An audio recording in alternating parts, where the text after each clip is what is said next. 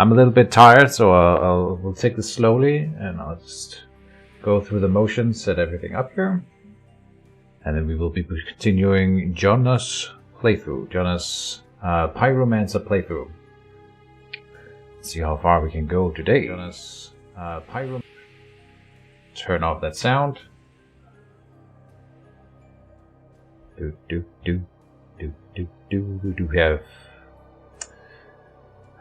Do we have voice? And I just heard myself, so yes. The answer is yes. YouTube. We are also live on YouTube. Perfect. Alright, let me go and post some links.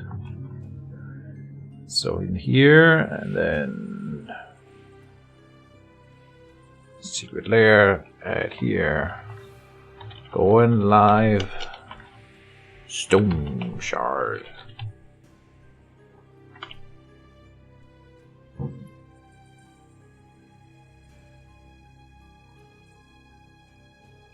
Going live with the new update. It's a very small update, so it's...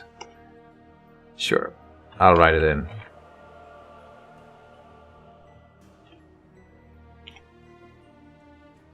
Boom. In case people care about that kind of thing. So...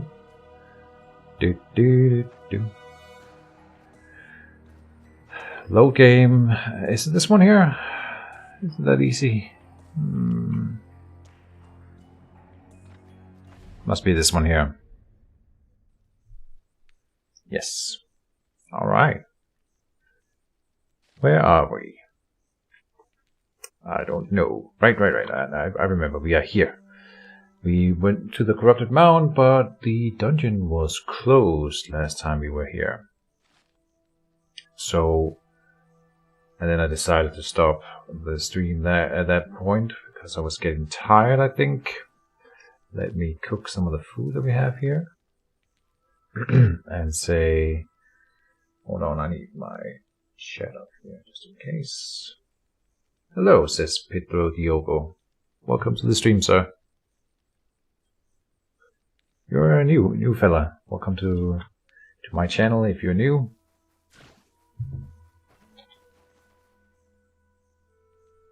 And I'm still sleepy. I just woke up, so I'm sorry if everything's a bit slow at the start.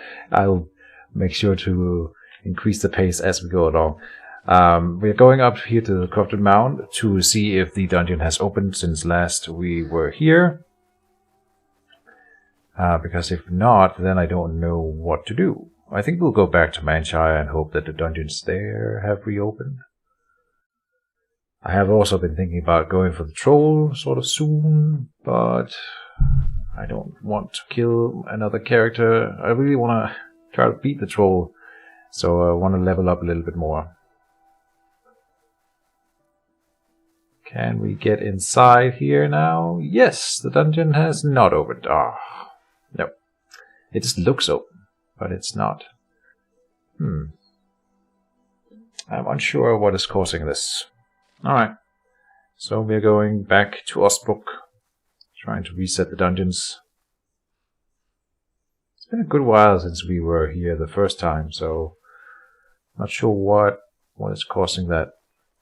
So there's a new update. I should talk a little bit about that, I suppose. They're calling the equipment update, and it looks really cool. It doesn't contain a whole lot of content right now, so I'm sure it's just like a minor update until the next big update that they've promised in a few weeks. And this one then contained a good amount of new equipment. I have it open here. I can read it out, I think. Did I close it down? Hold on. The Stoneshard Wiki, Discord. And news. There, equipment update. I'll show it on screen here. Those who are curious. I think I can do that. If I say screen without taskbar, boom. 2 new daggers and 5 new axes, 1 new mace, 4 new chest pieces, dwarven armor being one of them. I think it can go on anyone, since everyone can have a dwarven axe, for example, but it's just interesting that they have a species specific. And 8 new helmets, but it's 4 variants of 2 different helmets, which I'm not sure what that exactly means. 3 new pieces of footwear. Town shoes, duelist boots, splint boots. Sounds cool. Now I hope everything is going up on screen here. Well, hello there, Mr. Progressor. Welcome to the stream. This time my beer does have alcohol. Perfect. That is my favorite type of beer. Oh god. Alright, that's great. And then, what else? Well, I was covering the equipment here. 3 new mage sets, Mantle plus Cowl, which is really cool, but it's for Cryomancy, Electromancy, and Chronomancy, which is not out yet. So it's kind of interesting that they're putting that in, because it will basically only be... it'll be cool to find it, but if you find it, you could have found something that actually helped your build, and they will never help your build in the current iteration of the game. 4 new amulets, nothing notable there, and 1 new cape, and then a bunch of little fixes, none of which really caught my eye, but just some minor grievances fixed and small bugs and stuff. So yeah, and some exploits apparently. So that's it. Let's go back into playing the game. Boom. See how far we can get today. It really depends on whether the dungeon's open. If I have to run around just checking dungeons that are all closed, I will never get anywhere. But I'll try going back to Manshire, I think. We need to kill a bear if I can find one. I think I could kill a bear. It depends on my energy, really. If my energy burns out, then I can't. But if my energy can keep up with the healing factor of the bear, then we can bring it down, I think. Because I should be able to never be hit by the bear.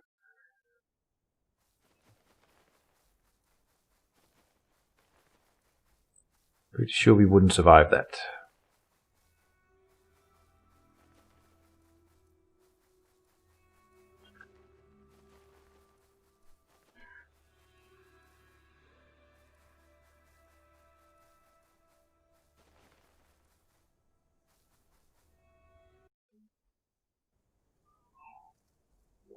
I'm just drinking coffee, by the way. No beer for me.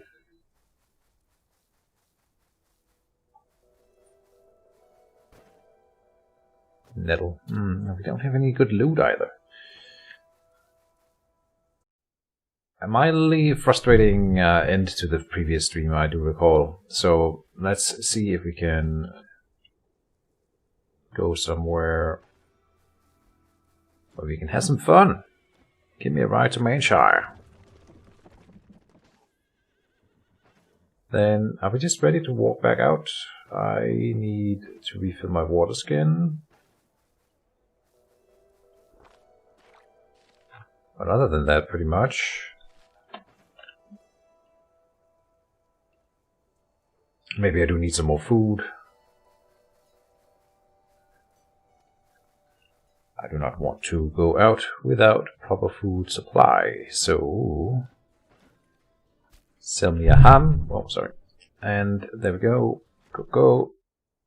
I keep hitting the microphone stand where it's currently located. Let me see if I can fix it up a bit.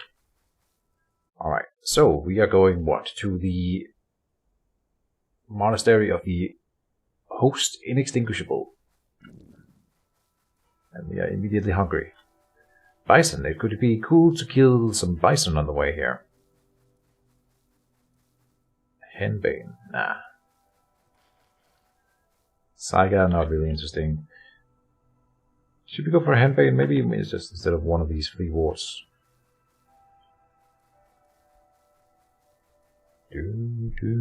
Thyme. Did I complete the herbalist's requests indeed? Yes.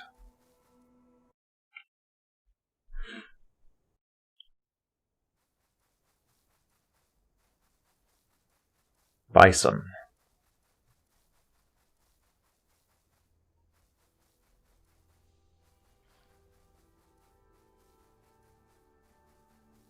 Bison.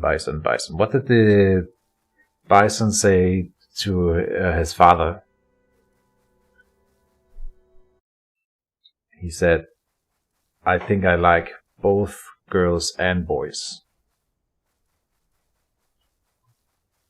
Because he's a bi son. Anyway. Dungeon is closed. No way! All the dungeons are closed.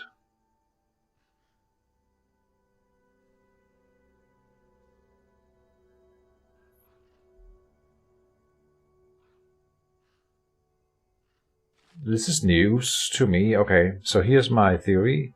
Maybe this dungeon was the very first I went to, so let's go to that one. It's kind of the same as walking back to Manshire and then teleporting to Osprey and then coming down here. Except Varen with his caravan will be in Manshire even if I walk here, so then we would have to walk back. God damn it. Okay. Strange. I'm sorry guys, I don't know what to say.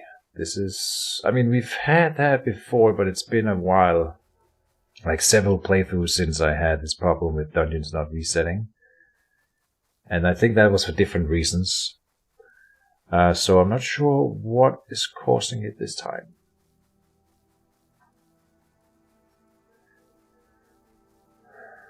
But we'll just kick back. John is going to do all the walking.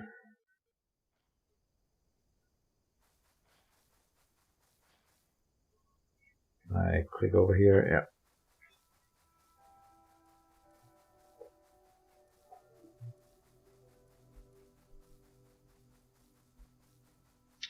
I think I need to go on one north, right? I need to eat some of that food.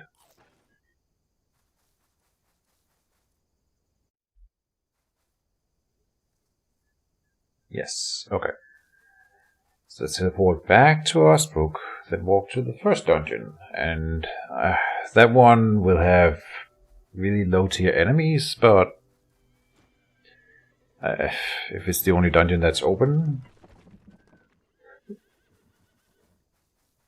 I'm thinking that completing it might reset the other dungeons then.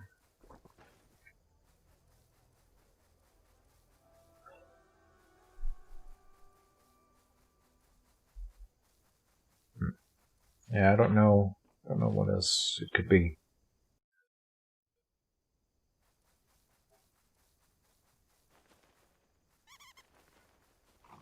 Oh, okay. Well, let's have a little fight. That's fine.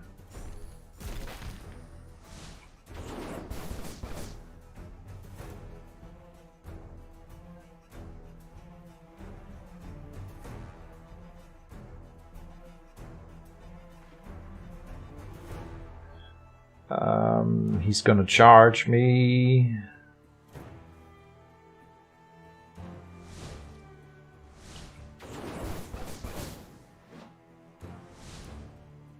Oh. Elusiveness.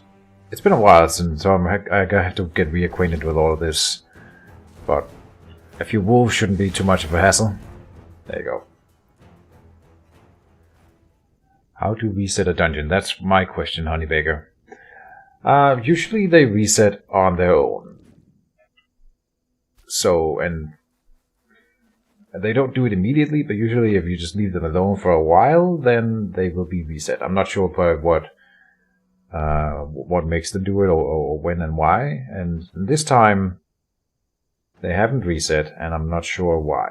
And we are trying different things here to figure out how to get it done. Let's see, it should be, I think we are here. It'll be clear if this one is plains with a road. Yes. Good. So if this dungeon down here is not open, then I don't know.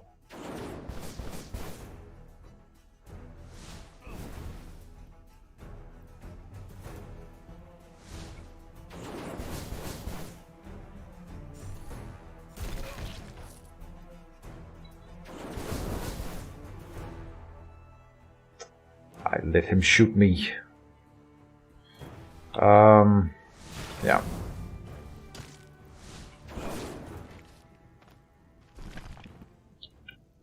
A traveling staff, an identification scroll.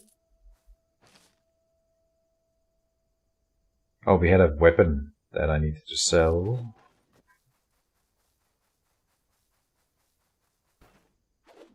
It's fine though.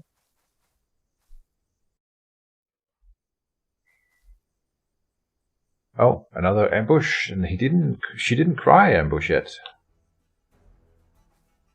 Huh. Interesting.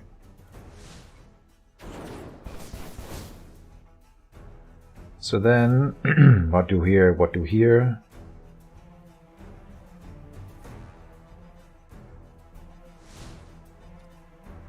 We can try to stun this guy. Did not work.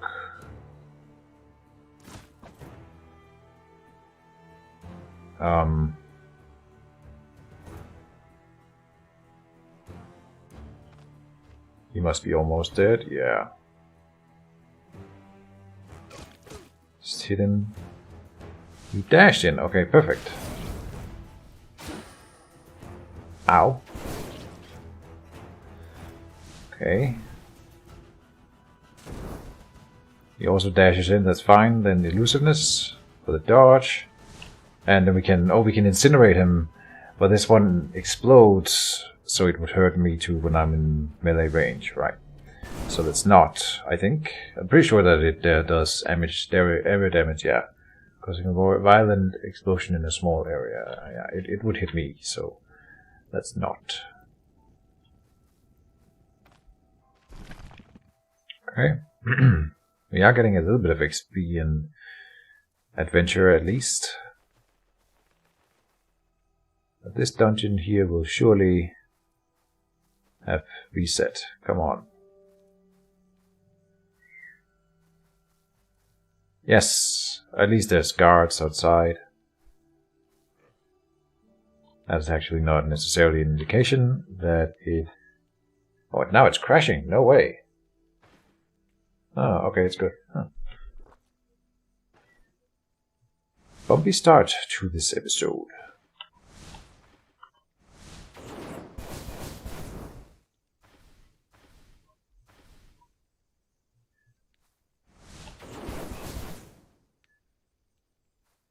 Keep walking away, keep walking away. Next.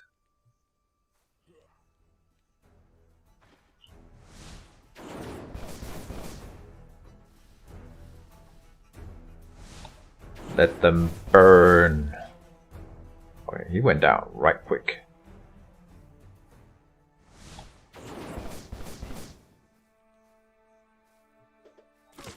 Oh, misclick.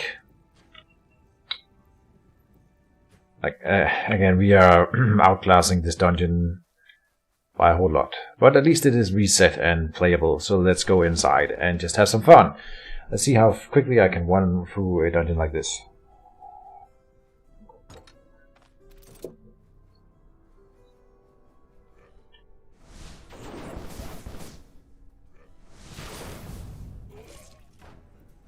Oh.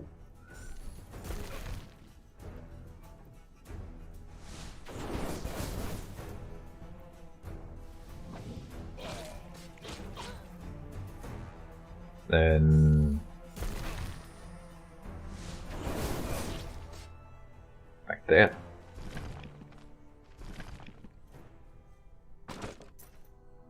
Oh, caught the horseshoe in the air. Okay, we gotta rest up though. Ah, maybe not. Don't care about it. Rush. Oh, do check for traps though. Don't get cocky. All right. Knock knock. An archer. It's always scary.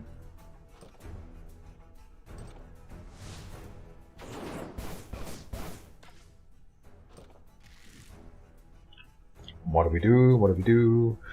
Come up here, I think.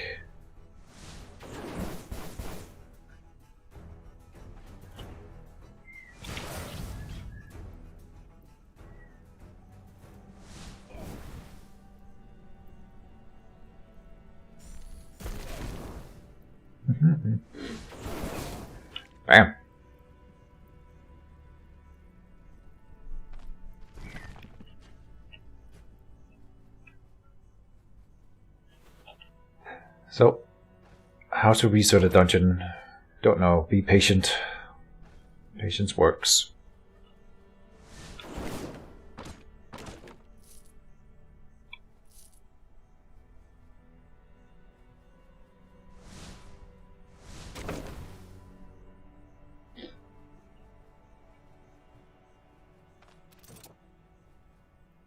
Open up! Police!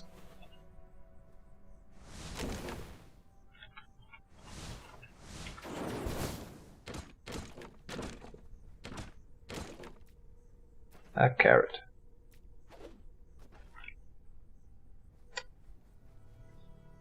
How often do you check for traps and what's the range of that skill anyway? Good questions. So I try to, every time I open up a new room, like walking into the first step of a room, I like to check for traps. There could be a trap on the very first step if you're really unlucky.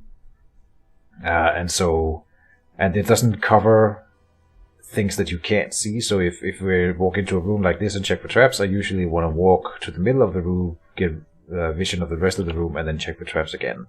So that's how ideally you would do it every time. And I believe the range of the skill is just your vision. So everything that is within the not in the fog of war, when you check for traps, will be checked. So right now, this back here should be considered in the fog of war. And one important thing to note about traps is that they can never be in corridors. They can only be in rooms. So you don't have to check for traps walking into a little corridor like this. But then when we open here, it's nice to check for traps, and then we should do it again once we get the visual on the full room. I don't always do it. I'm bad at being meticulous with it. I catch most traps before they get me. Right.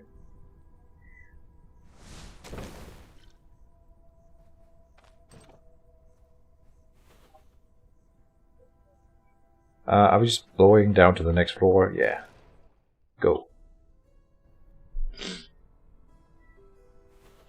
I don't think there could be traps in the first room of a floor either, but... well, one time has to be the first.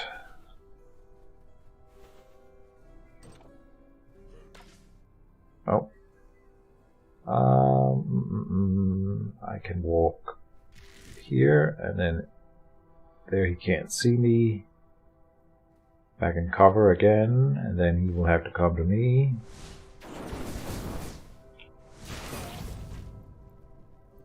Good.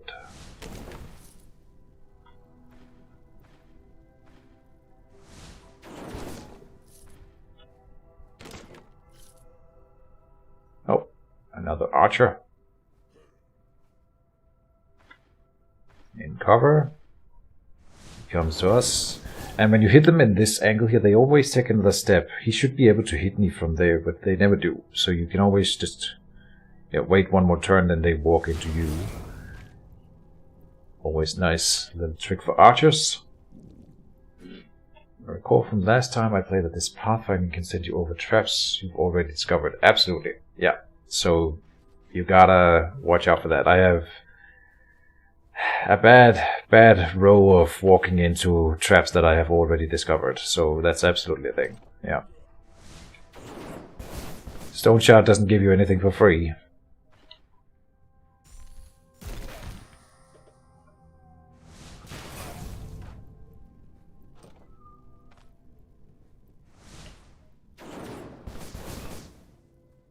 Boom, boom, baby.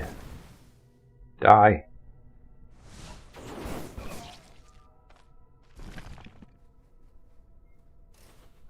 Oh, see here, I forgot to check for traps. Whoops. All is well, though. Like, it's so unlikely that you step on a trap, even if you don't find it. So that's why you get lazy with it, I guess. Well, I do.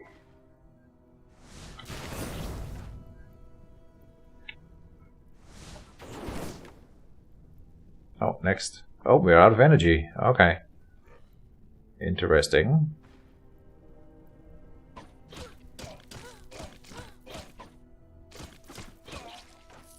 Jesus. Yeah, at level 8, I'm almost dying to the lowest tier goon you absolutely can be in this game when I don't have any magic up. So that's being a wizard for you. Now I gotta rest. Okay. Let's get the energy back.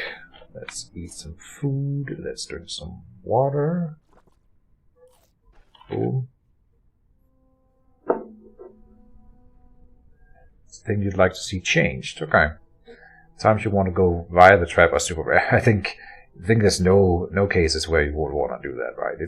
I think the reason to not do it would be to keep the players on their toes and put it in the hands of the player. But I get where you're coming from. The next big AI fix is gonna make the AIs walk around the traps when they, like the humans that should be smart enough and stuff like that. And maybe you're lucky and they add that in for the player as well, for random walk-arounds. It's not something that has been promised, and I don't think it will happen, but maybe.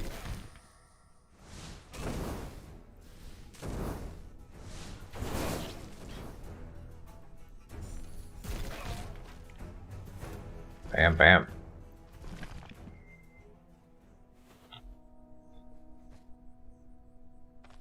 Athletic treats 2. We already know that one. Let's pick it up though. Money.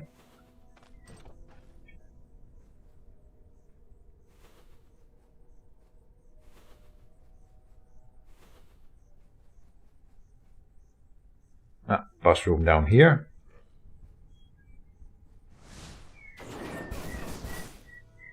Oof. Did he just die from one fiber rush? I think so. I think he just died from one fiber rush. If I don't hit him anymore, yeah, he will die. Nice. That's I think the first time we kill an enemy. Well, that isn't like a rabbit or whatever with one fire barrage. It involved some crits, sure. Still cool.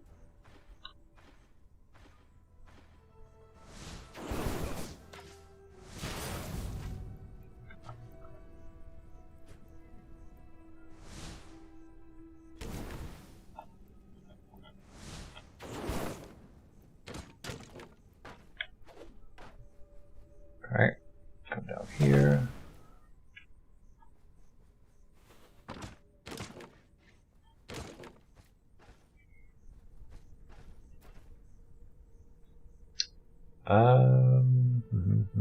We do want to go to cheese. And a pear. Not a lot of other worthwhile loot in this dungeon, which is why I didn't want to come here. But let's just dominate this guy.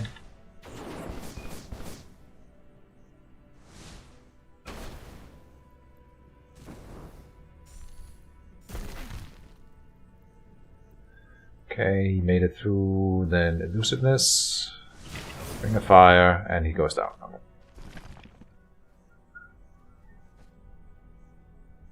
Ranged weapons 1, and nothing, and... Oh! One thing I was wondering about was whether this new equipment update is in the game that we are playing right now. I think it would be. It didn't say that it needed an update, and usually they... or like a new playthrough, and usually they will note that, and then that means we should be able to find the new equipment in this playthrough. I don't think these gloves are the new gloves though. Pretty sure they've been around for a while.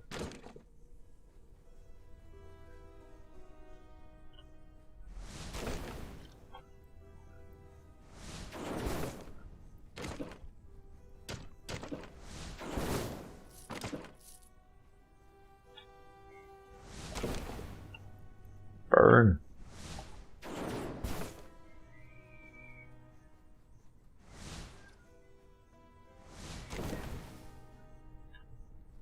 Your endless.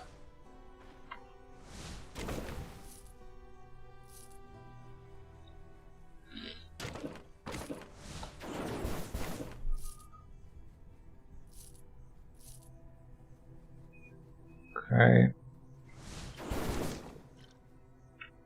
Antitoxin, nah. Oh, I missed. Dang it.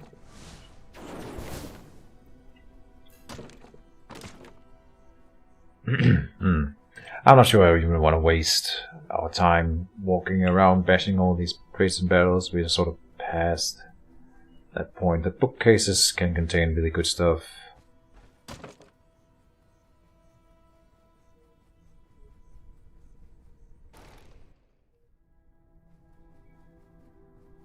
Well, the containers in general can contain really good stuff, so let's check them. Good enough. Come down here. Kick in the door. Dash this guy.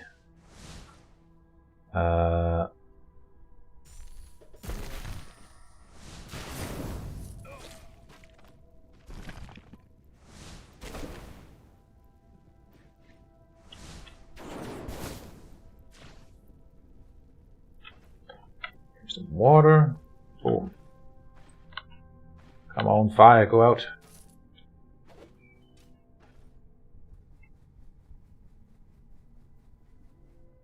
Okay, and that's it. Yep. We will go back to Osbrook first. And then we will go to the next dungeon in the line, because I don't want to go to another closed dungeon, so we'll do them in order. Apparently that's what the game wants me to do. Do you need water as a fire mage? You know what, Mr. Progressor, you would need twice the water of anyone else, right? I'm sure she would be, her internal water supply would be used up faster, because she's always so warm, right? So, if anything, she would need more.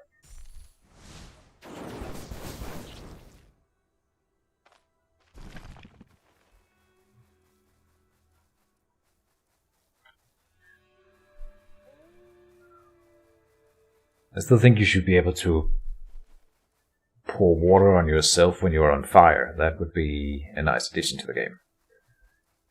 Like, you literally have, like, water in a little jug or jar or whatever, and then water skin, and then you can't. When you are on fire, you can't pour water on yourself. There's no button for stop, drop, and roll. Bert, get to your station, man. It is him. Huh. Okay. Oh, what's this? The Dwarven Shield. This is one of the new shields. Oh, and a new amulet. Okay, so we see the new things and the new bludgeon here. Alright.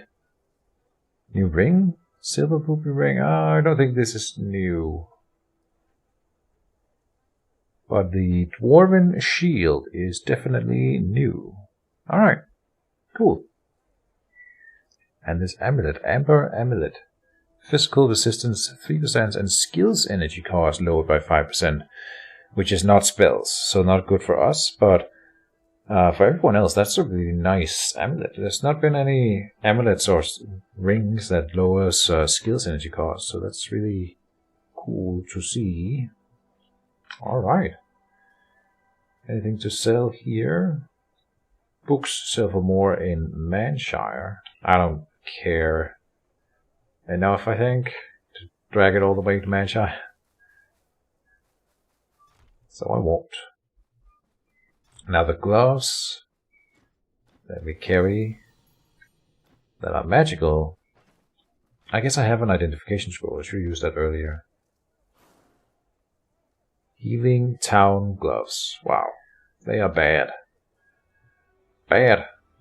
So we're definitely not keeping them.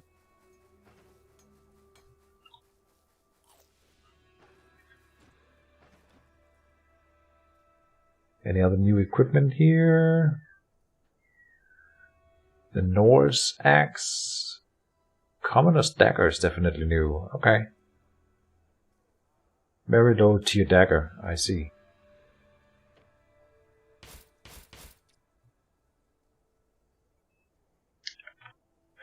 Progress says, shouldn't you sell that sword? Thank you. I sometimes stuff in my inventory, so it's like it just ends up in a blind spot or whatever, and I just look over it continually. I hope I am not the only person in the world who has that kind of scatterbrain. We have new stuff here. What is this? Splint boots.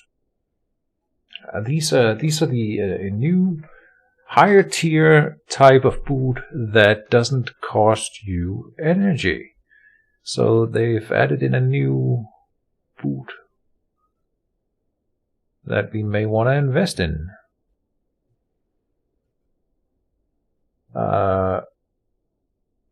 This one comes with physical resistance, which the tan boots does not have at all. Okay, and then slashing, crushing, and rending is a little bit lower. Frost resistance same. Move resistance 5 instead of move resistance 8, and bleed resistance 10. So the enchantment on my boots make them better, but the other boots can be enchanted too. I like them. Oh, here's the Electromancer cowl. Okay. Electromantic power plus 20%. Damn. Now, well, it's 20% pyromantic power on mine, so that makes sense. Okay. I think I want those boots. I don't want to get rid of the enchantment on our current boots, but we will get a new enchantment on the other boots. I'll get them. Boom. Done. You have a different kind of scatterbrain, Mr. Progressor. Do elaborate if you are interested in that. I'm curious. So, Grim35 asks, what kinds of gloves are those? Well, these are the lowest tier gloves that are in the game. It's just some random gloves that I found. You never see them anywhere because no one in their right mind would ever use these gloves here. But they're not new. We do have some new equipment though. Electromancer cowl, splint boots, both new. Added in just a few hours ago. If even that many. I think it's like 1 hour ago. It was just an hour before I started the stream or something. They pushed the update. So it's pure coincidence that I am able to stream immediately after. I did not know it was coming. Oh, we've got new shields here. Scadian shield. 6 protection. That's pretty nice. That's actually insanely high. Is that the best shield then? At least in his inventory right here. I don't think I recall many with protection 6 before. So yeah, it has high energy and energy restoration costs, obviously. But this is a really cool shield. Alright. And the Dwarven shield again. Okay, so the Dwarven shield here has a different rune on it now. So it's not like one rune always. Is this also a okay, so apparently they just come with different like decorations on them, which is a cool new thing. Interesting. Alright. I think we are ready. Did I forget anything?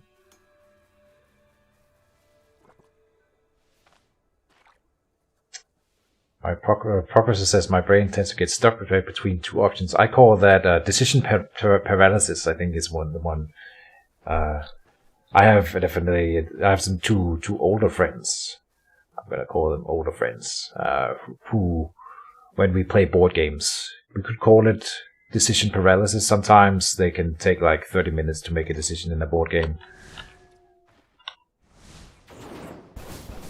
Old men and their thinking. Maybe that's kind of what you're describing.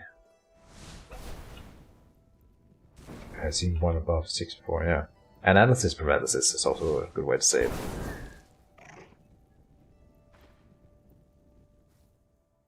Why did I move forward? To challenge them. It lit on fire, fools. I had a window to use the incineration and I forgot. Can I hit them from here? No.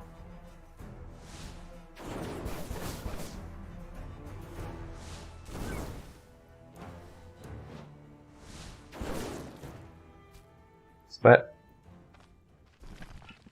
where are we going? Up here, Fort Grey, blah blah.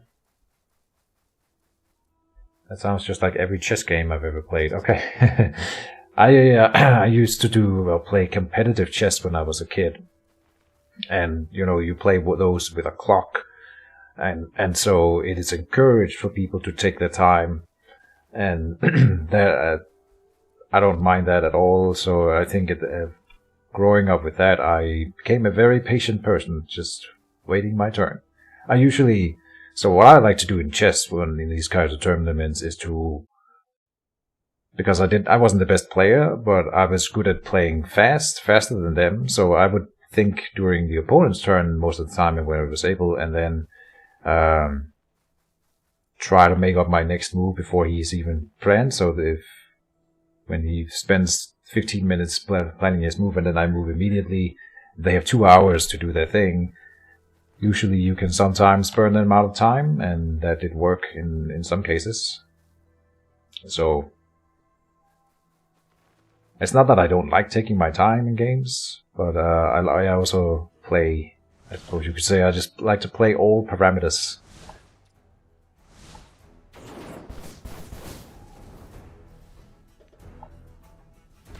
Come up here, murder this fool. Now I would like to use incineration on him. No, that would do way too much damage to myself.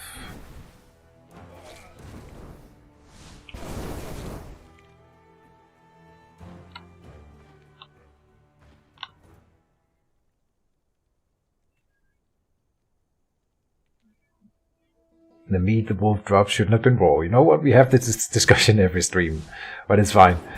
I'm of the opinion that yes, when we kill stuff with pyromancy, there should at least be a chance that they dropped cooked food. I'm absolutely on your side, Mr. Progressor. I know it wouldn't be realistic. If anything, they should maybe drop like charred food, right? That's too burnt to be eaten. So basically spoil food. Or at least, again, there could be a chance of that. But I just think that the comedy and the fun of dropping cooked food would be amazing. And I'm all for the fun. Have you ever played Tome? Tales of Machiel? No. The name rings a bell. It's a board game, right? But I have never played it.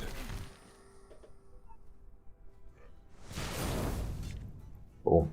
We should still be outclassing these enemies in this dungeon. So I'm just gonna murder them.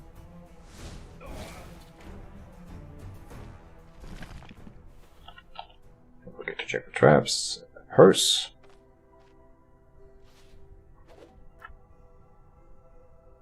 It's a free roguelike. Oh, Tales of Machiel. I haven't ever been introduced to it, I think. Then it is not the board game that I was thinking about, obviously. So then I don't know. It's a free roguelike. Is it a good one? Is it something Keechan should be trying? Might be. I love free games. Now we have a guy with armor on. That's not fair.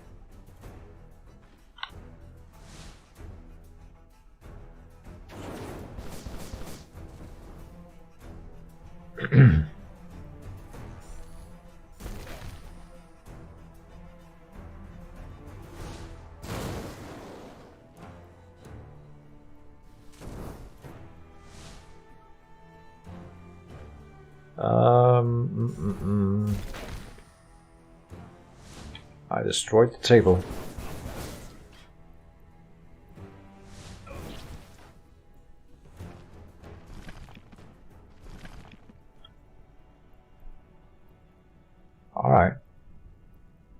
You know what? I'm gonna just Google it right now on this machine, and then I have it for checking on later. Oh no, I've seen this. Okay, I've seen this. The image for it before. The Tales of. I shouldn't try to pronounce that because I'm gonna butcher it. Oh, another enemy incoming. All right. Oh, another one. Oh, okay. Yeah. Okay. Ah, and he has charge or dash. Okay then. Oh, and he burns my energy with that. Oh no, am I dying? No. Come on, fire, go away. I want to run.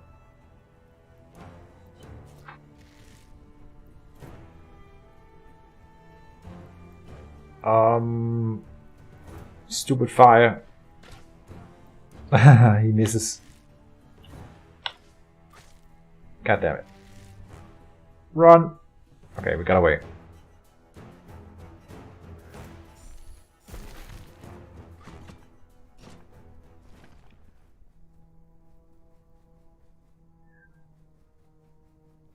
He should come up here. Yes, there you are.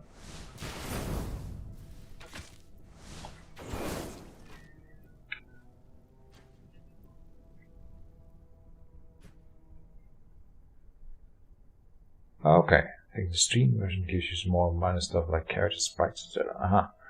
Alright. It's an older one though. Now that I looked at the art. I've seen that before. Oh.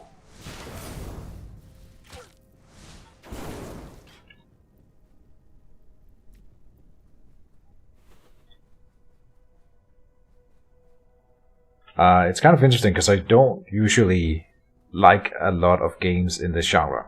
I'm more of a 4X strategy kind of guy.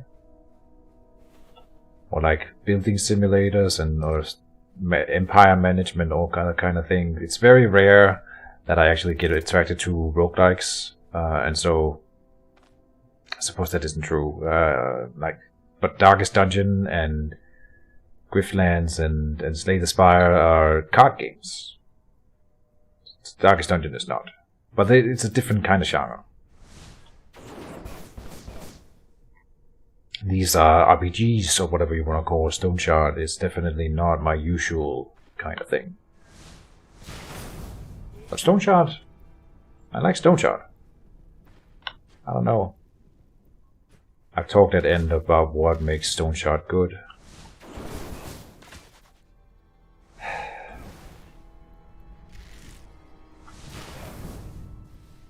Right now I'm everywhere but inside the game, and I really should focus because I'm about to throw away the character. Do you think a ranger with geomancy build could work well, keeping distance with stunning and spikes? Absolutely. I think you can mix geomancy with everything, basically. It's very versatile. So same with the pyromancy, and in general I think that they did a really good job of making magic so that you can mix it with other stuff and not feel like you are being punished too much.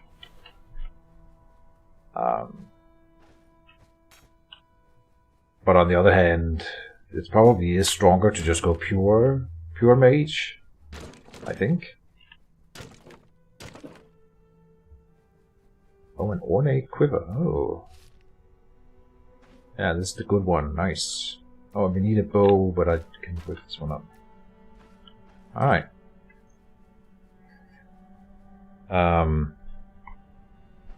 I think the pure mage archetypes are stronger in the current state of the game. I don't have a lot of experience using them against the troll, so that I can't include that. But for the rest of the game, building up to the troll, it's definitely super strong to be a mage, pure mage.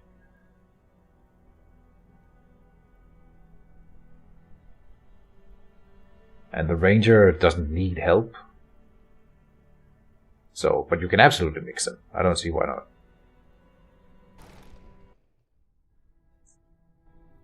I feel like I am forgetting something. Did I read these books? Yeah. Alright.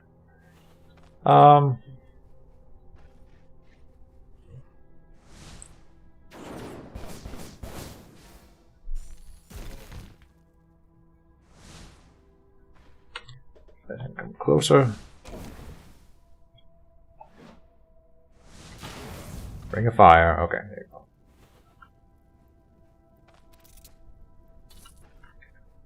Oh.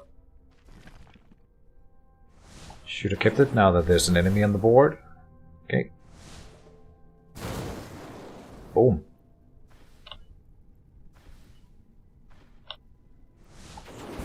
Oh, I missed. Whoops.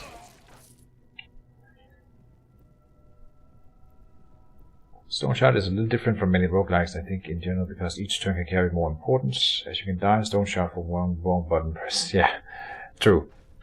And also, they are calling it not a roguelike, I think, but it is has some of the same gameplay elements, at least, right? And the way it makes you feel. But it's not exactly the same as a roguelike.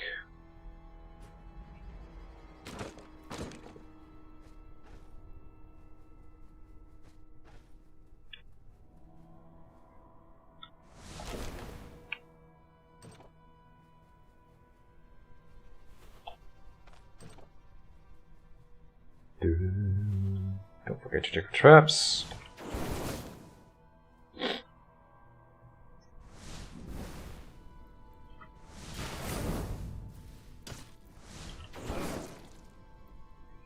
Okay. Not a lot of enemies can survive that whole combo with a fire barrage, blaze, then ring of fire into fire barrage. That is a lot of damage.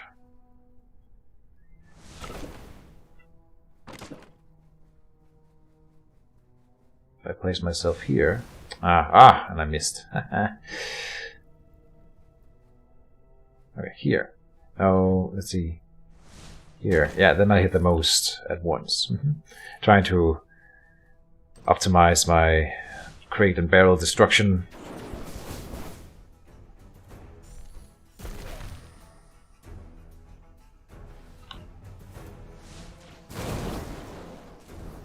Bam.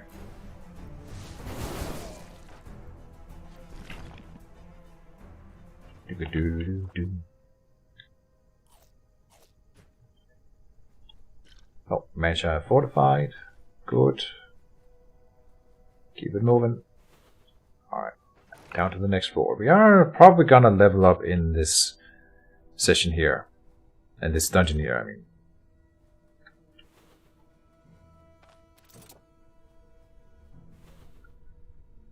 Dead end.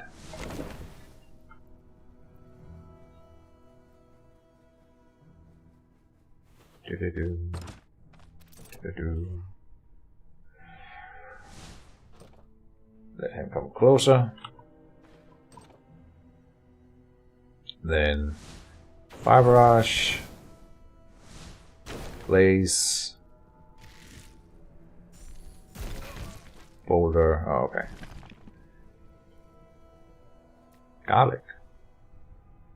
Oh, and there's the boss. Okay.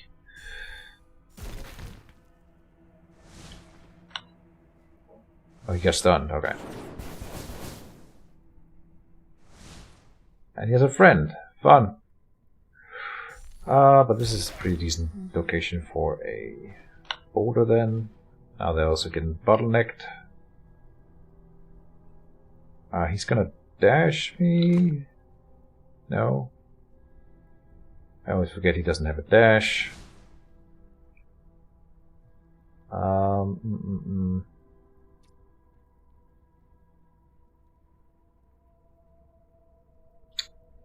Just let him come in. Okay. Wait patiently. Elusiveness. Ring of fire. Oh, I won't have mana for all of this. Oh, but we didn't need it. Whew. Good. What just happened?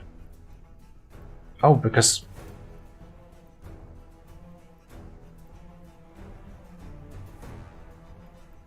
Alright. Sometimes when the boulders go away, even though they were not destroyed by an enemy, they still stun me. So that's what happened here.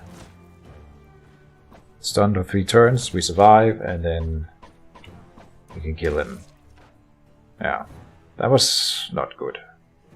And more people are coming. Okay. Run, Jonna! Mana ran out.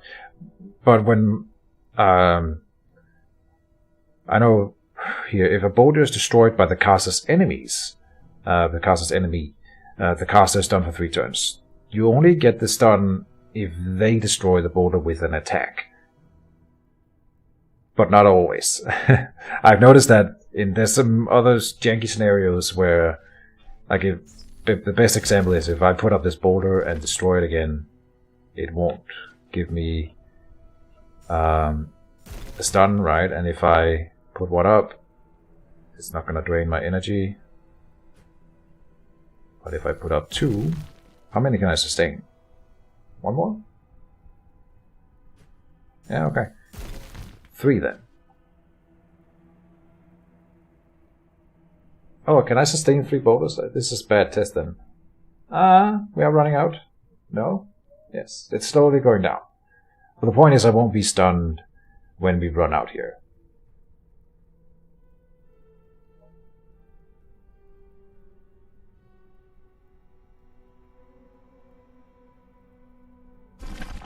There you go. No stun. So, but sometimes, then, when they hit a boulder and then I destroy it for some reason, then I get the stun.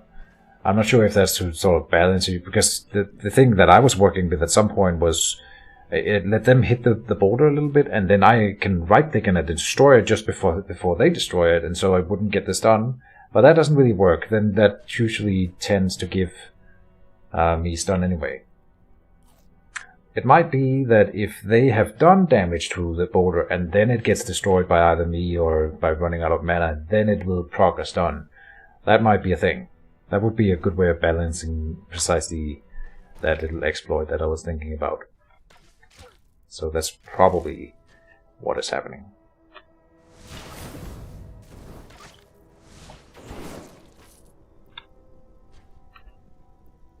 Next.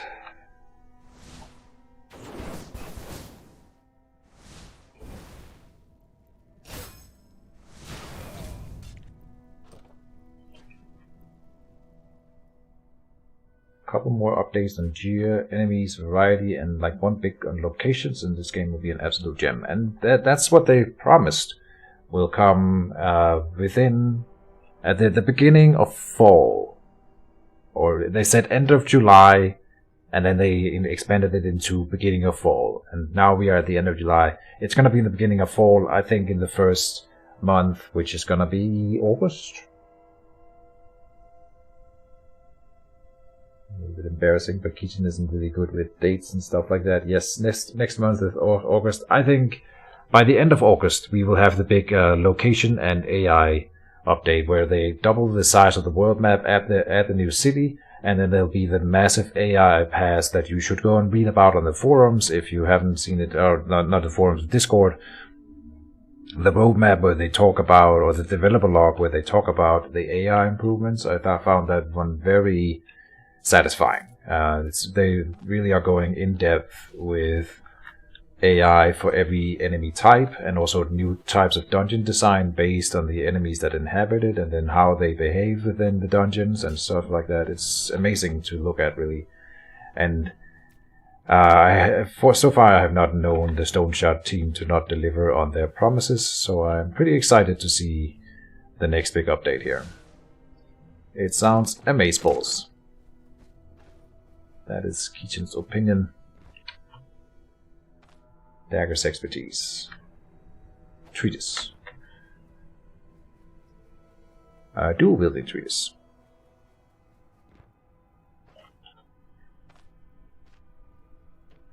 And then the next big thing that I really want, and I think I'm not the only one, would be just one more magic tree.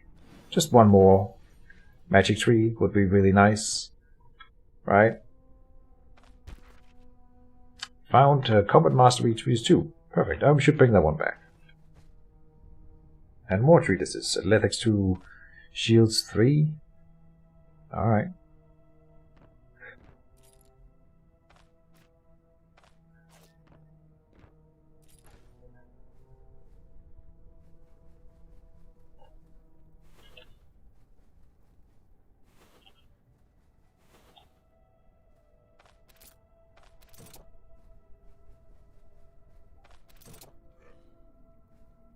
Enemy!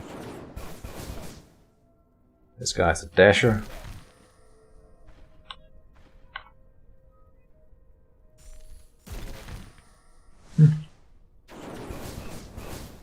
The boulder is such bullshit. And you can use it for so many utility things. That's why I'm saying that you can always mix in geomancy, because the boulder alone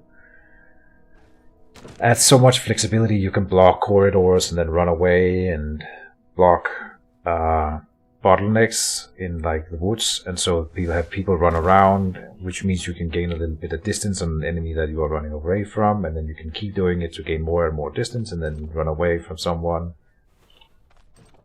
And that's just one of the many uses of the boulder. And then the stone armor is just a really, really good way of keeping yourself alive, so you should also add that one into every build. I wouldn't put it past myself to add the armor in here. The thing about, I'm thinking about troll fights all the time, and so then the stone armor is not what we need. We need more passive bonus pyromantic power, passive bonus pyromantic power. Here, not fire resistance, max energy. Quick chance, but pyromantic power on all of them, dealing more damage to the troll with my spell mana. That's what I want to do. Do we have room for more loot? Drop the henbane. But this is pretty minimal loot all around. The bread.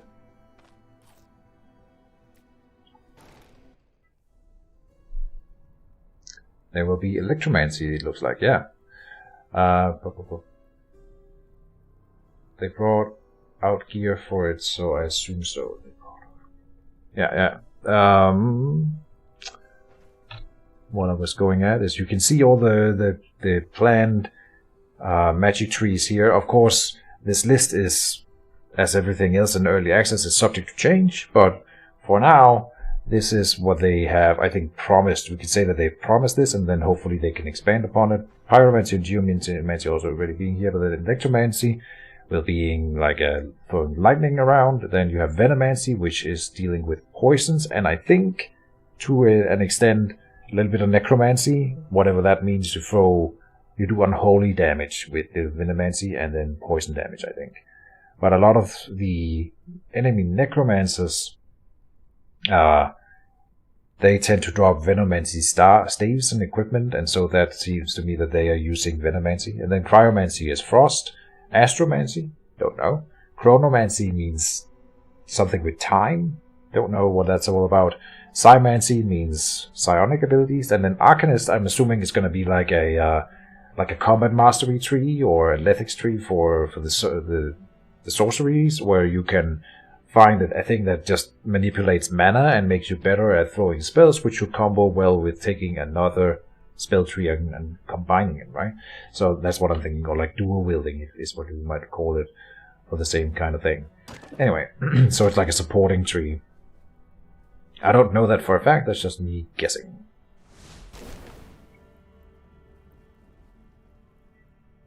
And Mr. Progressor, maybe it stuns when it goes down in combat when enemy is inside. That is also a thing that I have tested, and no, you can, I'll show it if I remember, that you can do the thing where I right click a boulder and remove it in combat without any downsides in some cases. Like I covered before, some cases it's different. So I haven't pinned down exactly when and where you get this done. What the line is, or whatever you want to call it.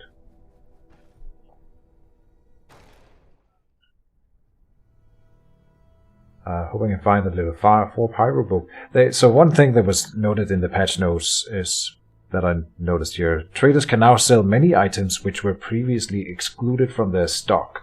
And that immediately spoke to me that maybe, just maybe, that means that you can buy level 4 magic treatises from traders now. Just maybe. Are we going back up? Yes. Or back down here. This is the way out. Right. I almost lost myself.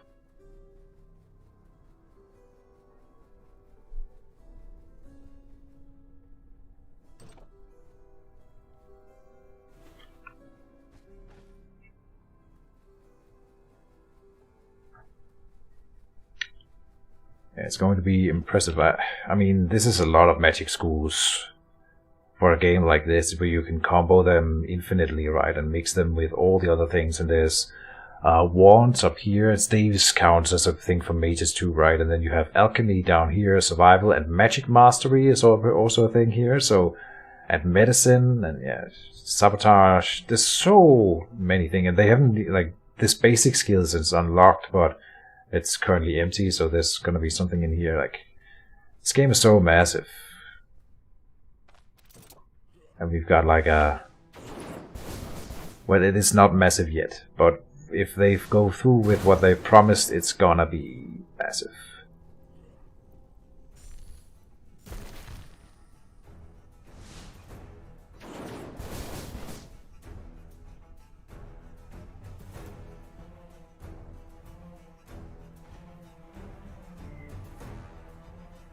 Let's kite a bit.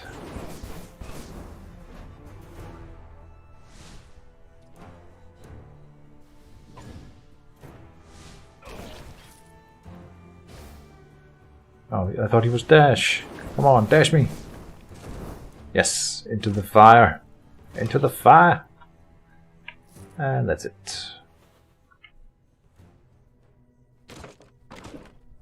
Good stuff. Oh, another vivifying essence.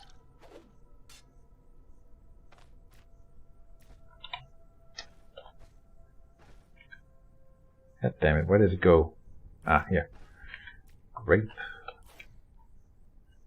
Then, now we are not hungry anymore. Alright. What then?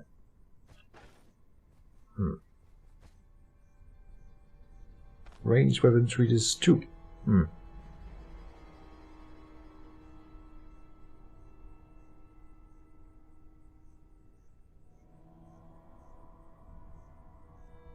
Is it not worth bringing back? It should sell for more than the Magi Fortified, I think.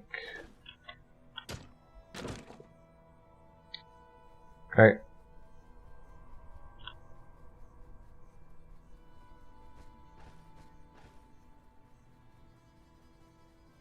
I think we are done.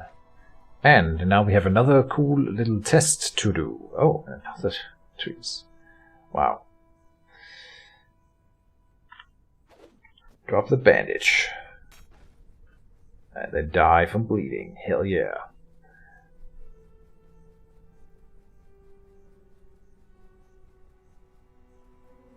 Well, I'll be looking out for the Pyromancy 4 book in the vendors as well here, Grim. So I'll let you know if we spot it, because I would absolutely invest. But I'm probably, like, if it pops up in a vendor, it's gonna be like 4,000 gold plus.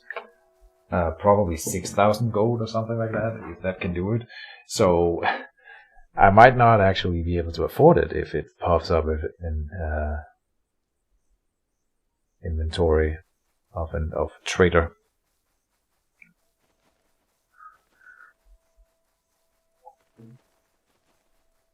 But I don't have a lot of stuff that I want to buy for this playthrough now. I want to buy the Pyromancer Mantle, and then a bit of staff at some point. But other than that, we don't have anything.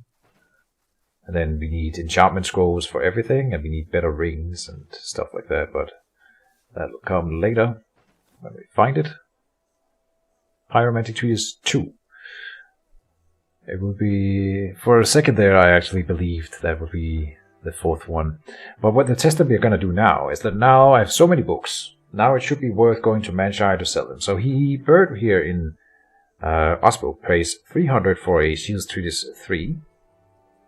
And 113 for a Combat Mastery Treatise 2. And then I think it's uniform. A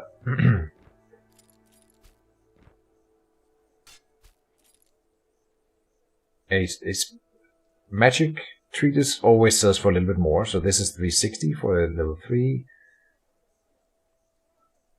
A range treatise is worth more than the Combat Mastery Treatise.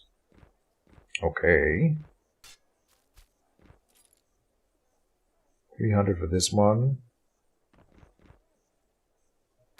Buy this off of me, please. That one.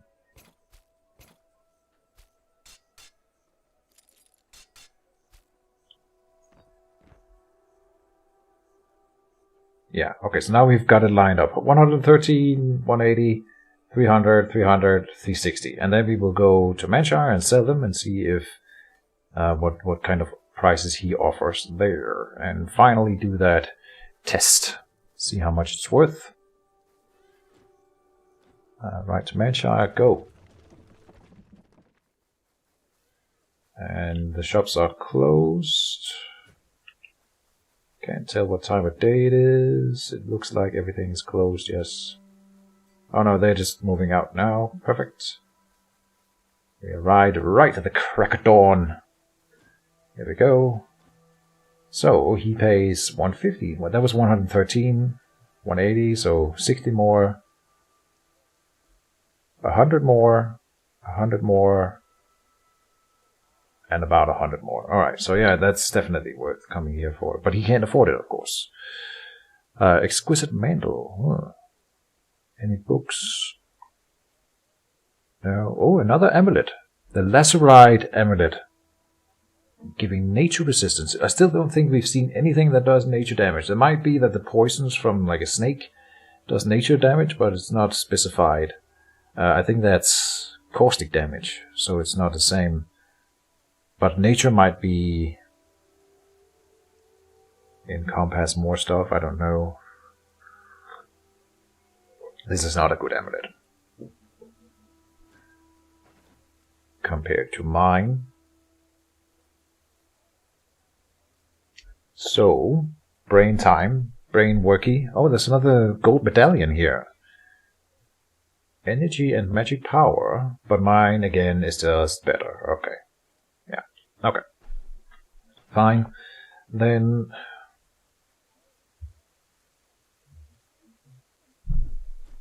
what was I doing? I lost my train of thought. Dang it. The treatises we will put up here. This is where I store stuff for this merchant that he can't afford right now. Drop this on the floor, and we have the old contract for the troll here. I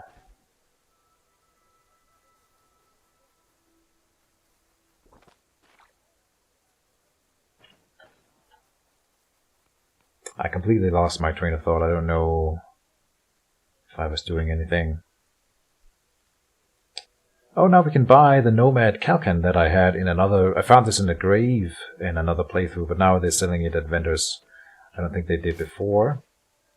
Very cool. Do. Come down here. Dreaming about dragons. Welcome to the stream. Oh. Your face and voice don't match at all. Perfect. I'm not sure if that's a compliment. Worth it, certainly early game. Oh, nature damage encompasses fire, frost, and shock, poison, and caustic. Really? Oh, really? That's way more than I thought. But that does make sense. So it's like elemental resistance is probably what I would call it. But then poison and caustic doesn't fit on other elemental stuff, I guess. Thank you for that information, Oily. Ollie. Alright. I've always been told that I have a very calming and soothing voice, so I hope that's what you mean, dreaming about dragons. Oh, and we see new stuff in here. The new I don't know how to pronounce this, but it's a visored Chevalier helmet. Not every knight can afford a heavy helmet. Visored Chevaliers, on the other hand, offer decent protection for a moderate price. 4 protection, pretty good. Alright. And this shield here is a rondage. Rondage. Again, I don't know. It sounds French. Rondages arrived to Aldor from somewhere on the Copper Isles. As with all things new and alien, the locals treat them with suspicion. It's a shield. Whatever. Oh, a new belt? A luxurious belt. Oh, no way! It gives energy restoration and magic power. Is that so? They made a belt for mages. I can't say no to that. I mean, it's nice having the protection, physical resistance, and block chance and counter chance. In theory, you would want as much as that as possible because you can't avoid melee combat forever, but dealing more damage with spells and having more energy to throw more spells. How can a man or a woman resist such a thing? Yeah. That's the right call, right? That's cool. And there's also this new Skadian Yoshman. Skadians borrowed the practice of reinforcing mail armor with iron plates from Jarimad warriors. Such armor is more capable of protecting cavalry from stray arrows or spear thrusts. I see. 12% physical resistance is pretty high. Yep, it is. Sure is. That belt is very good for the price. 12% physical resist. Yeah, okay, wow, that's pretty high. Damn. You can get physical resist really high in this game. So to the point where I've seen people walking around. But we talk about a level 15 plus people walking around and fighting enemies. Having a combination of high protection and high physical resistance means they cannot take damage from anyone. And I sort of reached the same point with my own Ana that I think we stopped at like level 12. There were still people who, those that could hit the hardest, could still hurt me, but it was so insignificant that she would never be able to be killed. And it's cool that you can reach that point, but at that point I kind of get bored with the game, I think, a little bit. So we've been at this before, yeah. They don't want to buy quivers here in town, so we will have to go back to Osbrook to sell that, but that's fine. Let me go and check my tavern chest here. And we acquaint ourselves with what we've got. Because I don't remember. We need to store a vivifying essence. We still have 2 of these Grenel's elixirs, which is insane. Still storing these brigantine gloves. Sure.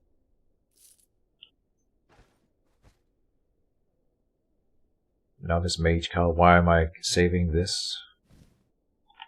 I shouldn't be. Civil Aquamarine Ring is also something we're saving just in case I want to use the cooldown duration minus 6% before we go into the troll fight. If I figure out that would be swing like an ability, I might switch it around. Especially now that we can have even more energy. This one cost me energy before the other belt, and now this one is giving me energy and more magic power and stuff. It's amazing. Yeah. So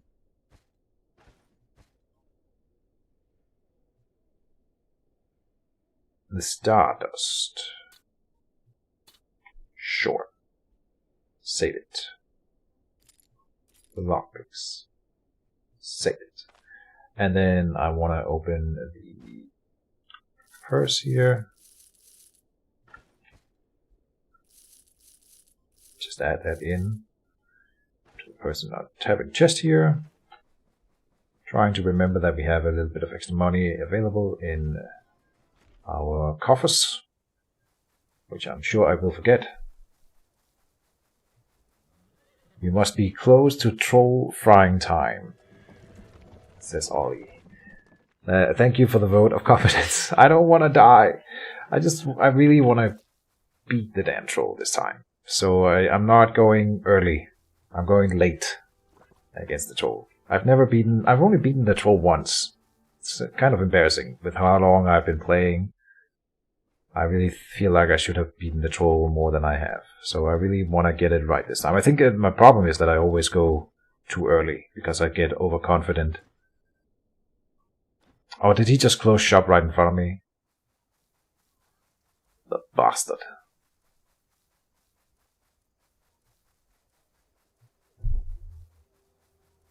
So, I mean, late means that I'm not going at level 8, but probably level 10.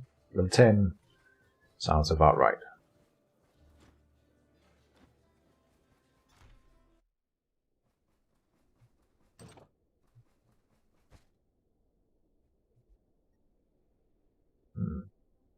Oh, we also have 1,000 gold stored here, by the way. Why am I storing these iron ingots? Have we not completed that quest yet? We have not. Alright, I still need to find 5 iron ingots. I still haven't done that. Alright. Water, food.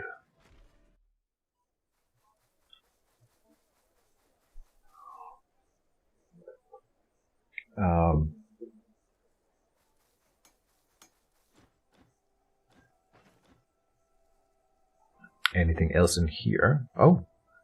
A male Servilier. So it's a Servilier again.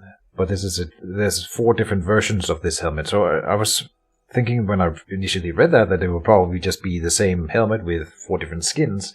But so I'm happy to report that that's not the case. It's definitely an entirely different helmet. Just a modification on the same type of helmet.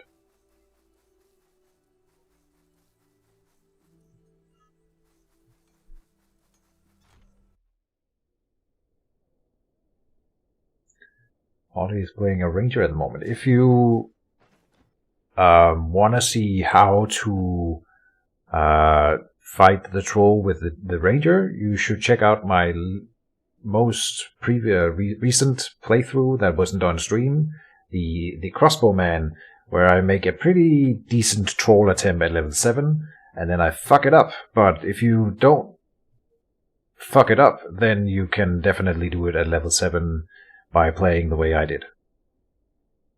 Just don't misclick and stuff.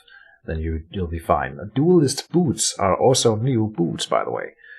I've not seen these before, so I mean they should give you like counter chance, but they don't. Okay, they give you dodge chance.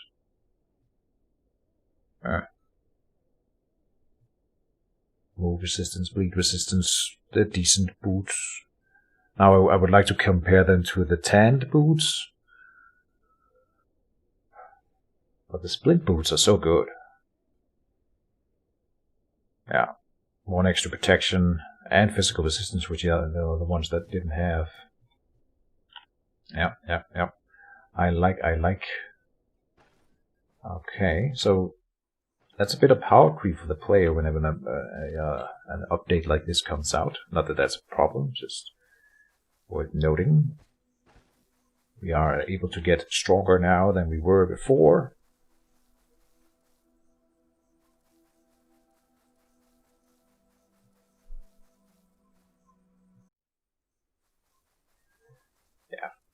The only reason I died doing that troll attempt was because I picked up... I do the thing where I forget that it's a turn-based game and something's happening and I feel like, oh, I should fix this immediately, instead of letting go of the mouse for a second and just looking at the board and being like, what's happening right now? What is my best move this turn? He made me drop my weapons, and my first instinct is to pick the weapons back up. But I think that takes 4 turns to pick up 2 weapons. Picking it up and then putting it into the inventory is each an action. And so he threw another boulder at me while I was doing that, and then I died.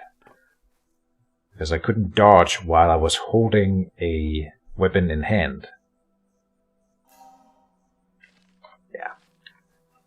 And if I had just taken a breather and been slow and meticulous about it, I could have dodged the boulder, then picked up my weapons, and then ran away. But no, panic clicking.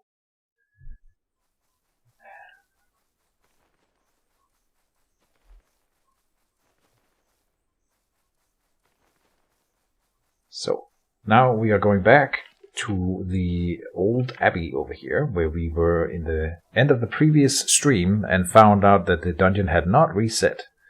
So now I've been to 2 other dungeons since, and then, if it has not reset now, I am gonna be a sad boy. Oh boy, okay.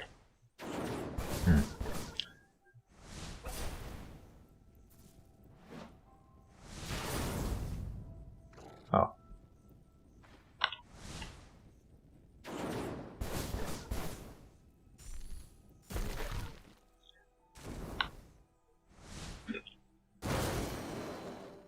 Hey, level up.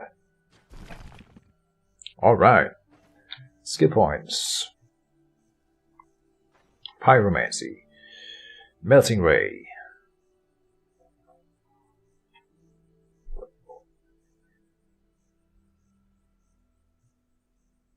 Is this one good against the troll? I'm thinking it's probably not. This is good against multiple enemies. It's very, very expensive for not a lot of damage. Yeah, not a lot of damage, and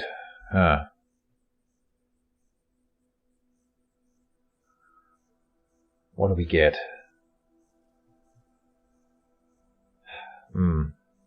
The magma rain against the troll probably will do more. For 16 energy, okay. For 16 energy you get 10 turns of fire damage on the ground, with a chance to ignite and lowers fire resistance each turn.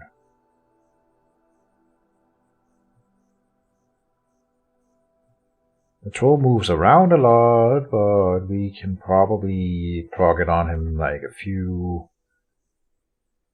5 turns or something with one cast, and then you're doing 20 plus the 11 first from the... Yeah, I think there's something there.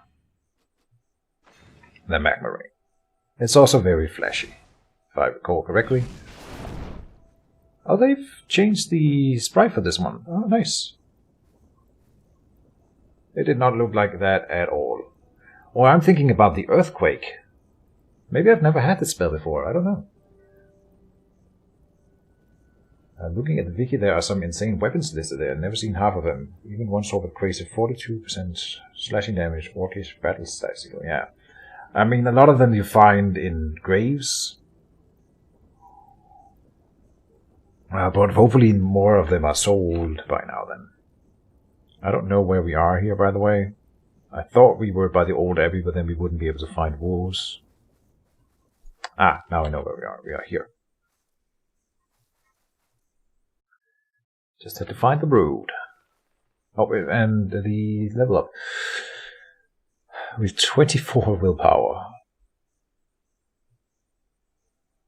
And I'm inclined to just go further. The cool thing about this one is that it gives us, I think, control resistance. Right? Oh no, it does not. Oh, I thought it did. Is that so? Do none of these give control resistance? I totally thought they did. So no, that does not work against stuns. I thought willpower directly affected stun resistance. Huh. And that would be my reason to dump 2 points into it right now. Because against the troll, the small chance of not being stunned by him is very much worth it. Pain resistance is also nice, which you do get in here. Vitality gives us then max health. Both of them help with energy, but there's always diminishing returns on getting anything more than once. And I think how much let's see. It's called Abilities Energy Cost. Here, Spells Energy Cost is lowered by 78%. If I get 1, it did not even go up. Really?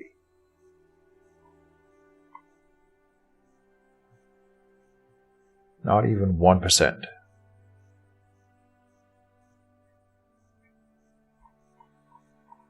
Really? So if I go 1 more, then it should go up by 1%, surely? Or down. Okay, down. Ah, yeah, I see. Yeah, it's currently 77% off the 100%, right? So two stacks in willpower is 1 spell's energy cost percentage, which is not that much. Okay.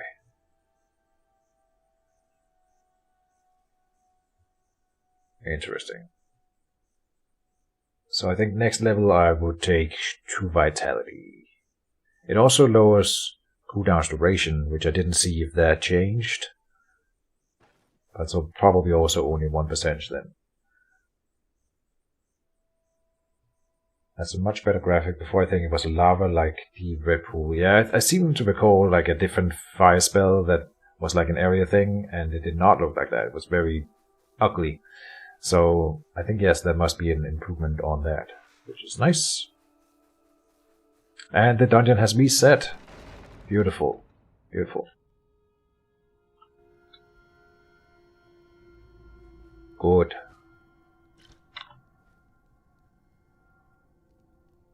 I was about to say we don't have a splint, but we have 4 users of the Surgeon's Toolkit. We don't have a bandage for bleeding. But we don't have a lot of food. I didn't prep very well for this adventure. Getting overconfident here. So then if I do this... yeah, that does seem pretty damn effective. And some of the tiles are lit on fire as well. Indeed. Okay, that's very cool. I like. We can use that against the troll, for sure.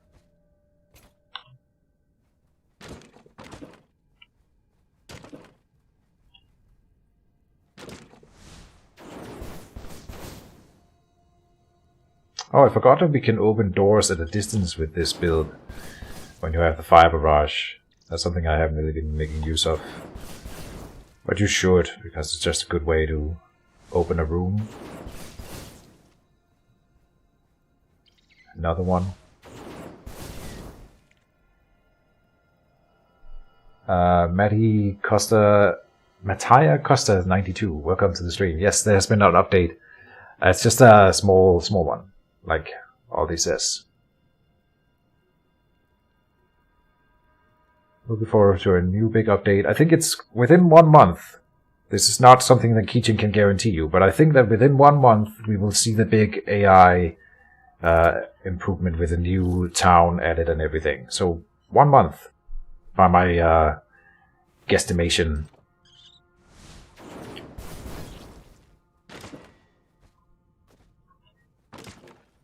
That should be a really big update. I'm really excited for this one.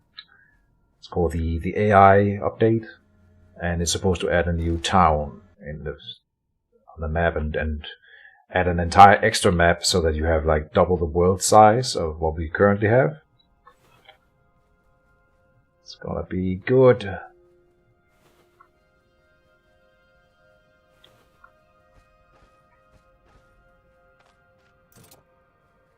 Trying to forge ahead here while we still have our 2 buffs up here.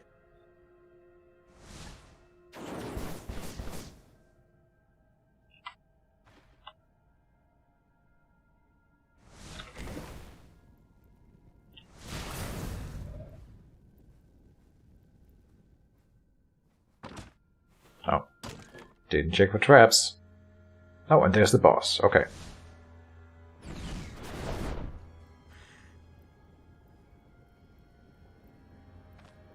Is she not taking damage for stepping on those tiles? Standing in magma deals 4 fire damage with 5% chance to ignite and applies lowered fire resistance each turn. And she is standing in magma. And there you go, okay. Now she took damage. Okay. Interesting. So here I go back and then I put the boulder in front of her here. Let her hit it once. Hit it twice. She didn't hit it, so let her hit it again. Now I will attempt to destroy this boulder and I think this will proc me a stun. Because she has hit the boulder. It did not. It's not consistent at all. It's fine. Oh, we find another occult cloak. I don't know if it sells for enough to bring it back home. We already have this one. And it should be the exact same. It is not.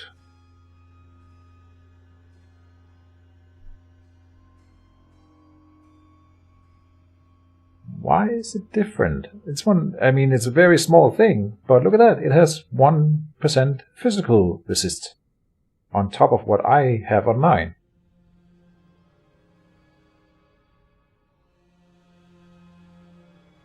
And it has lower max durability.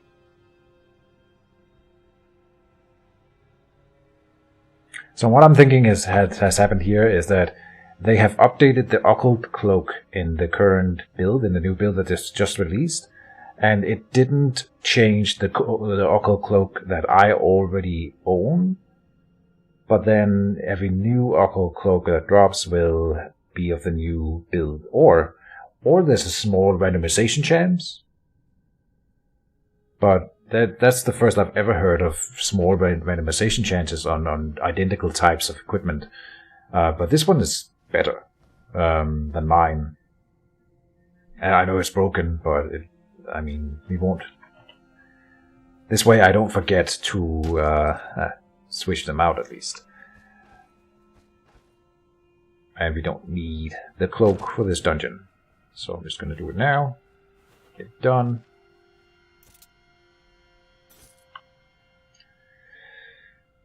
We find some good loot here, but nothing that I need to worry about. We find a jade figurine.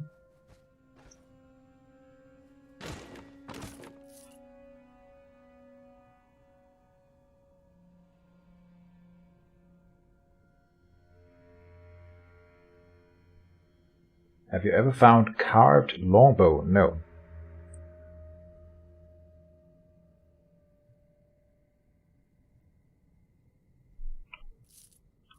Is it a good one?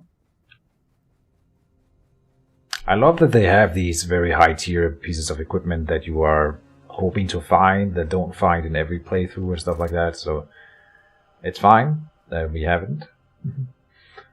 I'm a fan. I do feel sometimes I feel like I'm never, in some playthroughs I get nothing. So, but it's gonna improve every time they expand the game. There's gonna be more stuff for every individual playthrough.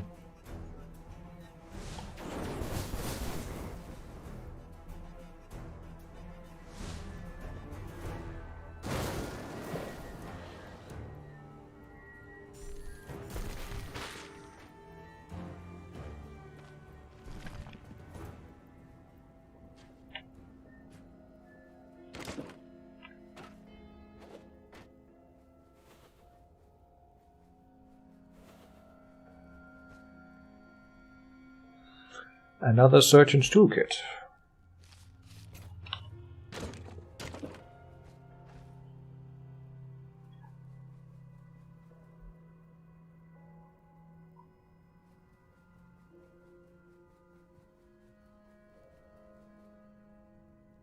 Nice. Sounds like a cool bow.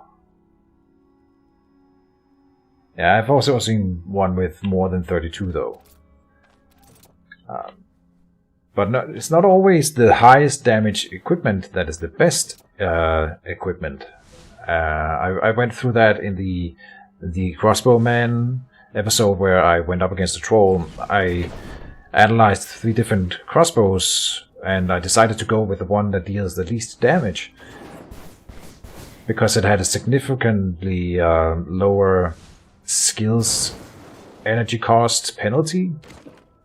So it would allow me to throw more skills and not run out of energy all the time. And effectively, that would in the long game result in more damage, I think, than the other one would have allowed. So it's not always the highest damage equipment that is the best for your specific build. That's my point. It depends. You can always invest more in vitality and willpower, and then you lower your skills energy cost and gain energy restoration, and then you can afford a higher skills energy cost on a crossbow and stuff like that, and then you can have a higher damage one, but you have to strike a balance. And yeah. I was surprised that I came to that conclusion actually, but I'm glad that I did that little test.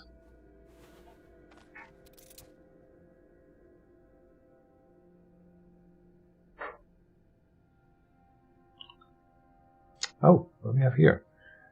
An identification scroll for this ring. Pain resistance plus 2%. Useless. Oh, we have filled up our money again. Dang it. I do want to bring back that money stack. That cloak really doesn't sell for all that much.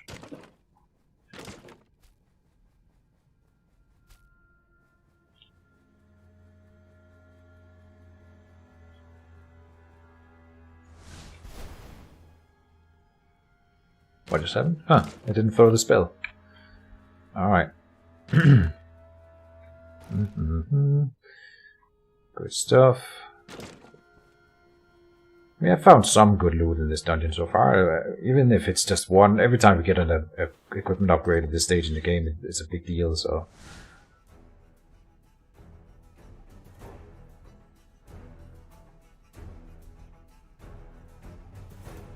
Yeah. Haha, splat. Look at the log. And he casts elusiveness. Die. Oof, that was a lot of damage. Oh, the torture rack and the shell took 115 damage. He took 63, because he has some damage reduction or something.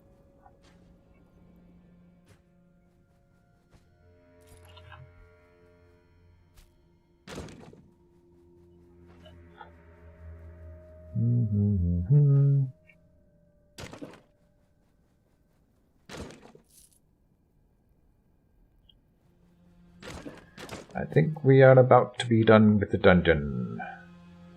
Yeah. Alright.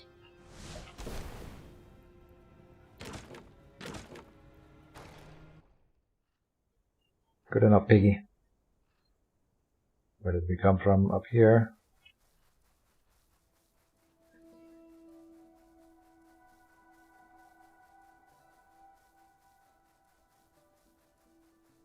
That is a very sensible choice, Ollie. I like the way you think. I like that you have to really think about your weapon choices in this game. You can't just... I mean, you can pick up the weapon with the highest damage number and just assume that that's better, and you'll probably not hurt yourself too much, but I think you can optimize a bit by looking at your choices and really thinking about what would be better for your specific situation.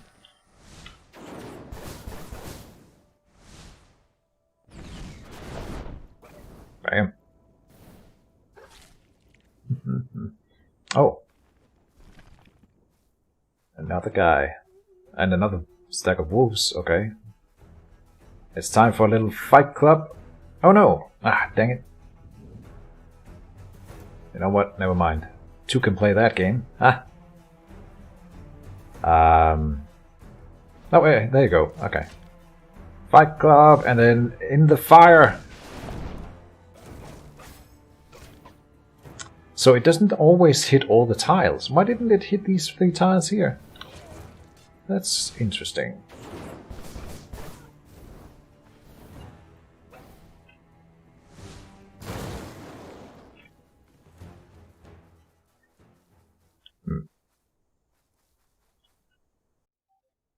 And all the way over here. Read the chat. Are they gonna add Lightning Mage build? Looking forward to that. Mathis Lolium, welcome to the stream. Yes. Here we have the confirmed magic trees for the game, and Electromancy is absolutely one of them. So you will be able to throw lightning bolts probably at some point in the game. We can always already see lightning strikes strike the ground randomly in lightning storms, and so I'm absolutely assuming that the lightning strike animation will be used for a spell, so that you can call down lightning strikes of your own, probably only outdoors, if I have to guess, which sounds really interesting. I'm very much looking forward to that.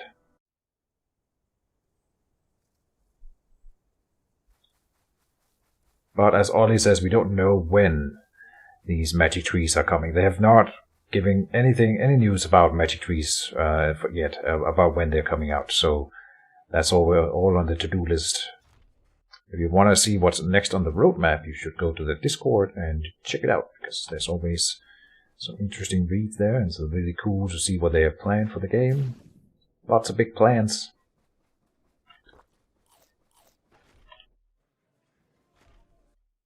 So what are we doing here? We are turning in the crest. We don't have room for the money that we are gonna make. So I should have grabbed a purse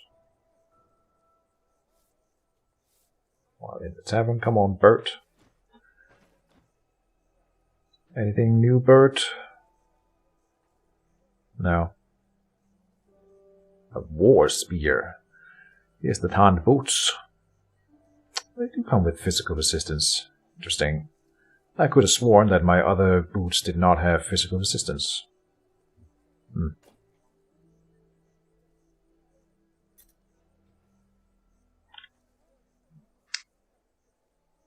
I need a purse. I need a purse.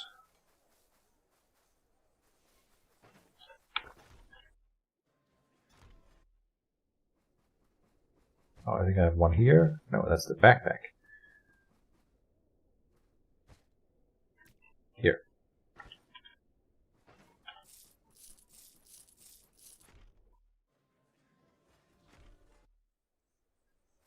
All the way over to the barracks.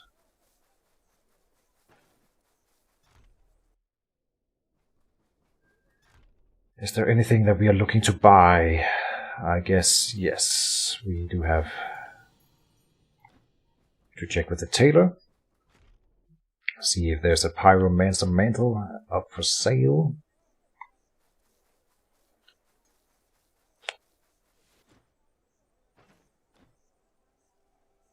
What do we have here? A Fjall armor. Ah, very cool. Definitely one of the higher tiers. Oh, I think I've seen higher than 8. 6. I mean, yeah. But also higher than 6.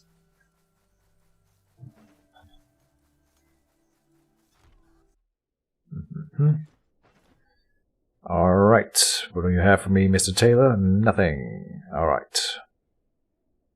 That's fine. Repair our new occult cloak. Sell that thing.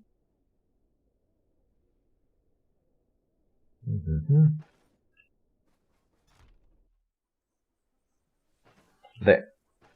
Back to tavern. Let me go to the herbalist right quick. Ollie asks, what are you planning for your next character? I don't have any plans for my next character. I am gonna never die. No. I don't know, man. Is there anything you would like to see? You can give me suggestions. Otherwise,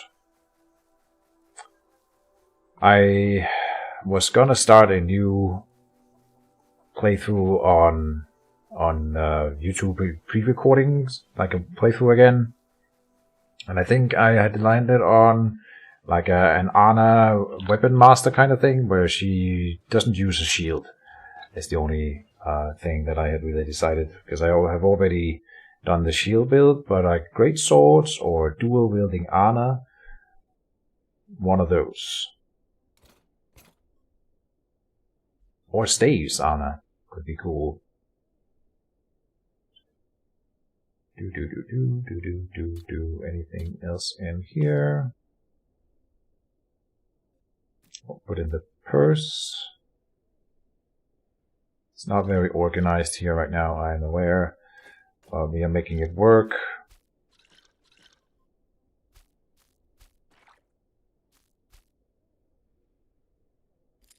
Too many lockpicks.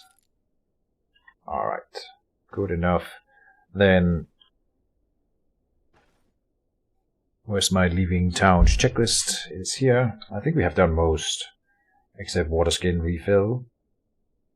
And I do want to buy another smoked ham, but I think we're just gonna leave right away here. New gear might change your mind. Not really.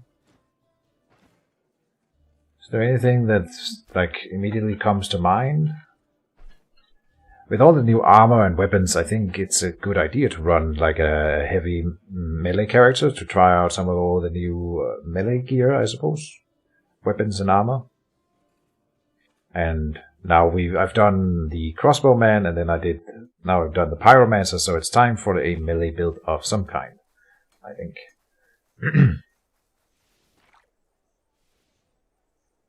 Oh, you can go single-handed weapon build, I suppose, with no shield.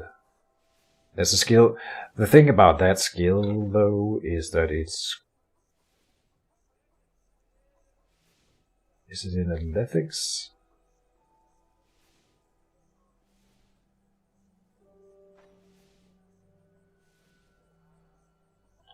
Where is that?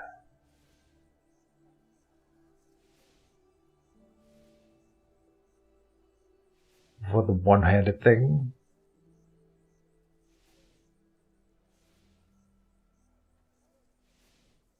Pretty sure it's like a late game.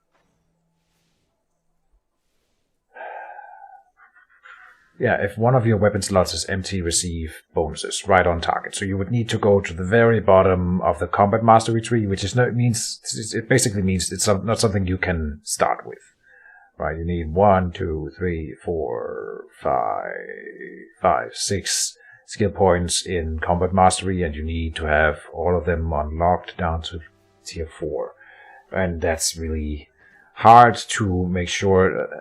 It's combat tree is 3, I think. You need to get the last things here. Well, I have 2 here, so I'm not sure if 3 covers all of them. I think it does. It makes it hard to plan for that at the start, but you could. And I would not be opposed to that idea. I think what I was going to do with the Anna build is just start up Anna and go for combat mastery, so that it would fit in perfectly. Just start with combat mastery and go for these 2 up here, and then see what kind of weapons we find, see what kind of treatises fall into my hand, and then just build from there. The only thing being that I wouldn't go for the shield, and then no other rules really. So yeah, that's what I'm thinking currently. And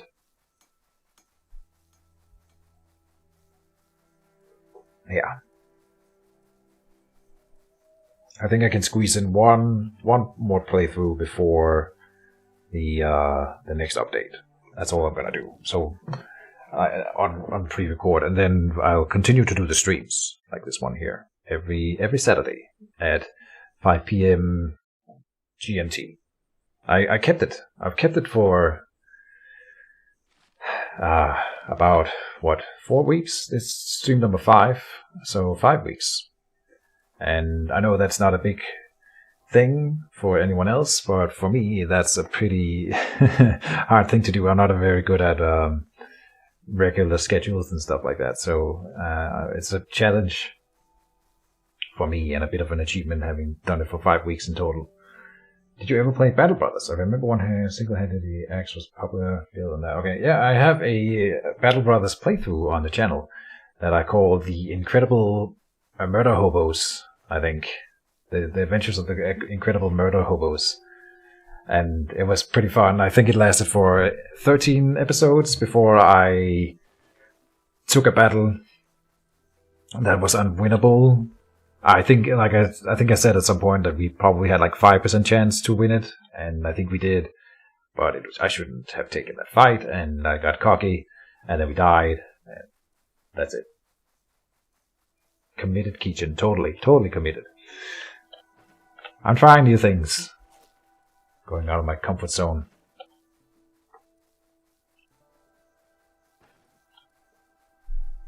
Right now I'm not recording anything at all, so the stream this week was a good way to balance it out a little bit so that you guys are getting some content, but I have not recorded anything for like 2 weeks, and I don't know why, no particular reason, I just haven't really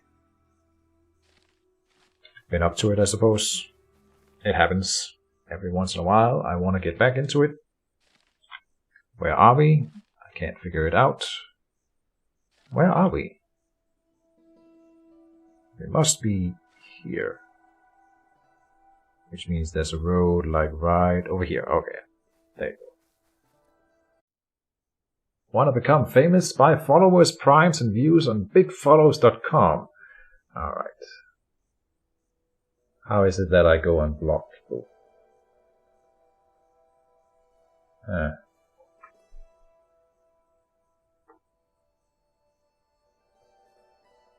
It's only the first time I have a bot on my channel.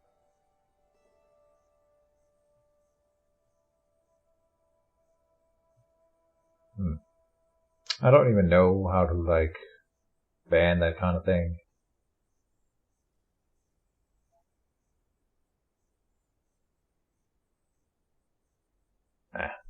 Don't worry about it. Could never get into Battle Brothers, but I really like the idea of the game.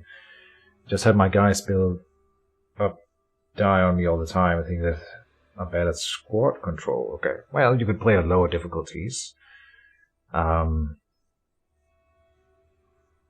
It's a lot like Stoneshard in that sense, in that for Stoneshard you play for a really long time, and then you do one battle where you make bad choices, and then it's all gone. So many hours lost, and it hurts. Not that like Darkest Dungeon, you lose a dungeon, you can recover from that. You still have your stuff back at base that you can live on with and easily recruit new champions. And Stoneshard and Battle Brothers, they don't give you that kind of thing. You die, and it's over. Yeah. But I want to get back into Battle Brothers. There's this new update coming out soon? Question mark. So I'm kind of holding out for that, but I'm still like, when that update lands, every YouTuber in the world will be covering that game. So I'll probably just drown in the chaos. Well, that's fine. I'll probably at least think about doing Battle Brothers again at that point. I'm not very good at Battle Brothers, by the way. Decent at best.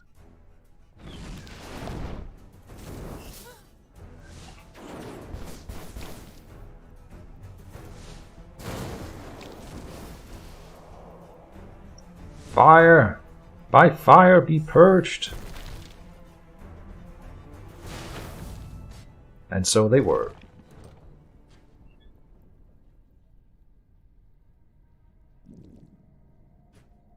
Only if you play hardcore. Alright, oh, you can turn off permadeath? That's right, you can. I just never do it, but you can absolutely play without permadeath, I suppose. And reload. If you die.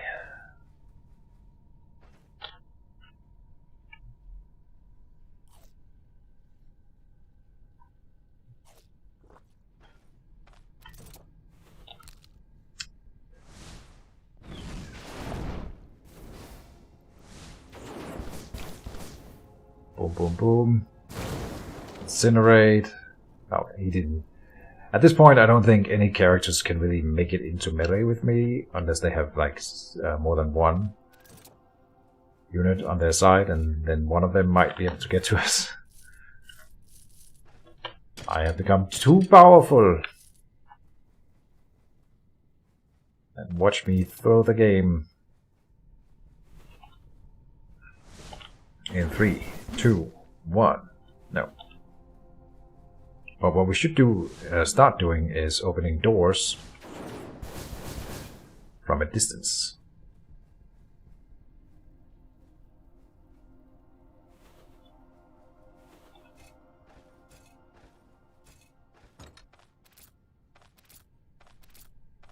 Oh, no! 4 fails in a row. Down to 2 lockpicks then. Damn.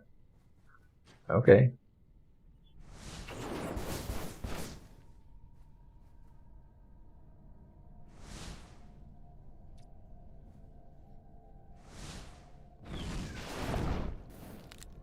Again, it didn't hit him.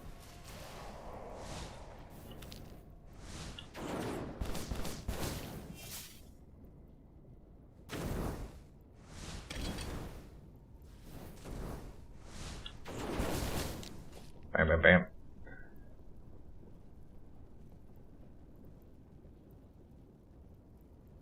Next game I'm going to get into probably is Bannerlord. Yeah, good, good.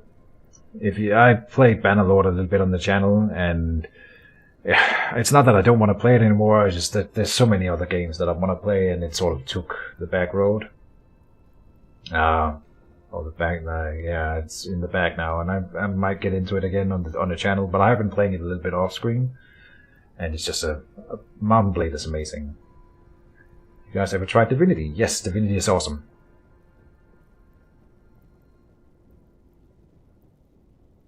Yeah, I have the same problem as Ollie, by the way, so I've never completed any Divinity game because I want to do all the things. And I prefer to do it with a friend. I've tried to complete Divinity 1 with 3 different friends, and they all bail at some point because it takes too long. Nothing ill spoken about my friends, but I'm a completionist, and I like to complete the whole thing. And so I think I get a little bit pedantic. And I might not be so much fun to play with it when it comes to those kind of things. I don't know. Maybe one day I will find the perfect partner for that kind of thing. We'll see.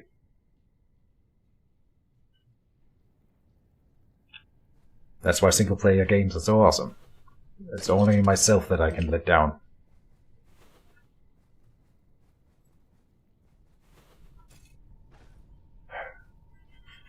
Let's take this door. No, don't use any more lockpicks. I would rather not run out of lockpicks, so start blasting doors instead of opening them. Oh, magic ring.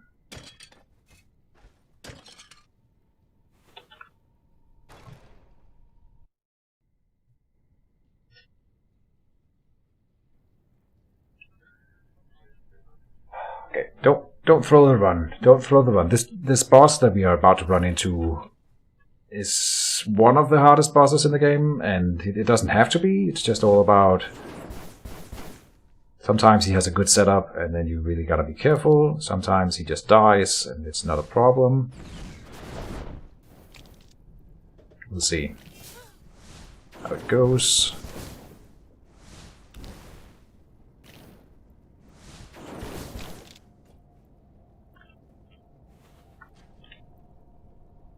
I don't want to throw the run, so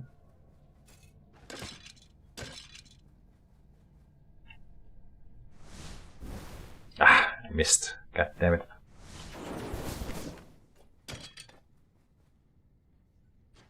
Rest up. Open up Sesame.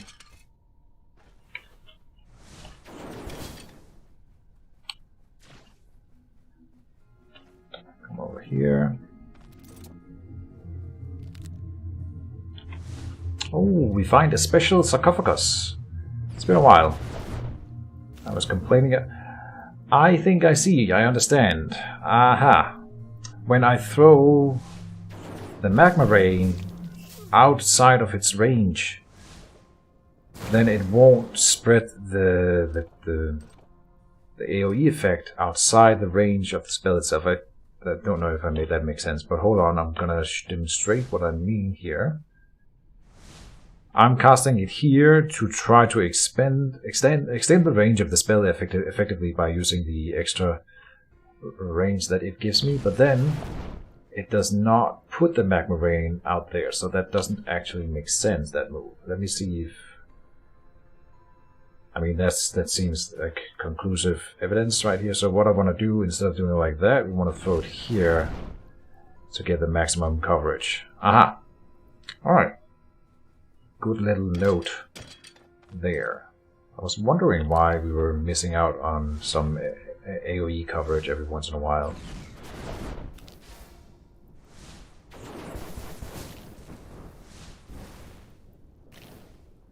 That's a really hot corridor right there. Yeah. Turn up the heat. Now let's get it, boy.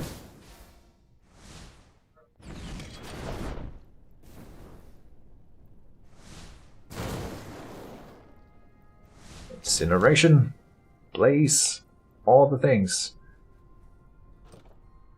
As long as I have energy, we can output a lot of damage. So let me make sure that we have exactly that, and then progress on. So this sarcophagus is special, and it usually almost always comes with a ghost. Ghosts are not that tough, but there's no reason not to be careful here. There you are, and there's a ghost. Alright. Just a wraith. Doesn't have any... It has magic resistance 25% and nature resistance 90%. So, hold on. I'm pretty sure someone wrote in the chat that nature resistance is supposed to encompass fire resistance. Is that right? Because if it has 90 fire resistance, I suppose we will test it in a second here. I can't find the chat log right now for it, but pretty sure someone said that. So nature, there's 10% damage that goes through. That means this one should do 1 and 1 damage, basically. And it did. Oh, really? So fire is really bad against ghosts, he says, as the ghost closes into melee range, and I just realized that now I don't really have a way to damage it. Okay, but taking 3 health away from it took 10% of its health, though, so they have very low health. That makes it 10 times. It means they have 30 health as a starting point.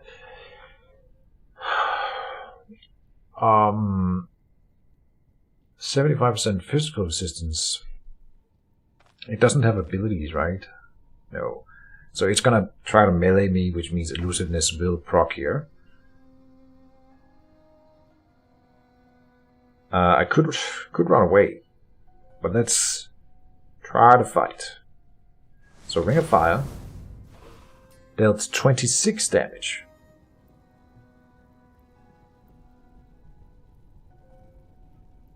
Huh. Why? Not that I want to complain, but that seems like it was more than it should have done. Alright. Ricky says nature includes fire. It does indeed. We just tested it, so you are right, sir. And that's really interesting. I always thought nature resistance was completely useless, but now we have learned that it is absolutely not. I mean, there's not a lot of enemies in the game right now that does fire damage and frost and shock damage, but that will come more and more, so nature resistance is apparently not just something to scoff at.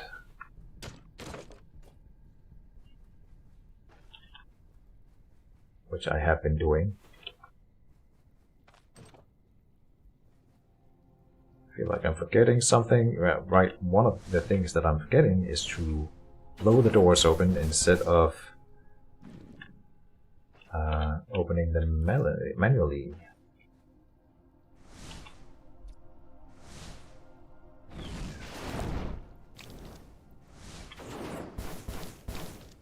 Boom, boom, boom. Incineration.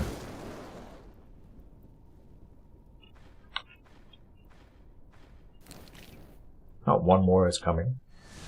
Okay. Did it in the wrong order there. Fire barrage goes first because blaze lowers the cooldown of stuff. But it doesn't matter. Now we want to go back here and close the door.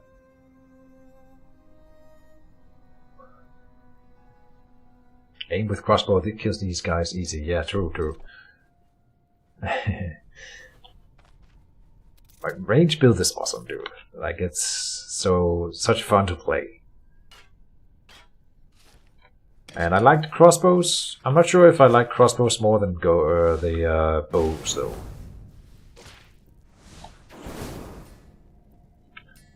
But I liked it. Next time I will play a bow build, though. I think.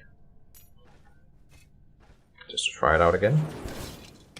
It's gonna be a while. There's the boss. Alright. We can do this, no problem.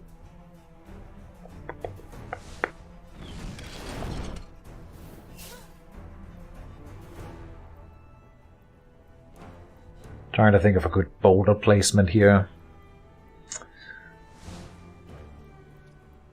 Let me fire barrage you. Then try to stun. Here. We got the stun. Then blaze. Now, how much did that blaze do to my boulder? 4. Alright. That should not be close to destruction. So I will incinerate on this guy here. How much burning does he have? Only 1. This one scales with more burning, I think. Yeah. So maybe that's not the right play. How much health does he have? 20%. I'm just gonna shoot at the guy in the back. That's the boss. And then Ring of Fire this guy. Yeah. Killing the Necromancer first is always the best approach. An unidentified spear. Reinforced staff. No. Sapphire pendant is the same necklace that we already have, but we could use one more for chanting and re-enchanting, so I'll take that one. An unidentified potion.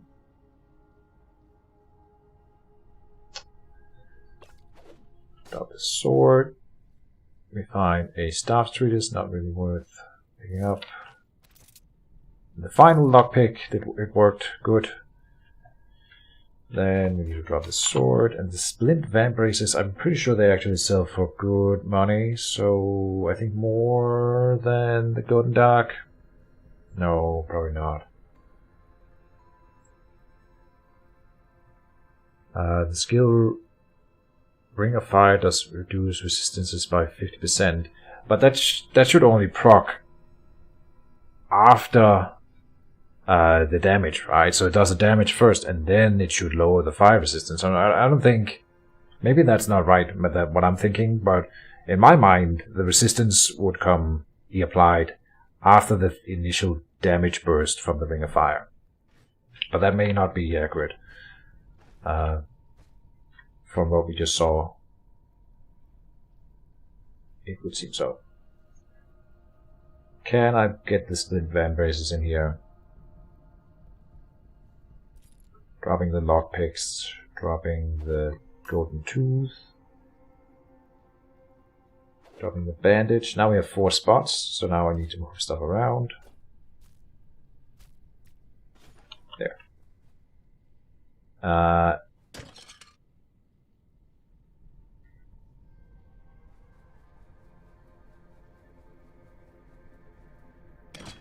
The unidentified spear might be cursed and it might be really cool. But I doubt it. Oh, 2 good enemies in 1 room here. Okay. We can handle this. It's fine.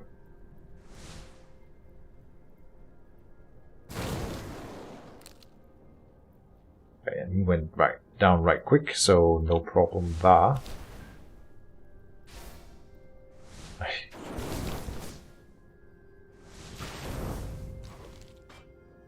Yeah, no problemo.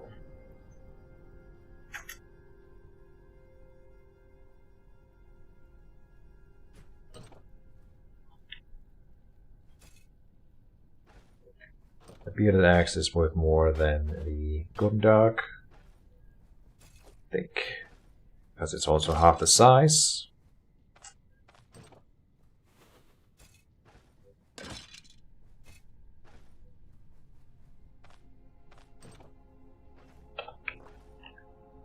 Okay, don't forget to check for traps, don't forget to check for traps.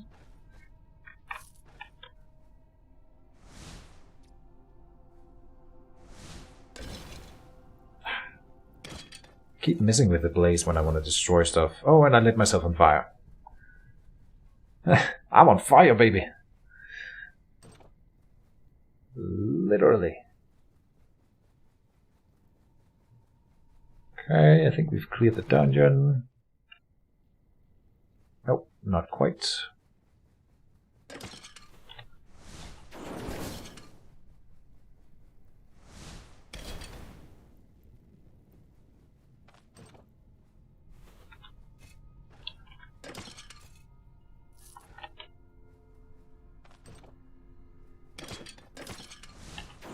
Kill them! Kill them with fire!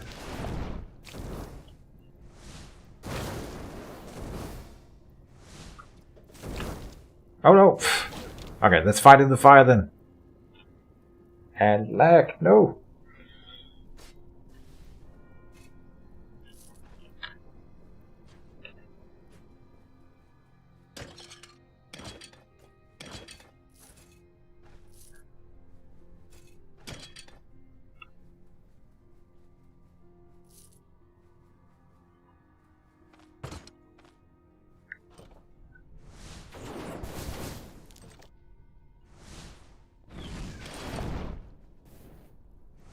Burn, baby, burn. Let's see. Fire barrage.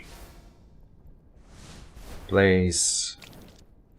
Ring of fire. Death. Death! Destruction, damnation.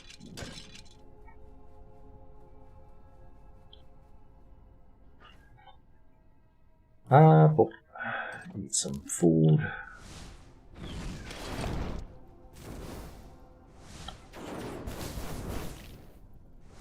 Incineration! 64 damage.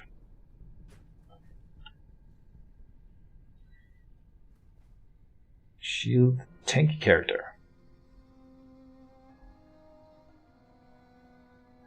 I prefer swords or axes for the troll. The mace is not very good against the troll, and I always build everything towards the troll, so that's why. Daggers are definitely not what you will want to go for. I did it again, trying to abuse the range of the spell, and it backfires.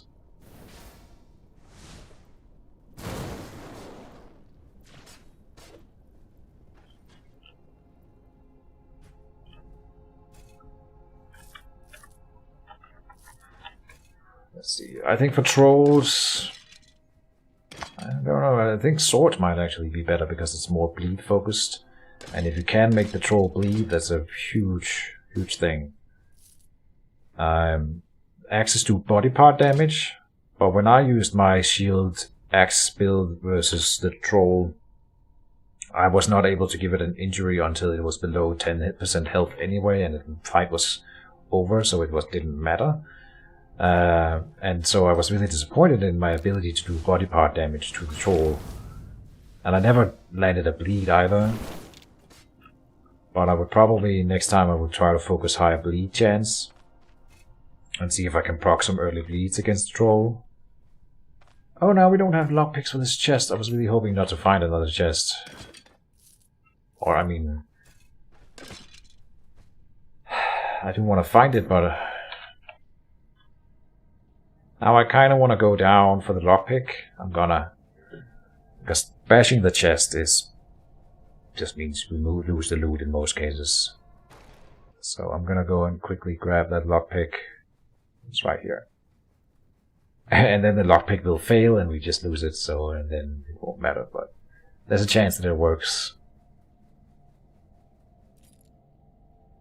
We also have room for more stuff now, so let me pick up some more here. Good stuff. Go down again. Or up.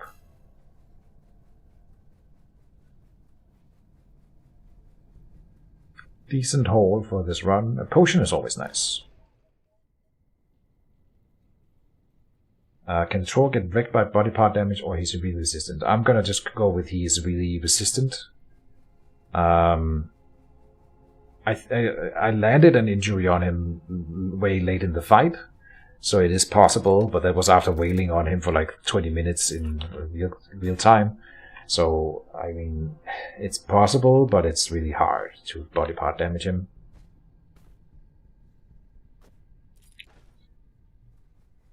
And I think not worthy for the effort. I felt like it was wasted effort at the end.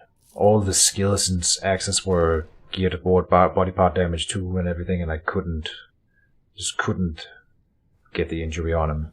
Because that would have been a huge boon for the rest of the fight if he had like lowered accuracy or whatever because of an injury, but I couldn't get it through. Yeah. And so I'm not sure if bleeding is better, but I know bleeding will do a boatload of damage to him if you can get it through. And so that's why I'm thinking that it might be better.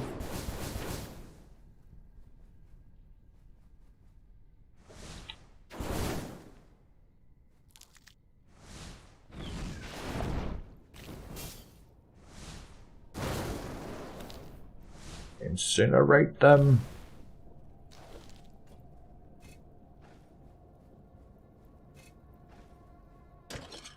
And that's the dungeon.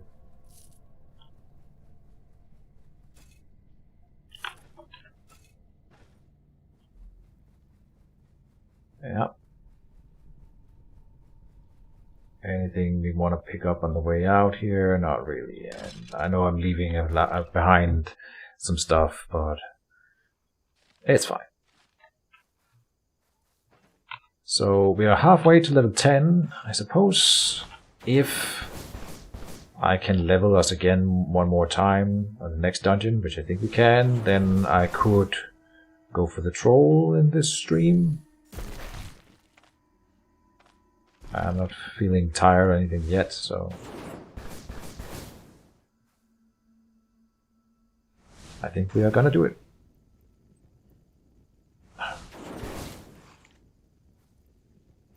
We're supposed to step into the fire.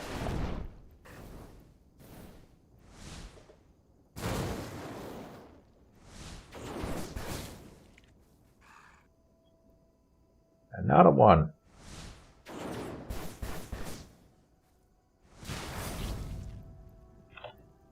The ghouls are so weak though.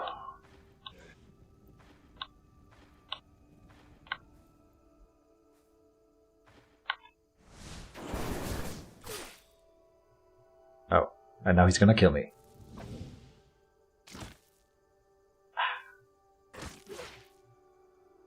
He's trying to get to a corpse. Yeah. Their AI also needs a twist or tweak.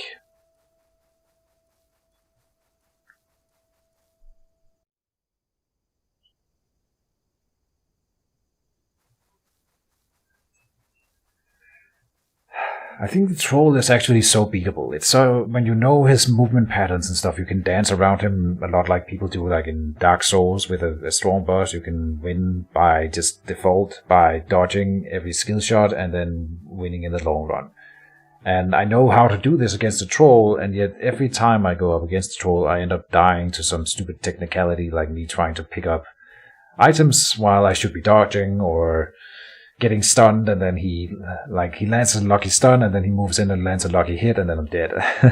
And so there's always, I feel like I usually it's me doing something I shouldn't have done, and then I just lose, where I could easily have won or gotten away if I just played differently. Oh, whoops.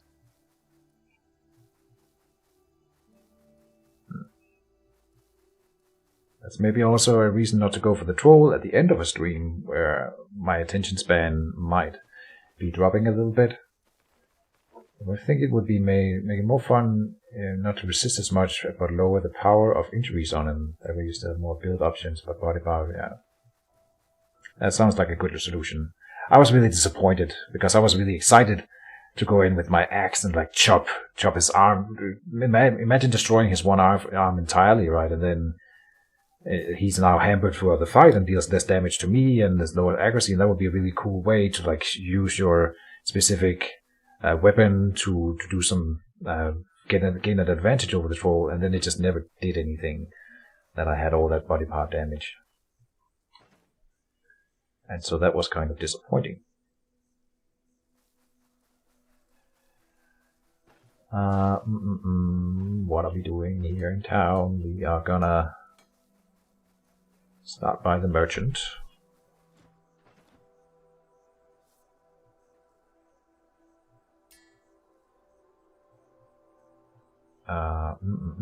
He doesn't pay for a lot of these things. Any new treatises worth talking about? Nope. Let's go and grab our money.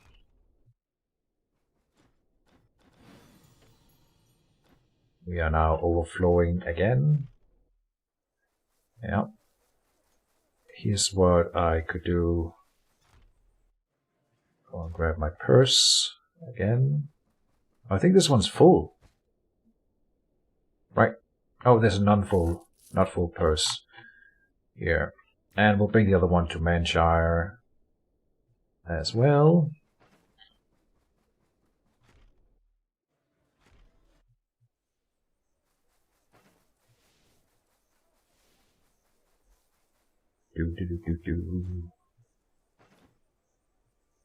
So yeah, we are getting close to troll territory. I don't really know what I would need to get done, if anything. Is like pressing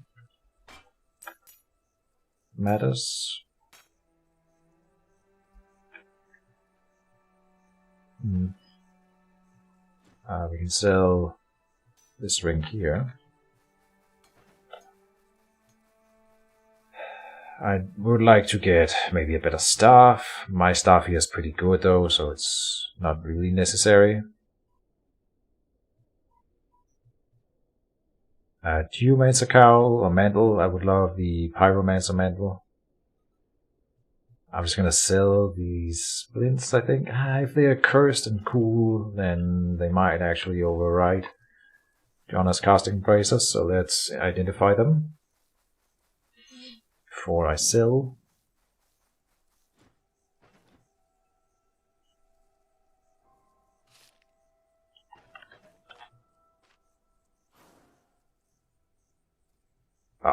The silver aquamarine ring was trash. And steady splint vambraces are control resistance 5% means 5% stun resistance. That's actually really nice, but compared to magic power, lowered cooldown duration, no.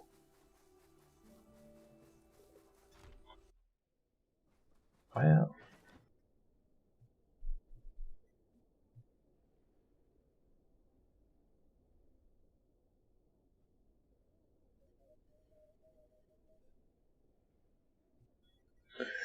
this is close to being a swamp.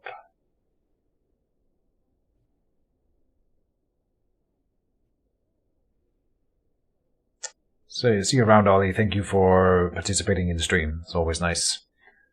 Good luck on the rest of your day. To you too.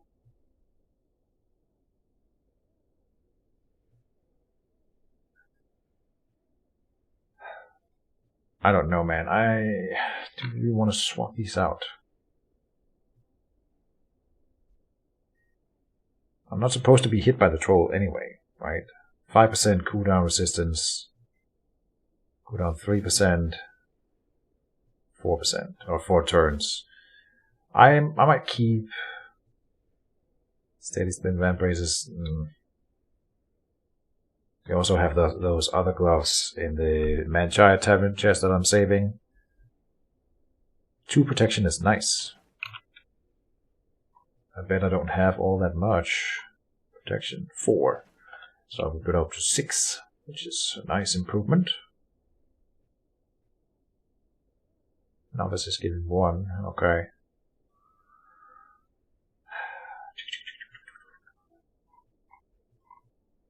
There's so many things that I still need to get done, I feel. I'm gonna sell these spin vamp braces. Then let's go and repair.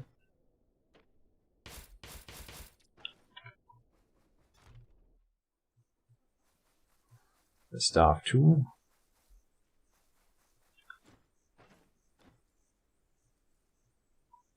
Anything new here? Oh, tower shields. Huh. Yeah, just really high block shields. Really heavy, really low energy, and really the high energy restoration penalty. Stuff like that. But overall, pretty good shields. At some point I gotta do the dual shield build. That seems super fun. With 2 tower shields.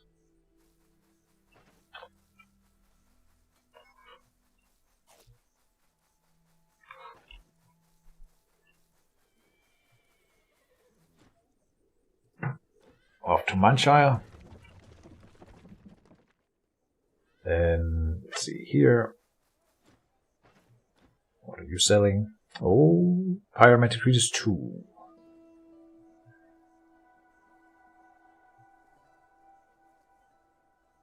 We still need an identification scroll, but I believe that they are cheaper by the priest here.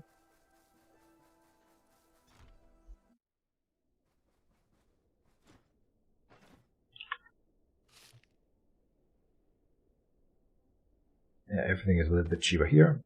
Use unidentified potion. Potion of sturdiness and boosts your health. That's nice. I believe it also ups your healing over time. So it's pretty good against... Well, it's just pretty good in a prolonged combat. Good.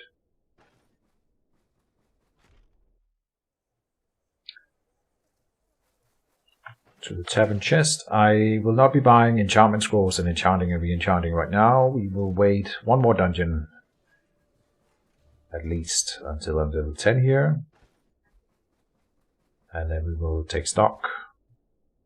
I think we are getting into troll beating territory.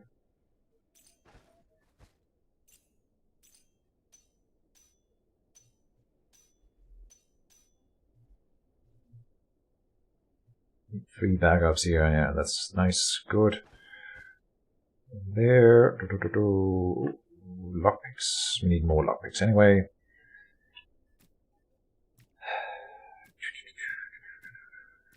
Switch out the purses. Then drink. We need another smoked ham. Yes.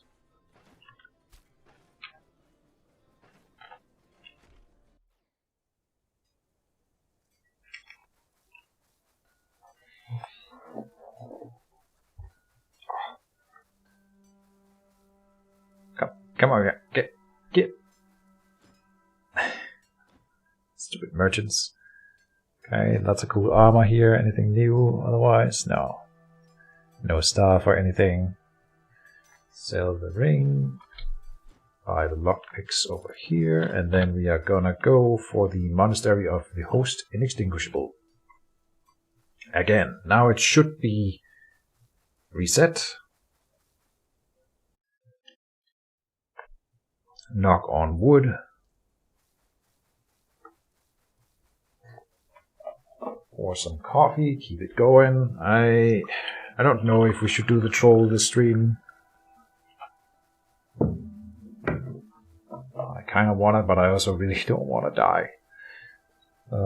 The ever burning question is when to go for the troll. I want to be early, so that it seems like it's cool to do the troll while it's still a challenge, but it's also silly if we die, and then it's not cool.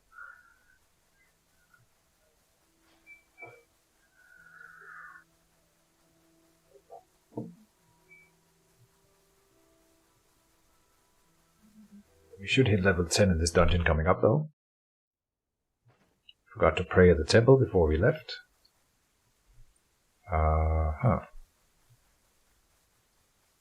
Why did the Fog of War reset in this region? It shouldn't have. But that's because the dungeon has reset, obviously. Right. Makes the sense.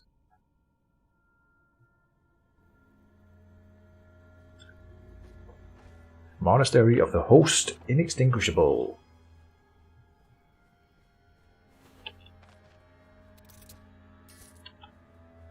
Good loot right off the bat. There's a key for every lock. Enemy.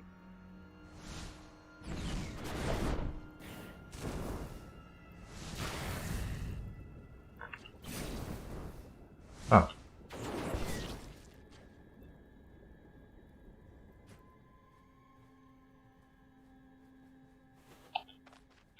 A chest with decent loot. Silver amethyst ring.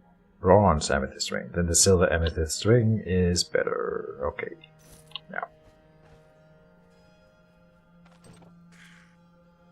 Oh, a proselyte chosen.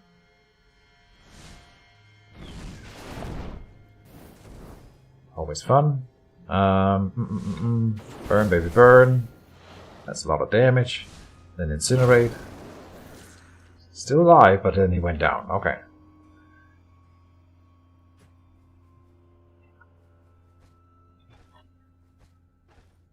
How's our sanity and morale doing? 100%.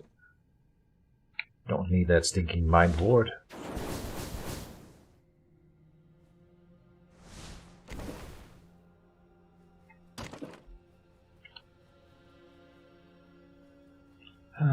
Didn't check for traps in here.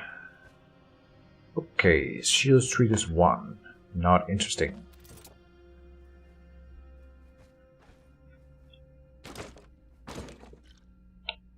Bottle of oil. Pick it up.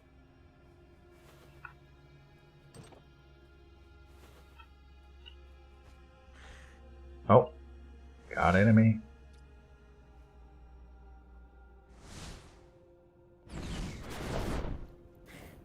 I'm liking this spell a lot.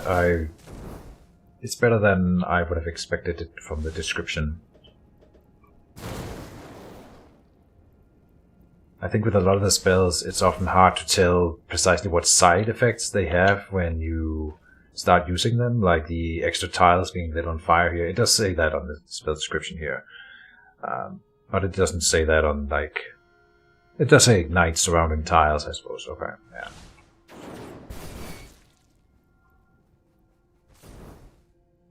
Oh, correct.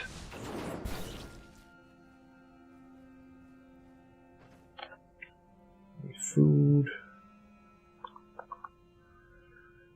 Let's just eat the elven citrus. Oh, it's actually not a food item necessarily, huh? Alright. Fine.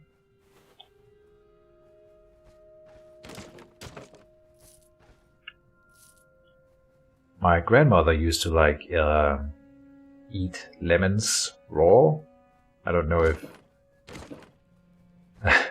if that's normal. I've never seen anyone else do it, and I thought it was disgusting. I never told her that. She was a lovely old woman, but just picking up lemons, cutting them in quarters, and then just she was a strange old woman. But yeah. Fun little story. What's happening? Are we being attacked, or was that just me destroying the door here?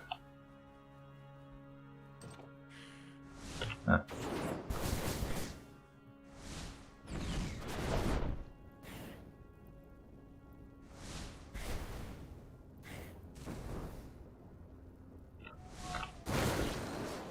Splat.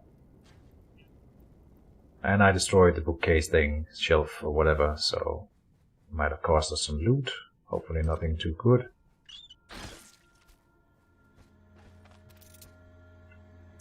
And now the spin vamp braces. That's the third in the third dungeon that we find of those. They are ubiquitous, apparently.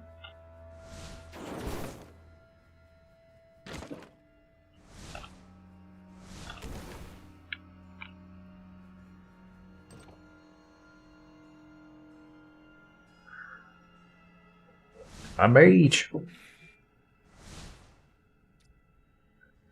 Let's stun him. Let's throw stuff on the ground. Kill him. Oh, he didn't summon his thing yet. Can we kill him before he summons his blood golem? 10%? Yeah, I can. Cool. Not that it's a big deal, but it's kind of interesting to try to deny them their whole thing.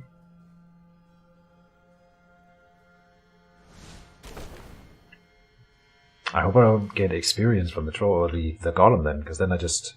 Oh, and I didn't fill my water skin. Oh my lord. Alright, and I think I forgot to sell that bottle of alcohol in town. So there. Huh. Identification scroll. We can use this. Why am I even carrying these boots around? Drop it.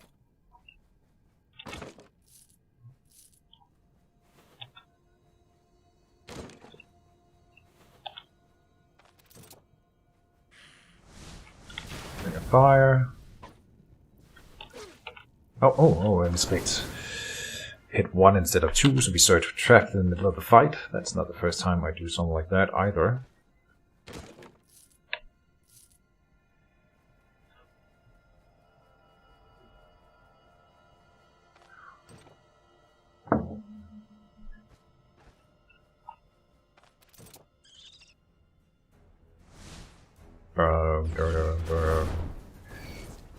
Don't know if this deserves battle music.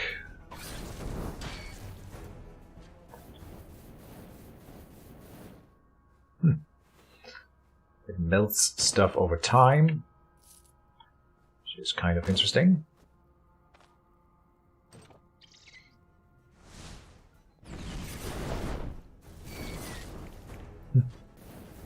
It's pretty effective against little guys like that, but it's also wasting my time when it blocks the terrain.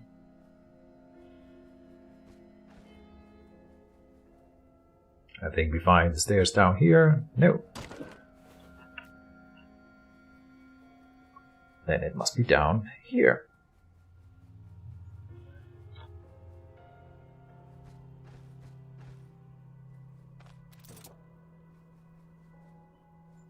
I'm supposed to blow these doors open.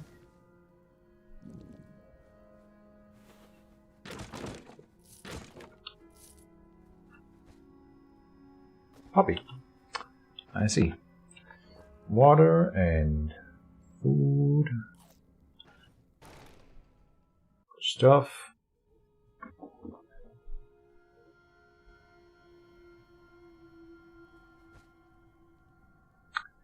A ship. No thanks.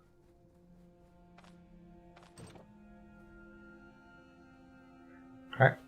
We've got an enemy. Burn, baby, burn.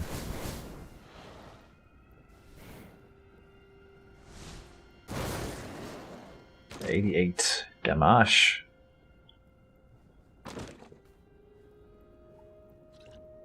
Brandy. Drop the poppy. Walk away from the door. Rest up. Blast the door.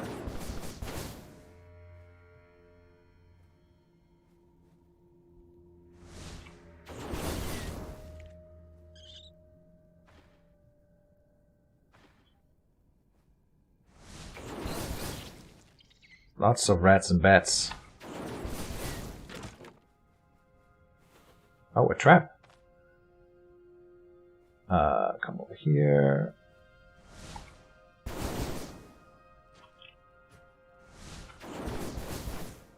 Oh, come on.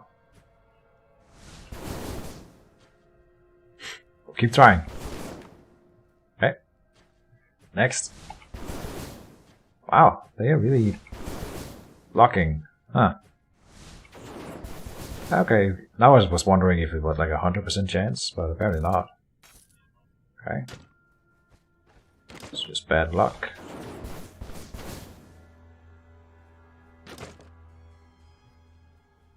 Anyone coming? Doesn't look like it. Nope. And there's the boss. Alright. So, light the ground on fire. Then...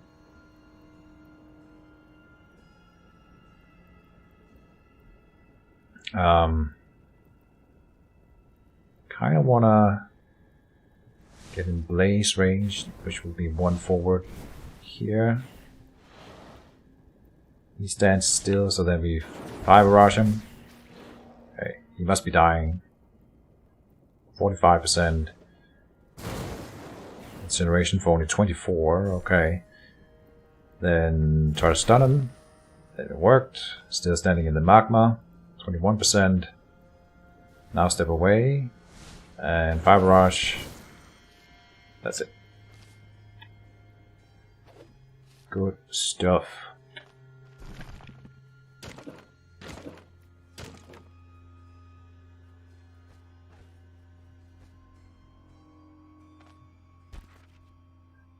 We found the Combat Mastery Trees 3, and then I can confirm or unconfirm whether that covers the entirety of the Combat Mastery tree, and it did not.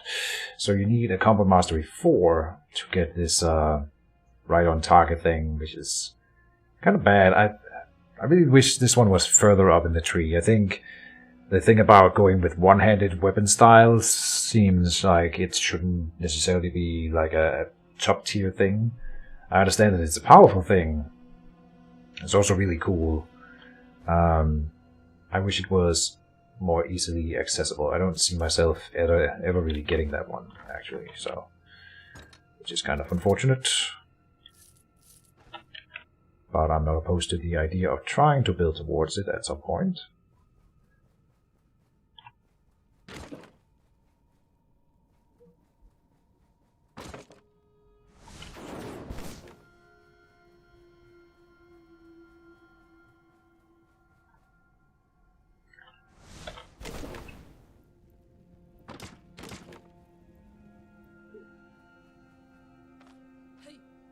Hey.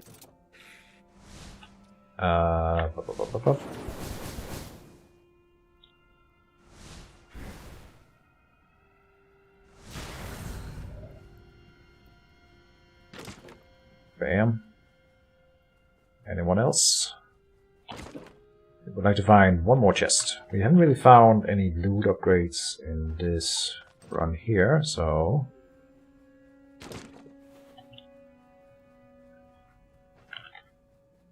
yeah. Like, I could definitely... there's definitely better rings than one of my rings. I have the normal gold ring here, and there's like an exquisite gold ring that I would really like to find.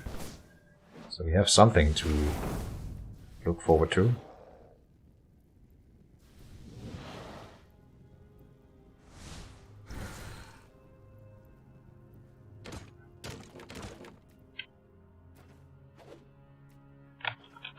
And we didn't quite level up.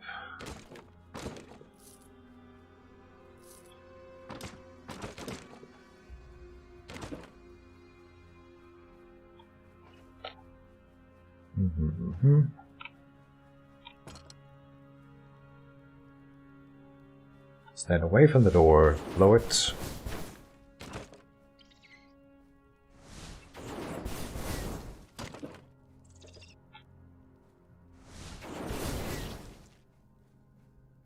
Good. Oh, another chest. Perfect. Oh, and the Vivifying Essence again. And Dagger Trees 2. Okay.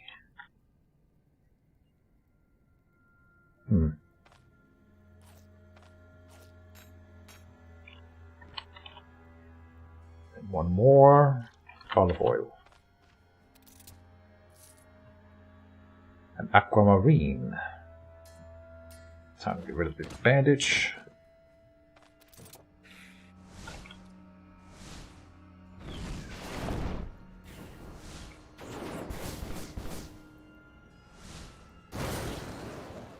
$67 damage.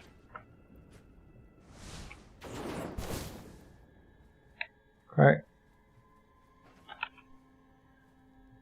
We have what, 700 XP off of leveling, so we can do it one more dungeon and then we should be able to get it. Everything here has been explored. Time to leave. Hope everyone is having a good stream.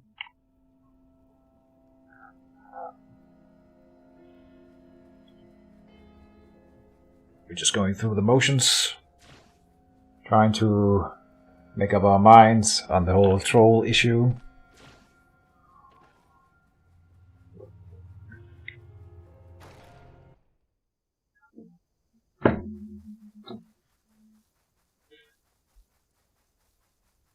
One more level, at least. Pyromancy. There must be something in here that I would like to get. Yeah, I think this one in particular replenishes maximum energy every time an enemy within your vision is ignited. I could imagine parking that a few times in the boss, in the troll fight. Hopefully, I can ignite him. Oh, I definitely can. So that should be 5% of 137. Almost pays for a fire barrage. It doesn't quite, but then you also spend a turn, which gives you energy back and stuff like that. So, yeah, 5% is 6, 7 maybe energy we get back then every time. And then we'll take 2 points of vitality on level 10 to get it even higher, and then I'll be around 150. And then 5% is precisely 7.5%, 7.5 energy, which probably gets round up to about 8. So that would be really nice. And with the extra enchantments that we are going to be buying, it is also going to increase my energy a little bit more. Almost bypassed the town there, but I didn't. Is everything closed or is everything opening? No, everything is closed. Yeah. Start by selling that wine now. And one of the brandies here. We have one more in storage.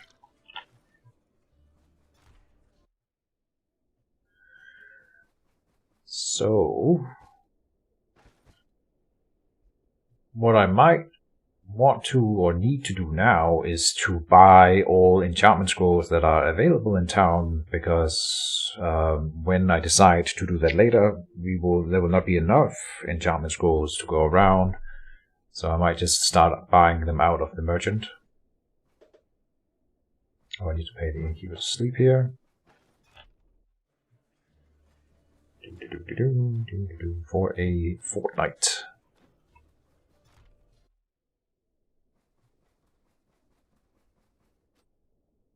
Until 7 in the morning, which it is, apparently. So let's just leave 1 hour.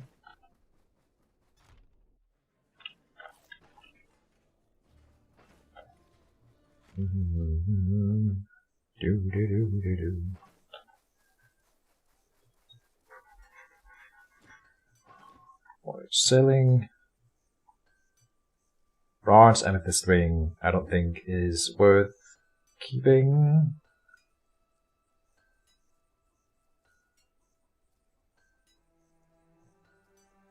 It might be better than the gold ring. 3% instead of... And then you get 5 energy, which is nice, but spells energy cost by 5%. That doesn't amount to 5 energy very often.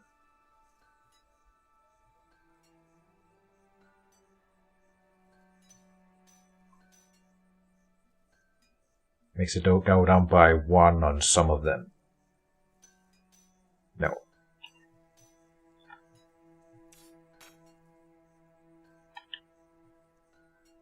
Anything new? No.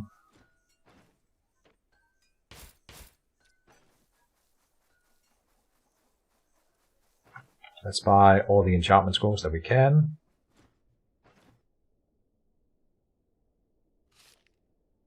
$7.25. Oh, I should have turned in my quest first. There's a chance that that would lower my, or increase my reputation a little bit before we buy. And then that would be lower the price, maybe with a bit of luck here. Yeah, Manshire reputation improved. So that should make them cheaper.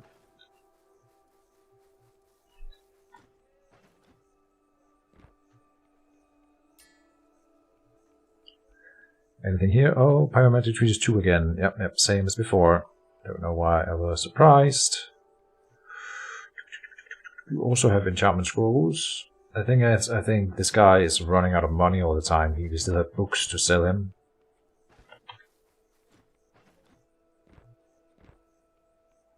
So I might want to buy the enchantment scroll from him. Just to sell more books to him. I'll buy the small markup in here in order to make sure I can sell my books.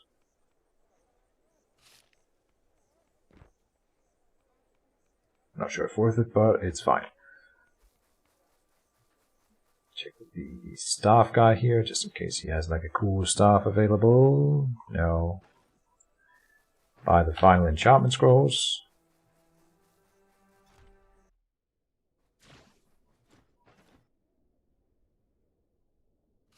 Enchantment scroll. I didn't lower the price, so next tier of reputation maybe. 1 bandage, and then we have enough medical supplies. Back to the tavern.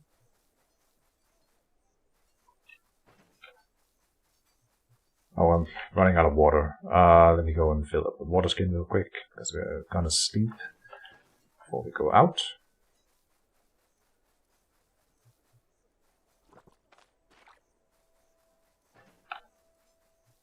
And we will be enchanting some things here, but I might save some of the scrolls. But splint boots, I'm gonna keep these, so here we go. Dodge chance increased and health restoration plus 3%. That's really nice. Wow.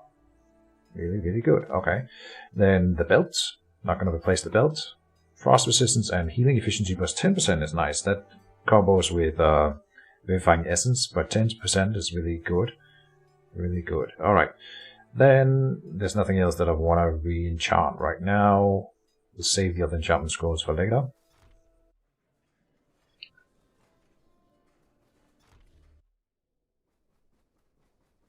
Because I'm still hoping to replace my mantle. And I think I might change the rings. That's about it. And the staff, I'm hoping to get a better staff. And I don't think we could get a better enchantment than this one anyway, so we wouldn't re-enchant it. Alright. So, go to sleep. What am I waiting for in the town here? Oh, I should have sold these thin van braces. Put them in here for now, sell them later. We'll go and do a dungeon. I'm gonna sleep first. Drink and eat. Then buy another smoked ham, just so we don't run out.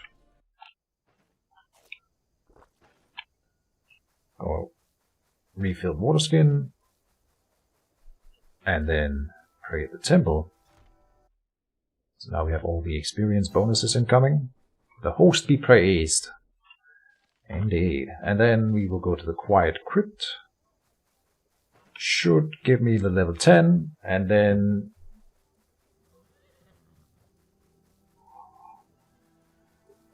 I don't want to promise it, but I might go for the troll.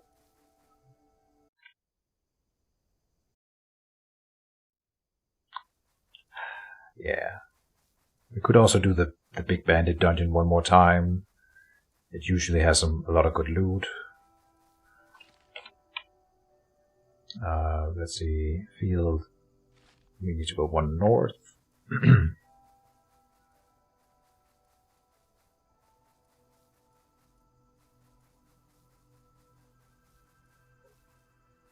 Bypassing all the herbs. That's fine. We still need to kill bison and we need to kill a bear. Neither of which I have found in a while. Now we are lost. Now we are at the right place. Okay. I don't really want to fight the ghouls.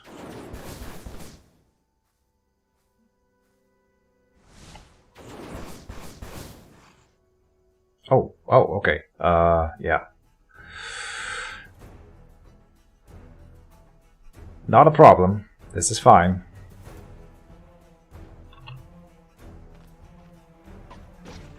Pah. Okay, let me stand on this corpse. No.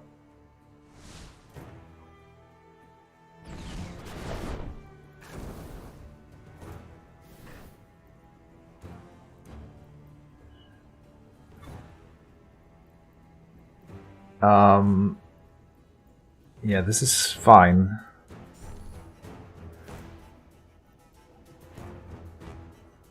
Ah, Blaze. No. Now we have 3 enemies next to us, so then the Ring of Fire should be really good here. It was. Yep. Good stuff. Never lost any doubt. Faith. Never lost faith.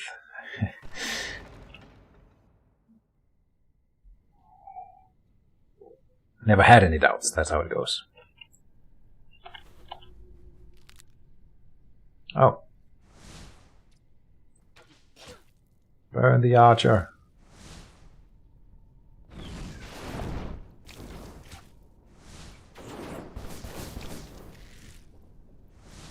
Incineration. 99? 99 damage with a crit. That was a new high for this build, I think. Or for my playthrough here.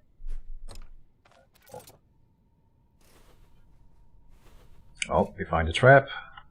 And another silver amethyst ring. Oh. That one might override the golden ring.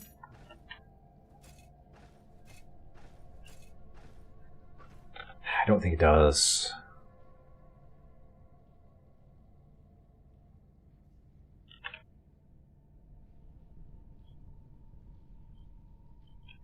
Maybe it does.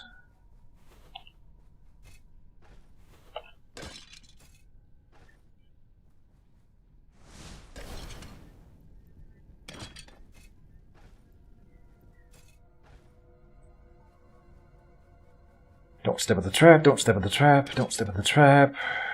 Did not step on the trap. Hell yeah. Let me in fact destroy... Oh, can I destroy the trap? That did not destroy the trap. Oh, that does not do a lot of damage to these things. Nope. Yeah, they're pretty fire resistant. Makes sense. That doesn't do damage to them. Okay. They lose 0 durability from the magma. Alright, maybe I just can't destroy sarcophagi with fire magic, apparently. Makes sense. But that means we can't really use this trap. I need to destroy this one to, like, get around. It doesn't matter all that much. It's fine.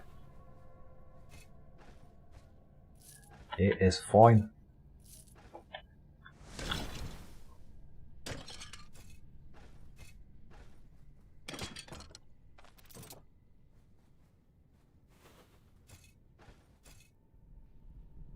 Bronze amethyst ring. Okay.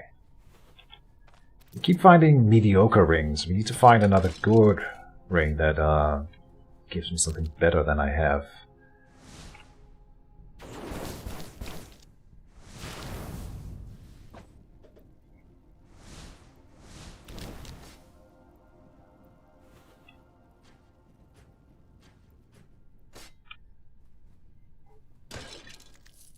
did not mean to pick up that sword. It's fine though.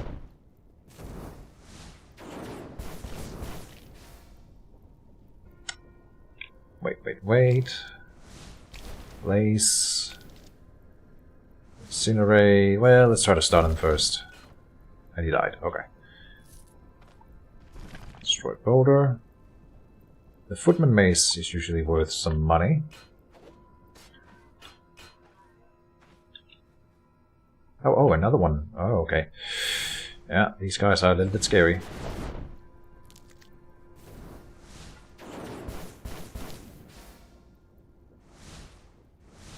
Incineration. Blaze and death. Oh, another one. Alright. Next.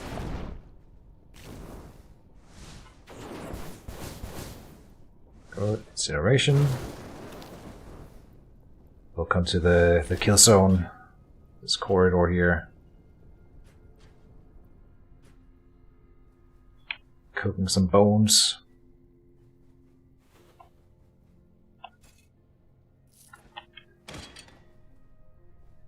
Ooh, another one of the special sarcophagi. Ooh.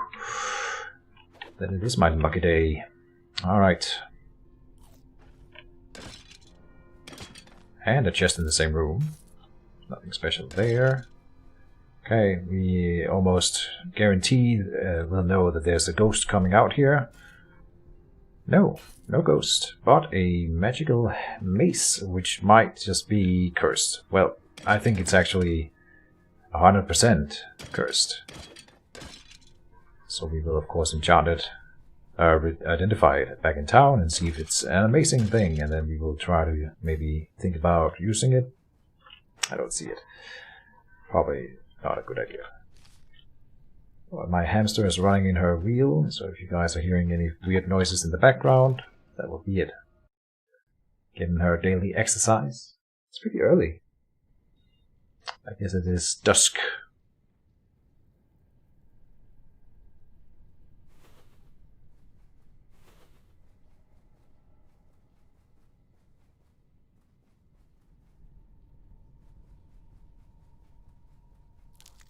Oh, okay.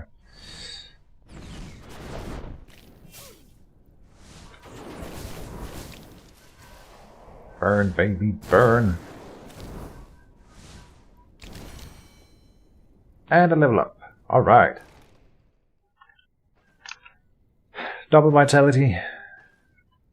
Then I'm getting this flame saturation, which replenishes my energy each time an enemy within my vision is ignited. That happens all the time, so now I will be regaining energy rather quickly. That's actually kind of crazy. Oh, the safe distance here would also be nice, but now we're not getting that. Dang it, it's 2 more levels and we could get this one too. I still never have had Pyromania. Each burning enemy within your vision gains extra magic power and crit chance. Nice. A more passive magic bonus, magic power. Excess heat replenishes 5% maximum energy for each enemy killed with pyromancy spells. So another one where you can gain it back. And then Inferno summons a firestorm over a large area. Standing in the area of effect deals 25 damage each turn. For each enemy in the area of effect, the damage is increased by 15%. What? Okay, but 39 energy and 26 cooldown. Ah, damn. Alright, well, we're getting this flame saturation. For sure. Then that feels pretty great.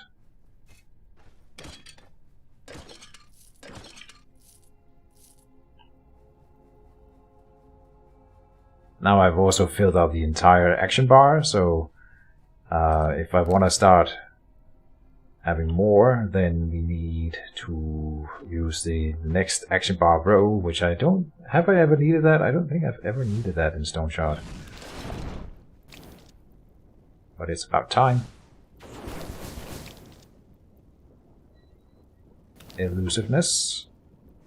Ring of Fire. Oh, he almost got to hurt me that time.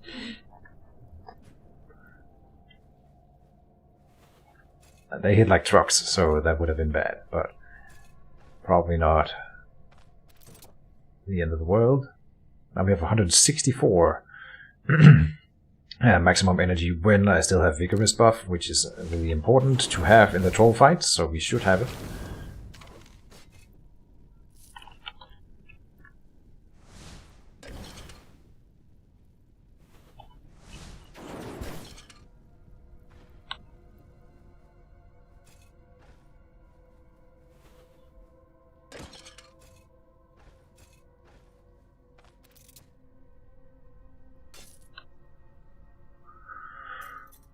And here's the shield that we would need if we want to run with a cool hammer in the main hand instead of the staff. So, I mean, this one doesn't give me any magic power or anything. So, if this is a really good buckler, then that could be the way to go.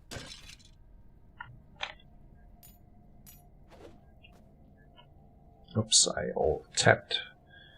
Out of the window. Here we go, back in.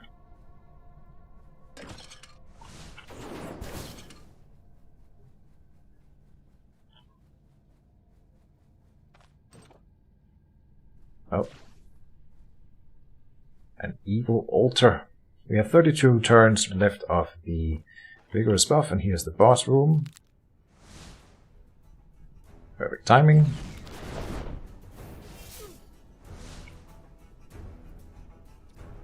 We can push them into each other here to stun.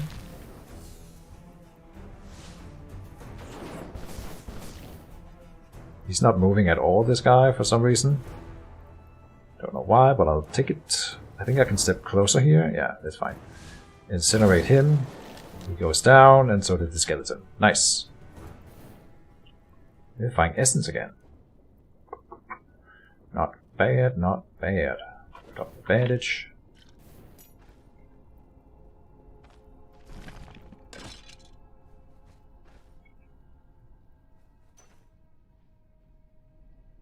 What is this now? A new ring. I have not seen this ring chassis before, and it is with a blue enchantment, so that's perfect. Yes. And here's an identification scroll. Alright, I think I know what I'm using that on. What do we have here? Fearless Gold Sapphire Ring. Ooh, what? Yeah, okay, so they made a new, more powerful magic ring.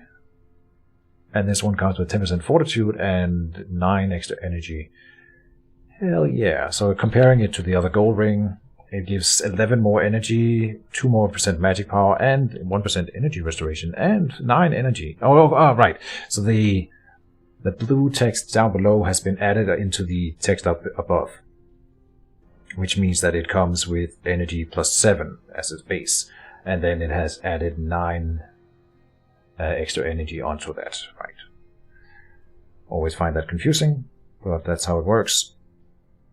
Still really, really good. We are absolutely upgrading that. Nice.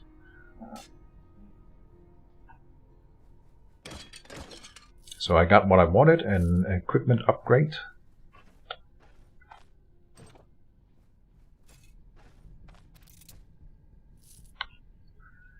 Alcohol. Nothing here that I want to drop, I think, for that. Maybe the dagger. I think the Manshire 45 might be worth a little bit more than this dagger, in fact. So let's do that, and then... Tooth, no. It's worth more than the amber, I think.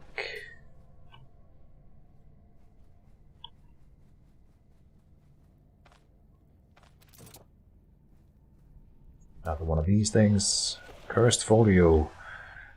Sanity decreases, right. 5%. Okay. Not the end of the world.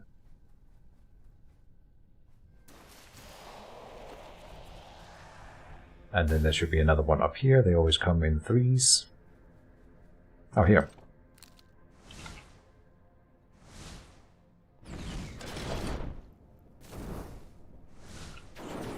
He was standing on top of a pile of pots. That's a first. Haven't seen the enemies get away with that before.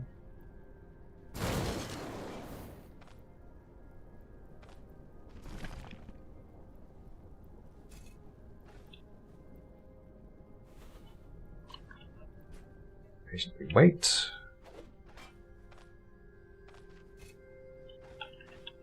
Switch weapons here and put this felling axe into our offhand. Right.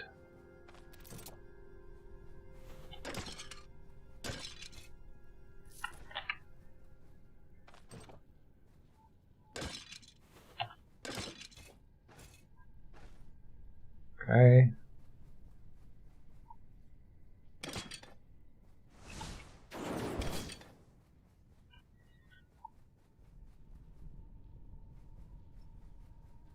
One final room. Let's do the right thing and shoot down the door. And quest completed.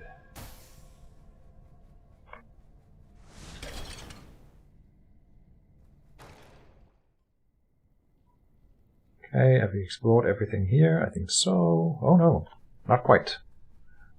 Alright.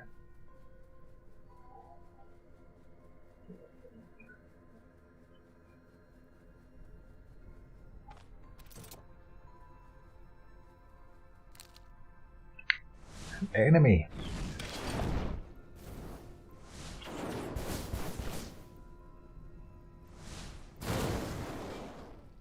Boom. Okay. I think we are gonna try the troll. How much time have I spent so far? It's gonna be a little bit over 4 hours if I go for the troll, but I think we will do it. We will do it. So...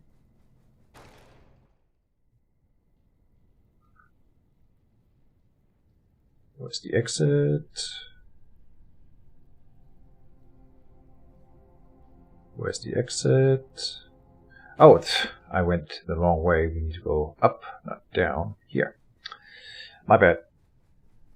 Getting lost in the dungeon.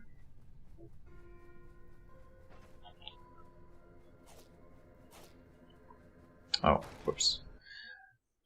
I just realized we could have had more loot if I had eaten. But it's fine. Let's just go home.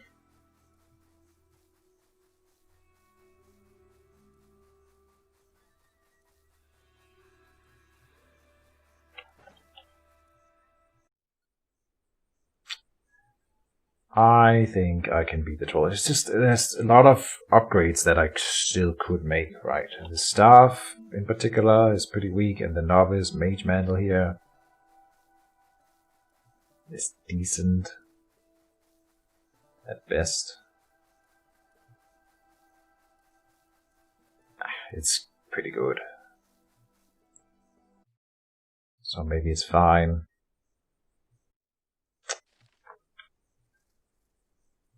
We are here. No, we are in the town. Okay. Let me see. Merchant first.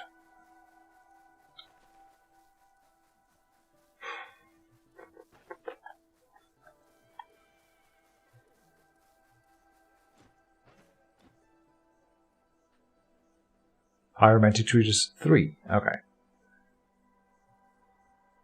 Here's the carved gold ring, and then the exquisite gold ring. Oh. Carved gold ring is better. They're different. Not necessarily that one is better than the other. This one's more expensive. Okay. Energy restoration plus 1%. It's also nice, though.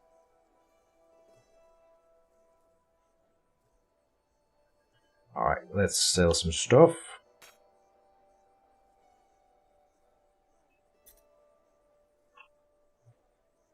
That's about it. Okay. Let me go and grab... If we pick up the quest reward, we would need a purse.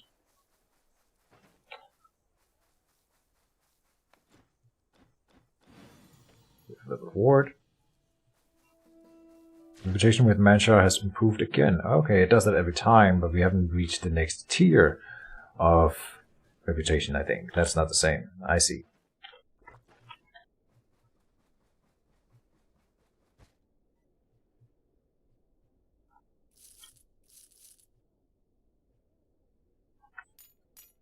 grab a purse here, so we have a lot of money.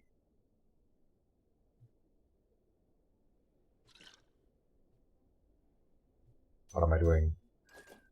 That here.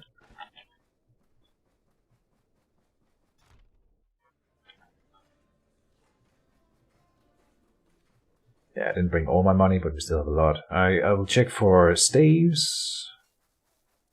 I guess if I want to check for the Pyromancer mantle, I need to go to Osbrook. I don't really want to do that.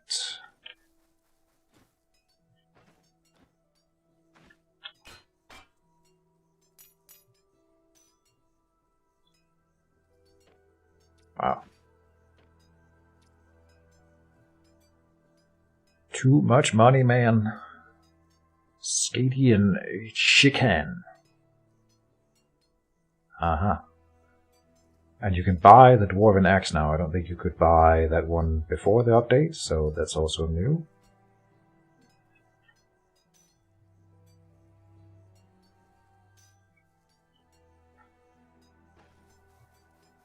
Let's go and buy some identification scrolls and enchantment scrolls again.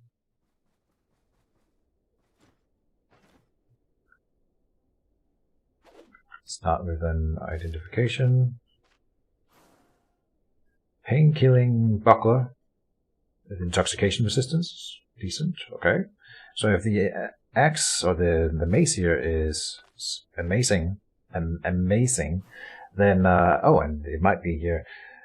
Then I think we switch them out and go with the mace instead. Okay, no, not at all. But it's cool. Cursed Dueling Footman Warhammer. Is that good? It comes with 35% extra spells energy cost. Like, that's a lot. That's a lot. 35% extra spells energy cost.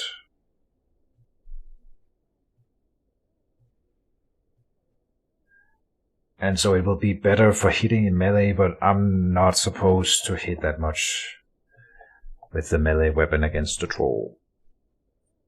If I have the buckler and the offhand, we will be a little bit better against the boulders that might hit me. Shouldn't, but could. But I think because we will run out of energy so much faster, we can't go with the Warhammer. I might save it, just in case. Buy the enchantment scrolls.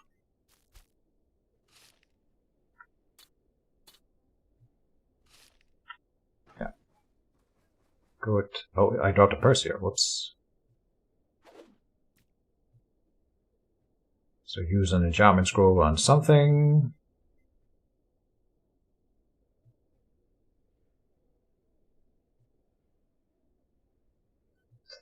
Welcome to the stream, Hefe.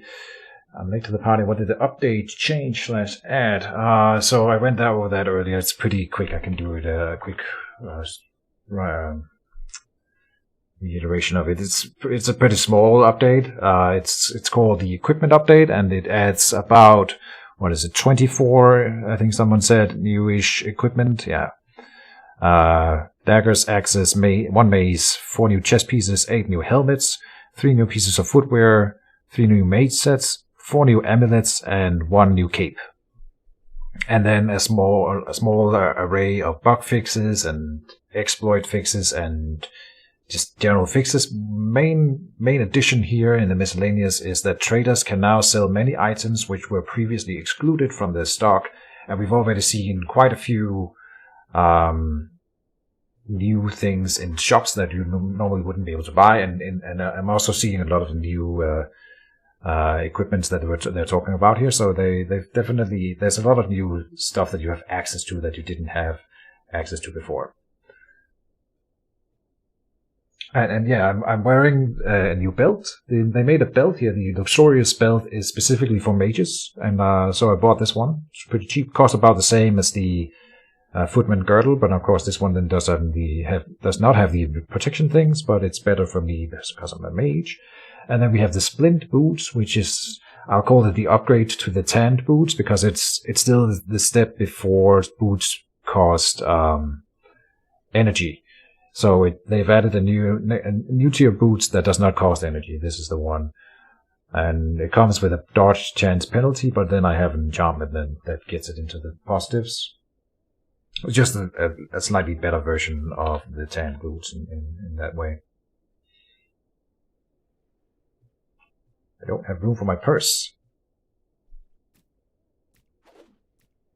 With 2,000 gold in it. So I will drop this one here. And I'll drop a map here. I'll come back for it. Come on. I can make this work.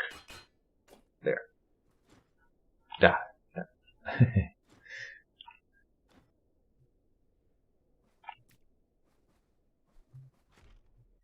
How are you doing, Hefe? I'm about to go for the troll. I think I have talked myself into going for the troll. Unless I can find an excuse not to do it now. I don't know if I should. But feel pretty strong. The main problem is I don't think I can run from the troll if it goes poorly, and so it's an all-in if we do it.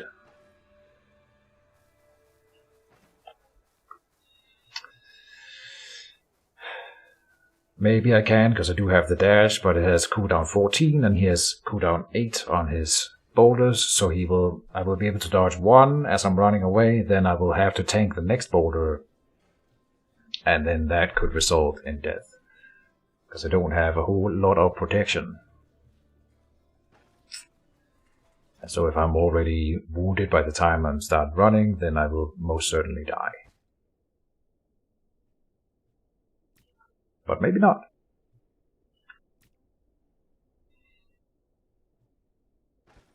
Okay. I was thinking about swapping my silver amethyst ring for a silver aquamarine ring if it swings the cooldown duration of one of my key spells. So let's see. Fire Barrage is at cooldown 3, so I add this one in. It did not go down. So Ring of Fire is not that important against a troll.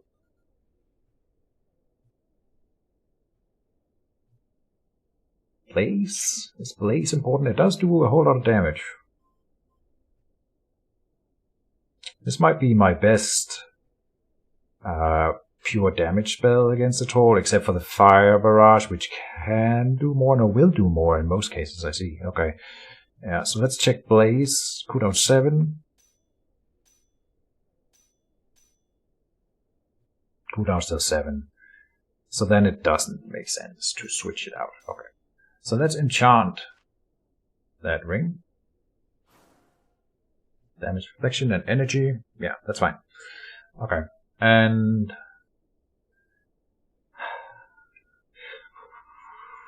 what are the chances that the Osbrook merchant has the Pyromancer cowl or mantle for sale right now? No, just enchant it, it's fine. Health and health restoration. Okay. I'll take that. So, then put in these two here for maybe later uses. Then I do have excess enchantment scrolls, so maybe we can find an enchantment that is not so good and override it with something that is hopefully better. Frost resistance and healing efficiency here is not that important. Energy, slashing resistance 3 and energy 3 is very low. Okay, I'm gonna override the cowl. Energy restoration plus 2%, I think is better.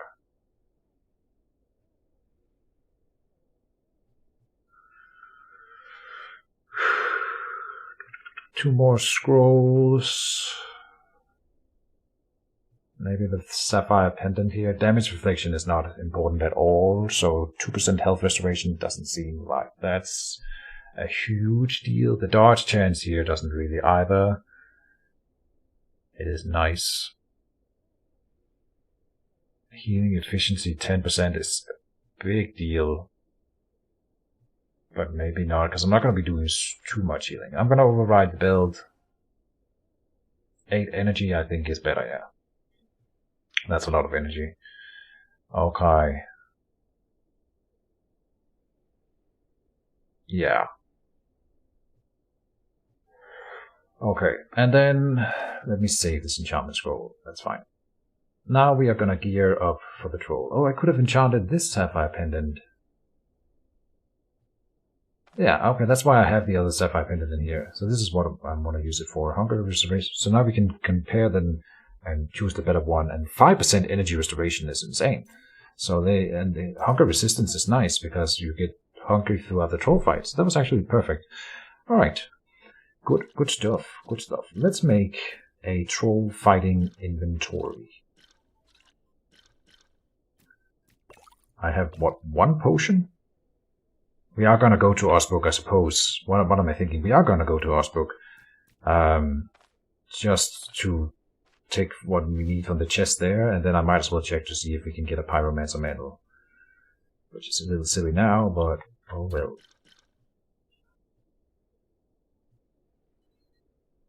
Don't want the antidote, do want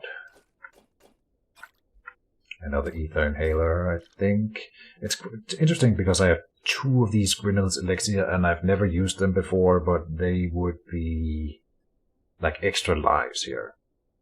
And I think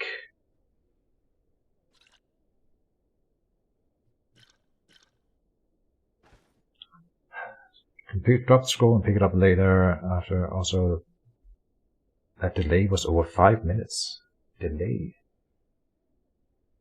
Really? Oh, you...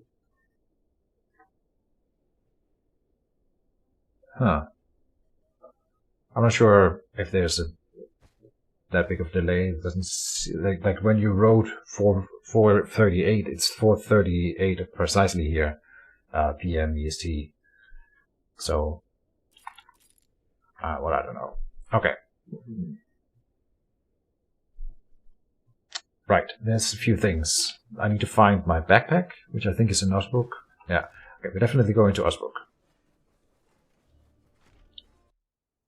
For the troll fight. Always a lot of preparations leading up to the troll fight.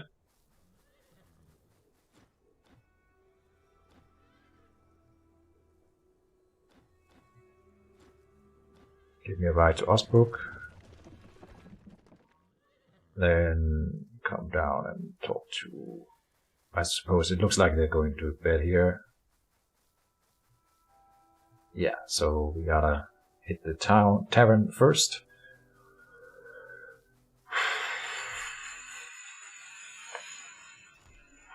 I don't want to throw the game. I don't want to throw the game.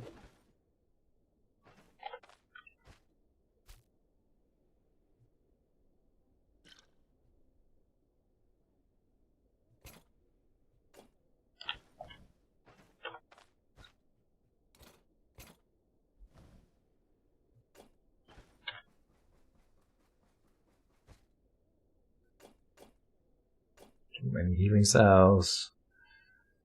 The Stardust does give a lot of pain resistance.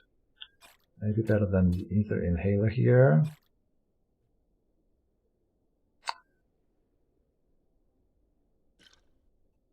Pyromancer robes. I do want them. Don't get me wrong. Let me go and see if they are. Oh no, we need to sleep. The Novice Mage Mantle is decent.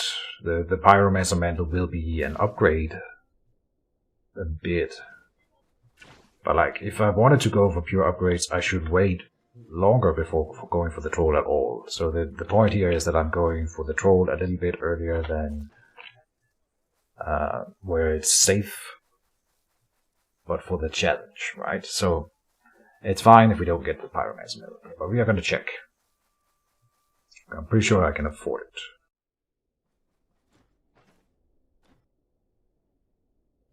This is the Arcanist mantle. No. Okay. Exquisite mage. Exquisite mantle. Oh wait, this is way better.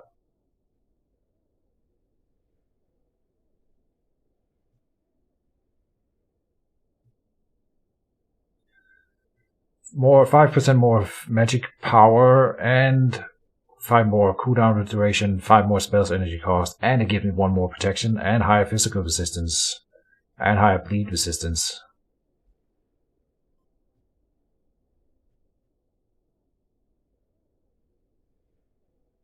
The thing is, then if I want to buy the Pyromancer mantle later, then it sort of seems silly.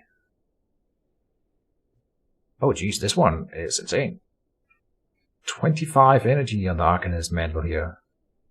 Energy restoration, 3%. It's almost as worth getting this one. Just if you can burn your energy in a fight, then this one is insanely good. 15% spells energy cost lowered. Man, I'm looking forward to the Arcanist tree. That seems really cool, like a pure mana wizard kind of thing. I'm getting the Exquisite Mage Mantle. Yeah, just Mantle. Yeah. And then we will enchant that. Hopefully that was not too wasteful. Still have a lot of money. But now we need to enchant this one, so let me see if I can find an enchantment scroll here. Negative. We do need 1 bandage. Then I think I've done what I needed to do in Osbrook.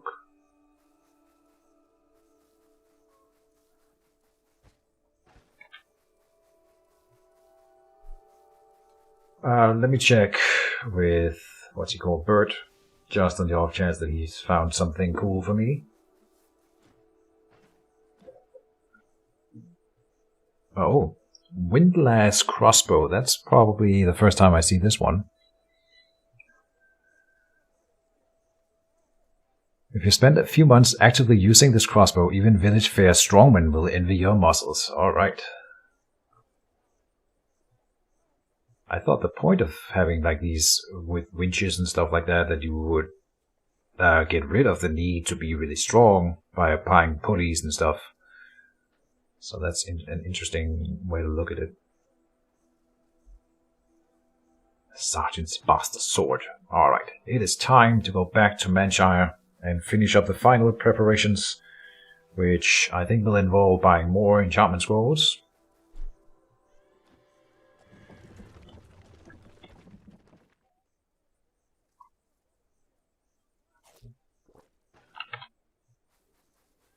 Then we will sleep and pray, and then where's the troll? Oh, I don't have the map right now. Hold on.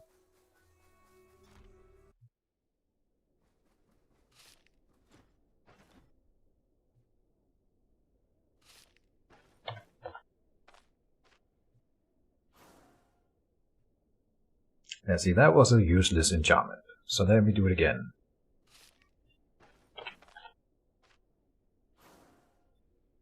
Poison, psionic resistance, and damage reflection. Come on. I'm not supposed to spend this much money on one stupid key that it's not even gonna be my... God damn it, it gave me dodge chain and slashing resistance. The troll doesn't do slashing, so... the dodge chance will do something.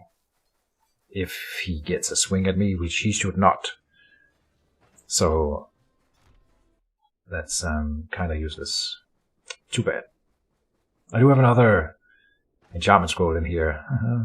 Oh, did I not save that one? I didn't. Okay, that's fine. So, put in all the money bags. Not right now, though. I need to buy a little bit more stuff before we go.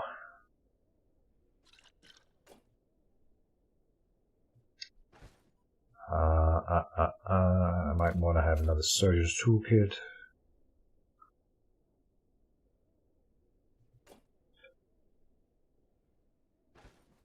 Go and buy another smoked ham. One more entire smoked ham should be enough.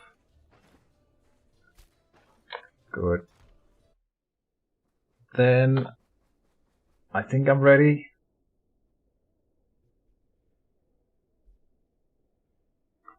We'll sleep until 7 next morning. No. Put in the purse. I suppose it doesn't matter if I have room for it. I have room for stuff here. I can put in another vivifying essence. Can't have too many of them.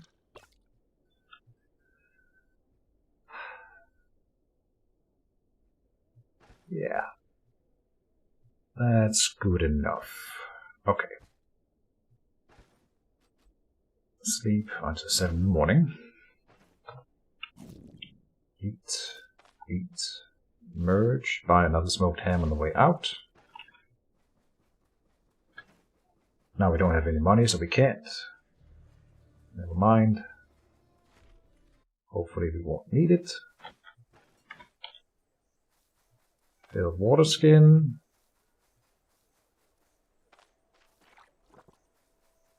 Go and pray. Oh, and I was going to buy another bandage here, but we can't because we don't have any money right now. Oh, and it's up in Osbrook. So it means that I will have to probably go to Osbrook and sleep and then come to the troll, which means we won't get the blessing. But it's not a big deal. The blessing actually doesn't help against the troll. No. So that's fine. So we'll go and sleep in Osbrook then to get the vigorous buff against the troll. I do have the troll quest, right? I do not have the troll quest. I never took the troll quest. Whoops. Let me go and do that right quick.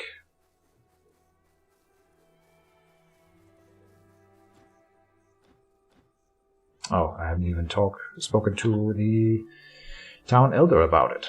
Alright, let's try to get this right.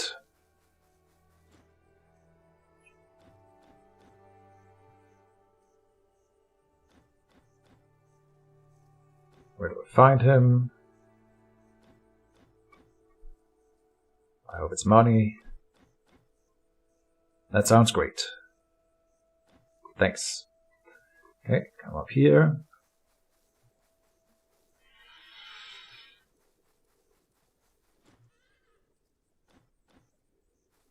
Get inside. Tell him that I want to fix his little problem.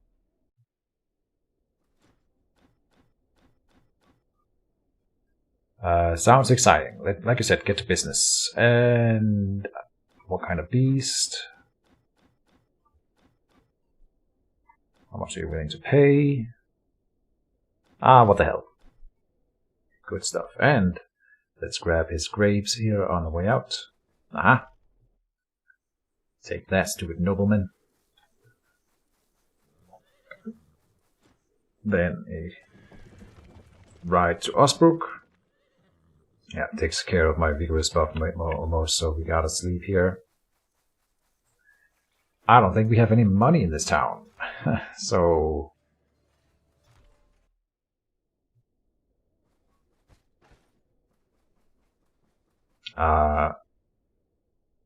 yeah, I need to think. I need to think here. Do we need to go back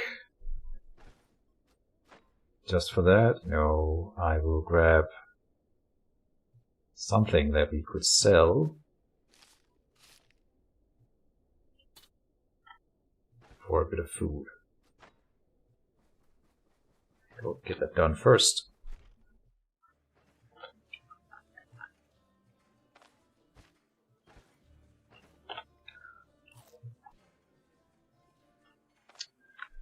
Open, merge, and then let me see.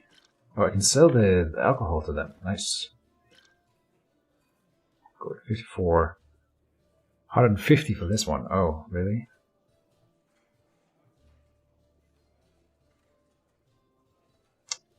Silly.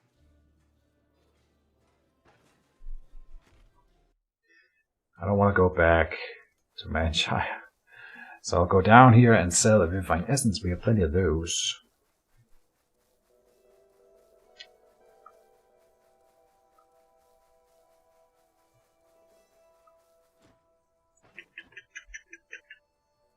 $150. Perfect. Then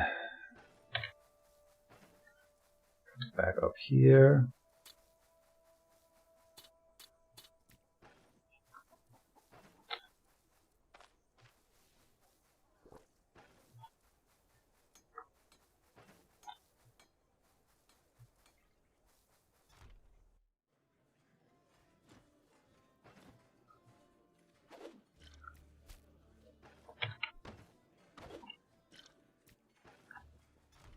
good. I think, again, we are ready. So, sleep. Until morning, sure. Eat, eat, drink, drink. Good. Am I forgetting anything? Having a bit of money with us is fine. Come down here, fill up the water skin.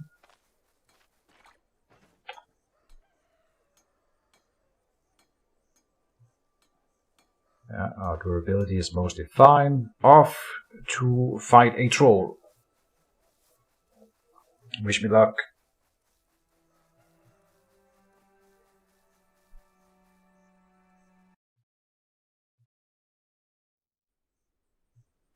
First time I fight a troll with a high level pyromancer. I've only done it with a level 1 and a level 2 pyromancer, and concluded that it was an impossible task. But you could basically do it without ever getting hit and then just deal trickle damage to him. It's just not enough to overpower his healing. So if we apply the same principle here... Oh no. Silly. I don't have time to waste on you guys right now. I'm burning my buffs.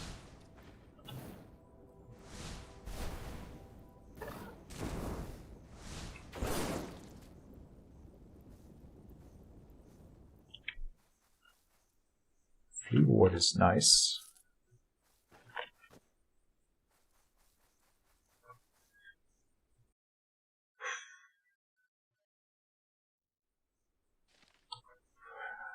So the important thing this time against the troll is to not panic in a turn-based game.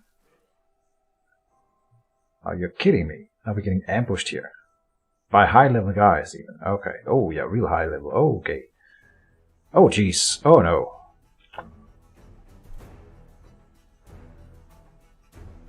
I can live.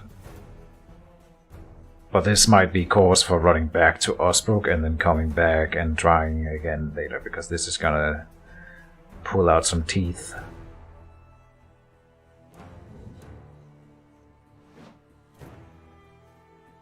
Oh no, there's another guy up here, you're kidding me. Oh no, it immobilized me. Wow. That's fair. Now he's gonna move closer and be in range too, so he can also immobilize me. I might just have died here. This is the first time I ever see a 5-man ambush and of this tier of units. They are pretty strong. What do I do? I'm just immobilized for 2 turns and 11 turns until we have the dash up. 2 turns means this guy can close in melee with me, and then I can't run anymore without the dash. What the hell, man? I can probably kill one of them really quickly.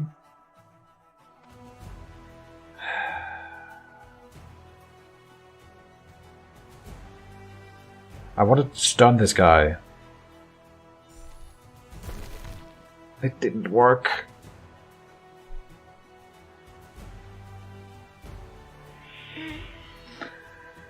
It didn't work. Oh no. Okay, wait. Potions. These potions, I wasn't gonna use them against the troll, not really. So I think this is a good time to drop something like elusiveness here, which gives me elusiveness. Is that just what it does? That's pretty pathetic. I thought it would be like a different thing that would stack with my... And now I'm not sure this stacks with my skill elusive that I was gonna proc now. And it only comes around for what? No, this is for 15 turns. I'm gonna try to stack it. It kind of worked. Okay. I'm at, what, the dodge plus 60, so let me ride it out here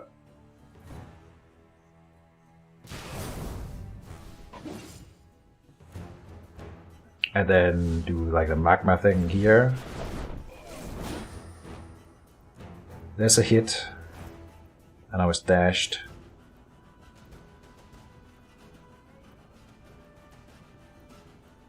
Can I destroy these guys? What am I, 60 plus 6? I'm immobilized again. I was gonna maybe step away, but then we can't. Okay.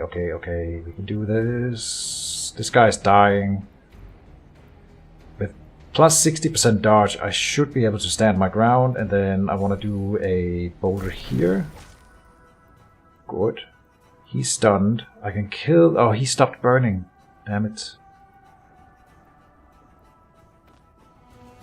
At 33%. This guy's stunned for one more turn. I want to... Fire barrage him. Okay, he died. Good. This guy's still stunned for some reason. Okay. Blaze him. He came back. 19%. And this guy is at full health, 69.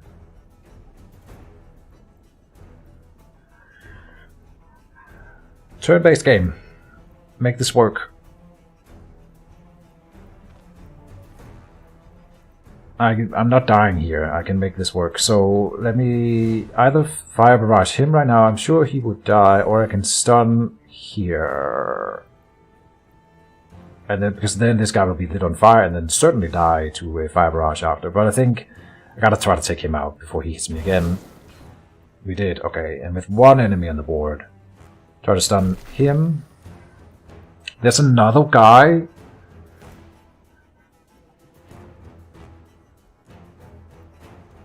I mean, I haven't spent any healing yet. I could go for a Vivifying Essence in this turn.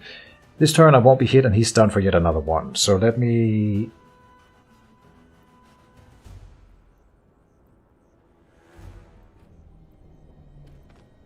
How much? He's at 54. Hit him once. Okay. I got dash online. He's gonna hit me in this turn because he comes off of stun and then he can immediately attack. So I'm gonna be hit here and then this guy's gonna charge me or dash me. And I would like to dash down this way, but I don't want to do it right now, obviously. So maybe I do a Vivifying Essence here.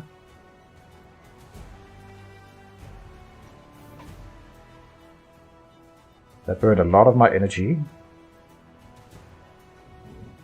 I think running away is the right idea here.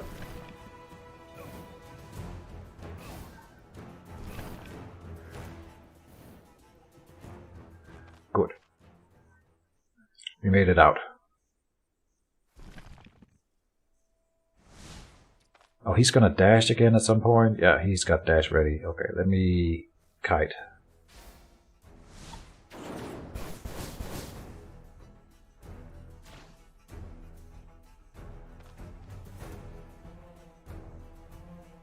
Now we're thirsty.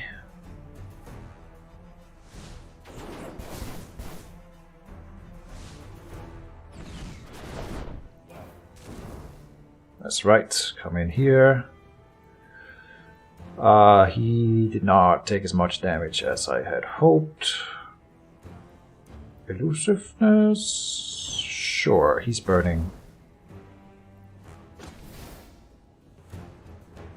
Blaze them both. Good. What an ambush. Holy moly.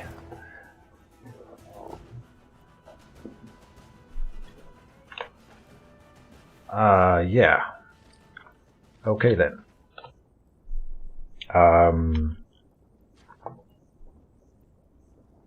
Does that go back to town territory? How much durability did we lose? Not that bad. I lose my vigorous buff though for a lot of the time. And so I need that online in the troll fight.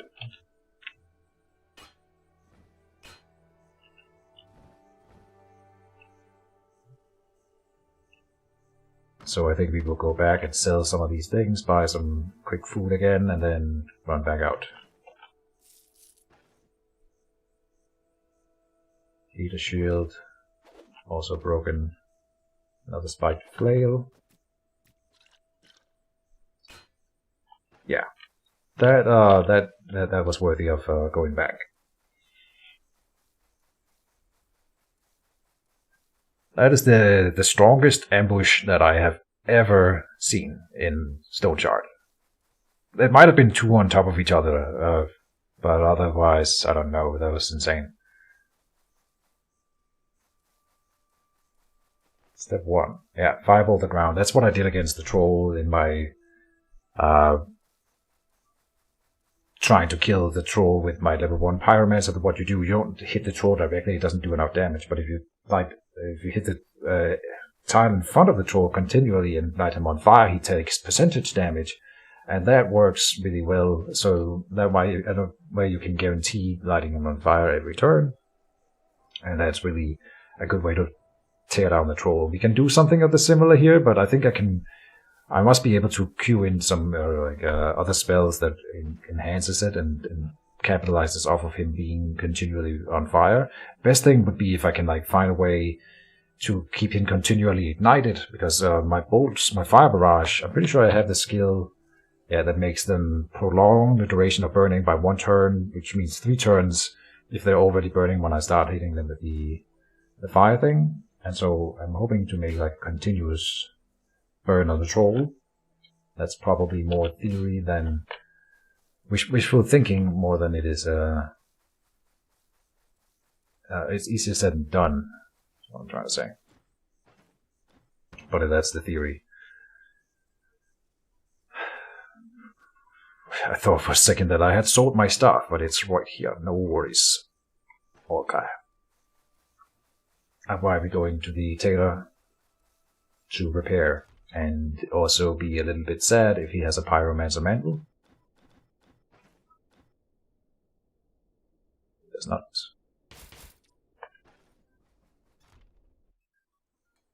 Okay. What a fight. So then, what do I need to do? Buy more food again. Just to be on the safe side. Buy the roasted fatty meat here. And then I feel like I'm forgetting something.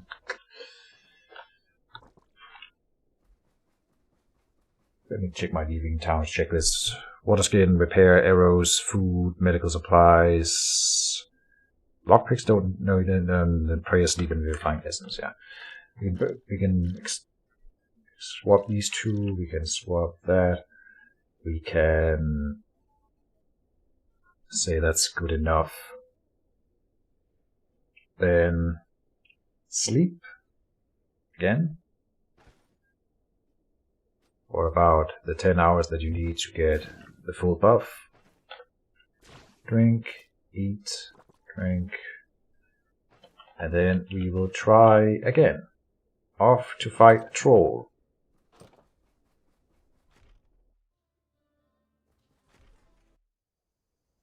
Am I forgetting something?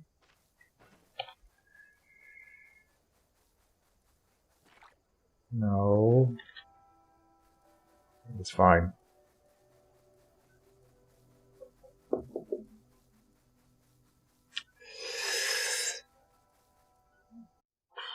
But that was interesting. We have 189 energy when I have the buff online. That's pretty damn insane. And it also gives extra energy restoration not per turn, but the more you have in energy restoration, the higher this number, the more frequent your regeneration also occurs. So it's not only how much you get, but also how often you get it. And 36, it seems like I have a whole lot. And then when I light people on fire, I get energy back. So I feel like we have a pretty good energy efficient build. That was disgusting. I pulled the hair out of my mouth. Let me see here. We are at the intersection, and then the troll is 1 over and then 1 northeast.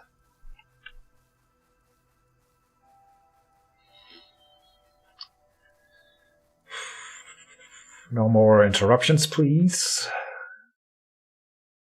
Maybe I like it. Maybe I'm using it as an excuse to not fight the troll. It's not like we're about to level, so it's kind of pointless. Then one north east. Let's pick up a flea ward.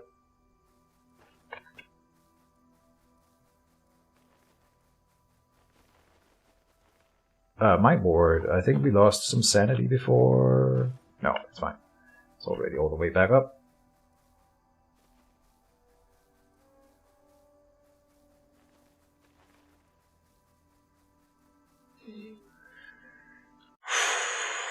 We made it to the troll lair.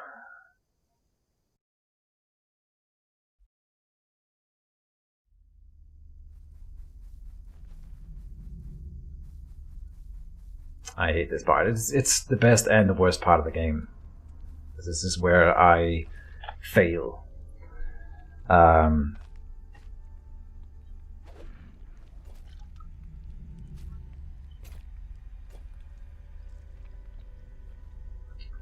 I bring the backpack to do precisely this. Drop it on the floor here. So I have some extra medical supplies lying around for after the fight.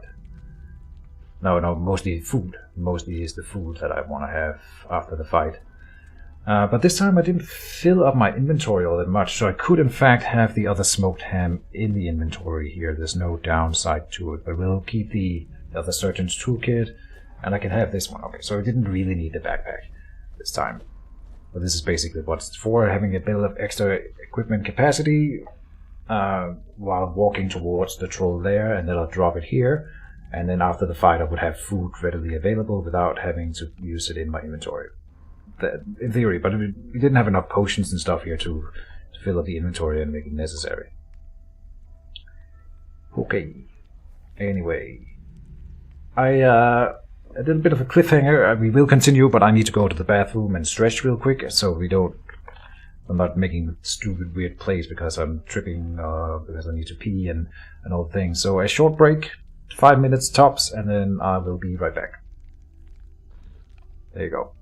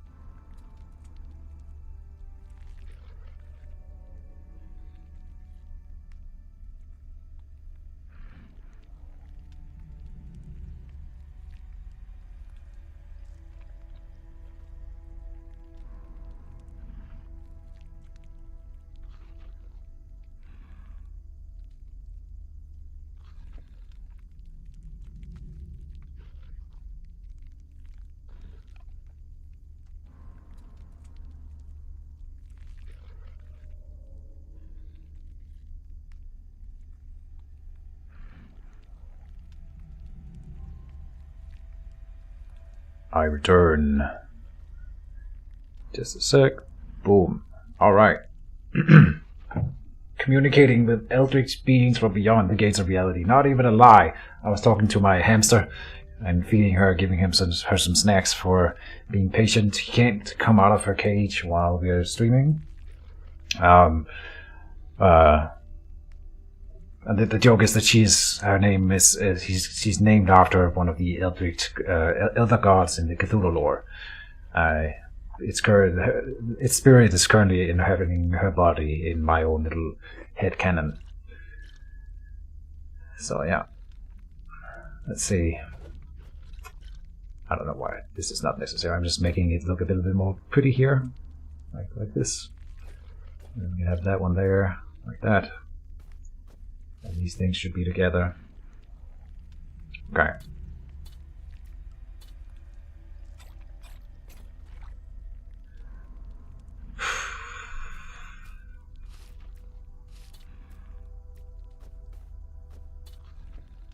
Something like that. 2 of these things here is basically an extra life. Lots of vivifying essence. I'm thinking here that if I lose, are losing, then I can get away? Maybe. We will try to preserve the character if I'm losing and then run away and come back for the troll another day. Then I will have to leave behind the backpack, but that's fine, we can just find another one. So,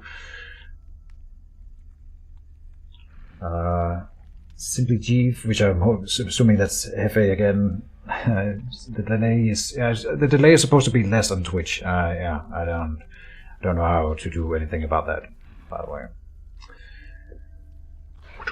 One troll fight coming up.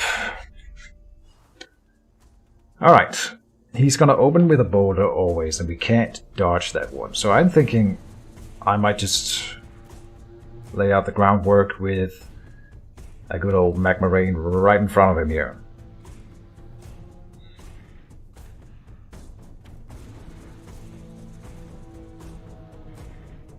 Is there anything else that I should be using right now? Not the potion of sturdiness, no. Okay. Like that. And he hits me with the boulder, so we gotta use the dash. Now, after that, he's gonna start walking towards me, and I want to maintain a distance, but I'll also be in range to hit him with spells and stuff. I need to move one closer than, like, here. And I would love to wait until he is on fire with the fire barrage. So let me put up a boulder, which I'm hoping will be worth it. Then now he's on fire. For what, 3 turns? 2 turns. Then we put fire barrage on him. He went up to 4 turns. That should be a point where incineration does a ton of damage here. Each remaining turn of the extinguished burning increases the spell damage by 30% and ignition chance by 100%. Oh. Okay. That's 100% ignition chance then after that. So 30% extra per times 4 means more than double damage. Should be worth it. Yes. Okay. 21 is pretty underwhelming. We managed not to get stunned by the roar. 3 turns to boulder. 1, 2, 3. In fact, I gotta move closer, or did I take damage? No. We could pop a potion. We could eat the grapes because we are getting both hungry and thirsty. I forgot to eat and drink before the fight. I have placed myself incorrectly, but at least he does not have the boulder online next turn. But I will be hit by a freaking boulder, you're kidding me. Yeah. Ah, I'm such an idiot. If I move out here, I'm at range 1, 2, 3, 4. Then I can step one closer in the next turn. And then he is in... No, he's going to move one step closer to me, and then he will be in range 2. I think. Oh, Lord. Please let that be true. So... Yes, he stepped closer. Oh, so no boulder. Now he's got boulder online. If I move to range 3 after this, then he will be able to hit me. So we gotta make sure that we don't. He does not have anything ready, so he's just gonna step closer. I'm gonna blaze. Fire resistance is -30 right now. Blaze is the most efficient energy into damage that we have. And it reduces the cooldowns for this ability, the tree. Yeah, let's just do it. Okay, and he's got armor still, so that's why he's taking a little bit less damage, I think. I think armor's a factor here. He has magic resistance 35, nature resistance 70%. Oh wow. Oh, I did not know that. Okay. He is about to go for a good old attack, so I gotta move. And now we start the whole troll dance. Yeah, I don't think there's any way around it. Oh, we could go elusiveness, and then he swings at me. And then what? What is the plan? To then do a ring of fire, maybe? What? Then he gets another hit at me, but with really high dodge chance. What is my dodge? Just an off the cuff. 18% is pretty low. Okay, and it costs a lot of energy to do that whole combo. I'm not sure I want to. How much damage is he taking from burning? 3? No, wait, oh. What? 37 from fire here. Flame saturation. That was from... Flame saturation, what is that? Oh. Ah, right, that's my skill giving me energy back for him getting lit on fire. That's also really nice. We are getting a generating. I'm going slow here. Oh, my Twitch stream says I'm playing Grifflands. Ah, well, yeah. Thanks, Heavy, but it's too late now. I always fuck that up. Yeah. I will try to remember that in the future. I don't know what to do. I think I should just step away from him. We're gonna have to do that for 4 turns. Or I can go for the elusiveness combo. He's burning for what? Oh no, I misclicked. Well, that's not good. Yeah, he was done burning anyway. Okay. So I could shoot in front of him to set him on fire. Or just attack him directly. Let's try shooting in front of him and see how much that does. Lights him on fire. He takes 3 per turn. That's really low. Yeah. Then it would have been better to blast him in the face. So now we gotta do the dance. Next turn is shockwave, so then I gotta be placed like one off to the side, like this one here. It's kind of perfect. Yeah. Then I can step in here. And he's got boulder, but I have dash. So we could do the boulder, the dash away from the boulder combo, which can put me at a good distance from him, and I think that is fine here. So I'm gonna go for that, gonna move over here. Then Magma Rain underneath him. Then he's gonna boulder. Yes, oh, and he misses with the boulder, so I don't even have to spend the dash here. Just walk quietly away from him. Good. Then fire barrage in his face. Doing good damage here. He's going into regeneration already. Okay. I am not going to be able to close into melee with him here. No, that's not true. Do we dash in and whack him? He didn't regenerate yet, So he's gonna regenerate 4 turns for 5% per turn. Receiving a melee hit removes the effect and applies 200% damage taken for 2 turns. You would think that that's a good thing. But I'm not going to be able to hit him in the next 2 turns. I hit him, then he wakes up and swings at me, I think. Right? Pretty sure he just wakes up and swings at me, and then that's actually really bad. I'm already wounded. So instead, I am gonna go and just ride it out. Let's see, he's at 73 before he starts really regenerating. I drink my potion of sturdiness. This gives me a lot of health, passive health restoration, which will fix my little mistake here over time. Then, can I blaze him from here? No, it's out of range. Can't really hit him from here, but a boulder can. He's at 83, so he healed about 10%. Yeah, okay, even though he's burning, he's not burning anymore. Okay. Move in. Blaze. He goes for the roar. Gets a stun for 2 turns. Oh no. Oh, I hate this.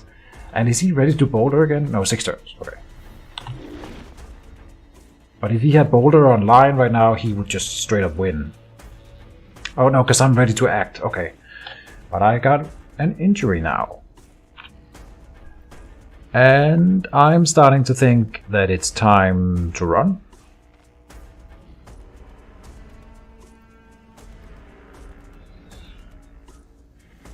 Because this is not going well at all.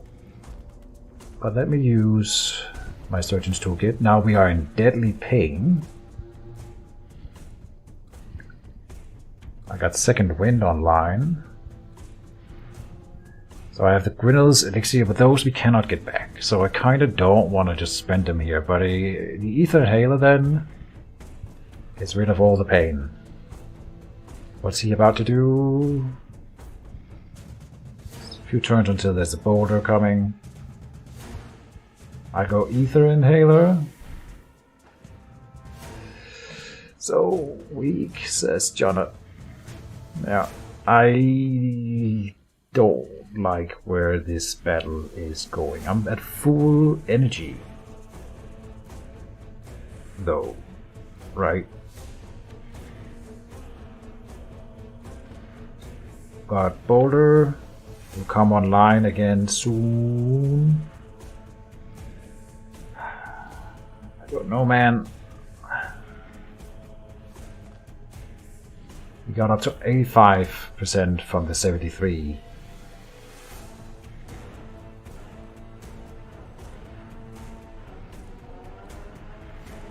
What am I waiting for? The blaze, maybe? So step away from him.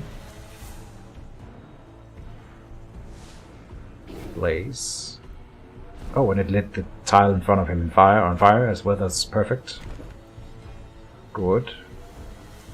One more turn until Boulder, but that's not a big deal. Move over here, move over here. Here comes the Ground Slam. I think I will go for the dodging Boulder combo again, and we'll see here. I am even gonna just walk a tile away here. Yeah, so I gotta use the dash, which means that we will not get to use dash on the next boulder that it then comes in, which makes it really tricky.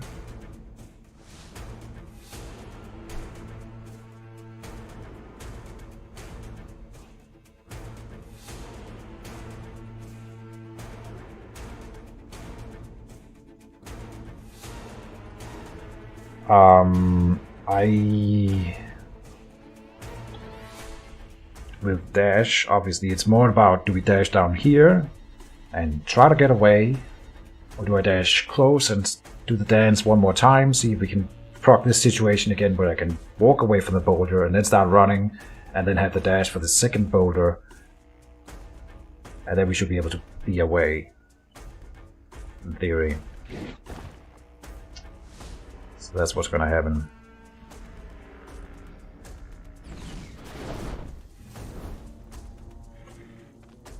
He's got Shockwave up again, almost certainly. Yeah, let me drink a Vivifying Essence here. Then a good old Fire Barrage to the face. Let me check his cooldowns. Yeah. He's gonna do the Roar. And if he stuns me, it could be bad. So I want to walk away. He will Roar. Get this done. But I was outside of Shockwave range, and we are in boulder range. Also Shockwave range here. He stopped burning now. Damn it. 75.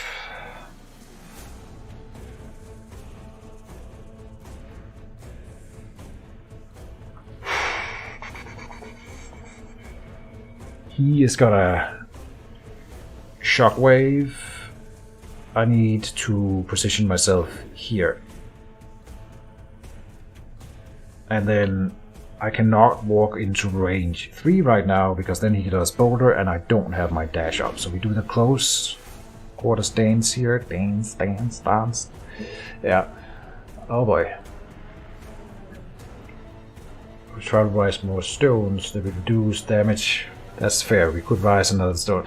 The thing is they burn my energy, but my energy has been pretty good, so maybe you're right. I'm gonna put up a stone.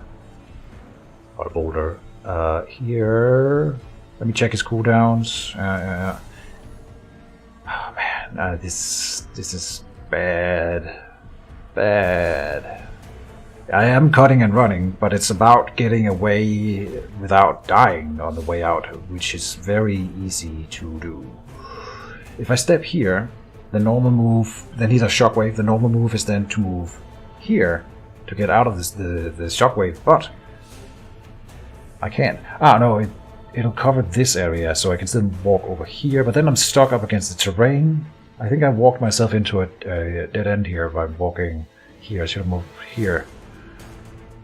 Damn it. This little piece of terrain is gonna mess up my whole day here.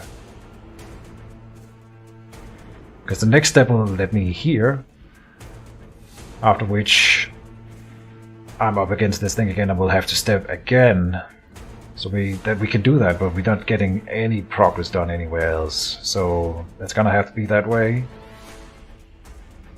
Maybe I walk here. Yeah, I seem to remember his pattern was different over here. Alright, that was right. So then I can come sideways, and then at least we got rid of that terrain piece. And now I get to fire a skill at him. So I would go for the blaze. We can do another boulder. Let's try another boulder then. Then here. Oh, now he's going back. Okay, and he just when he walks into the boulders, he just destroys them. By the way, so he's got rock toss ready, but one more turn and I have dash ready. So I am gonna cut and run now. Here.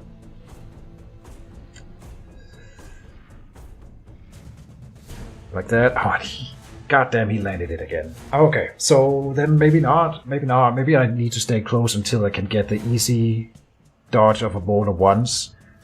And then gonna run. If I do it now, we'll come down here. He might go in the other direction, but his boulder will come off of cooldown before my dash comes off of cooldown, and he can one-shot me at long range because the further away we are, the more damage it does. So I don't think we will survive. If I try to run now, then I would need to be at full health right before he throws the boulder on me, or proc a potion or something that gives me any... Maybe I should have the earth armor precisely for that reason. We could put up another boulder just as I'm about to be hit by a boulder, and that might even it out. I don't think I can run right now, though. That's my point. So I will have to go close again.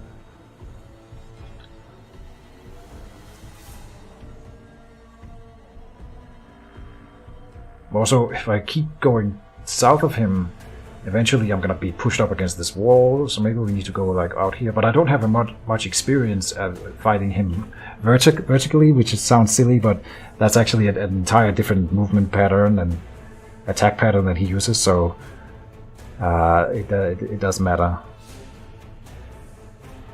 This is range 3. I'm gonna do it like that, and then he might, if he goes, I'm gonna have to chase him if he runs back, is my point. Here. Oh, now comes the shockwave. Can we dodge this one? Yeah, okay. Oh, is he destroying the boulder? Oh, he might be destroying the boulder. Oh no. Yeah, it's gonna hit the boulder. And that's gonna stun me for 3 turns.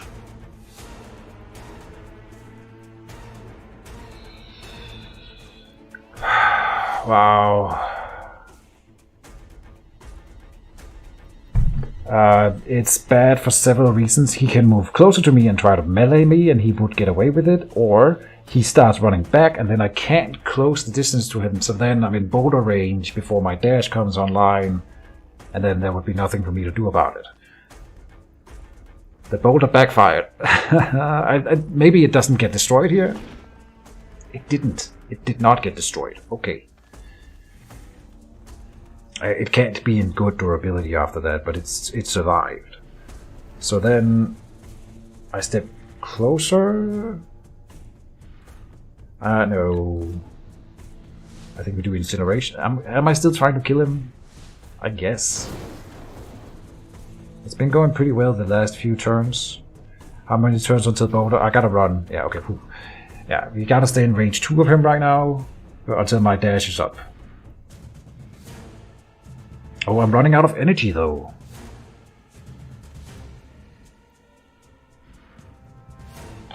Yeah. Oh no, he's gonna hit the boulder again if I don't move somewhere else. If I place myself here, I cannot dodge the shockwave, so it would have to be here. Is the only place. Yes. Oh, but he's running. Gotta step closer. Okay, gotta run away. Oh, Jesus. This is fine. He's walking around in this magma thing. This is where I can dodge the shockwave. He's not doing shockwave. Here, we cannot go here. We have to go this way. I can't sit myself up against this terrain. No, not if he follows. Then I would be squished up against the terrain, so I need to go here. There's the troll regeneration. Which means I have 4 turns to run until he can throw a boulder.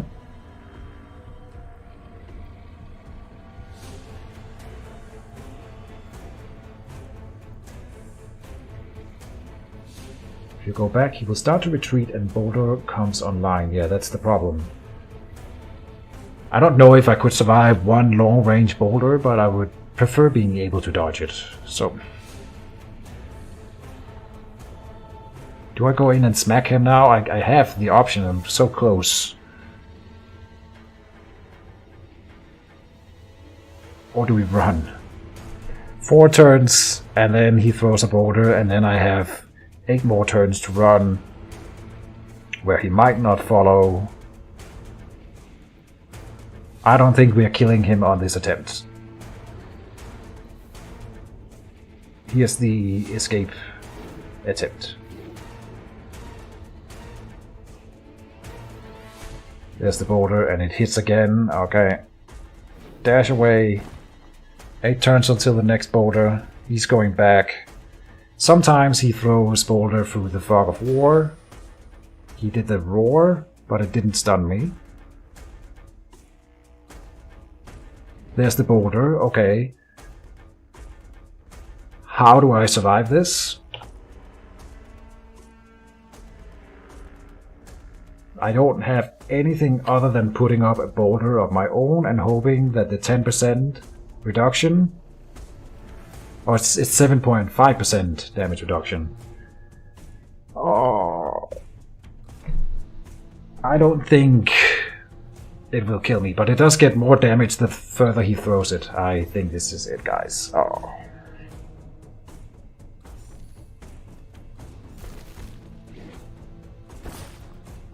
Oh. 111 damage. I'm bleeding.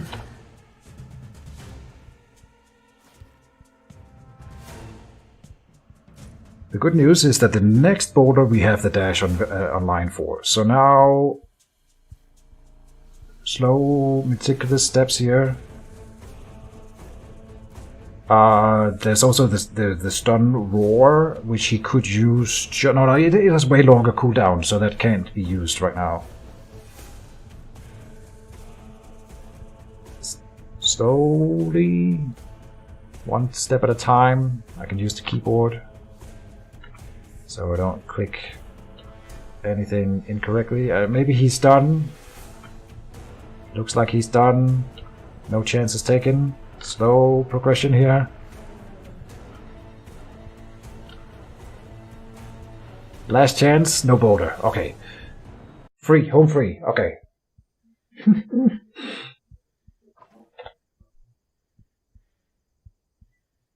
Yeah, I mean, that went well. I think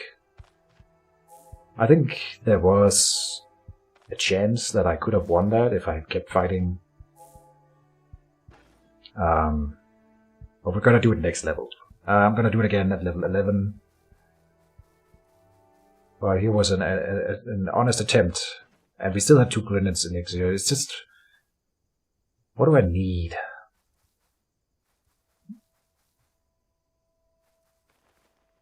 I don't know what we can really do.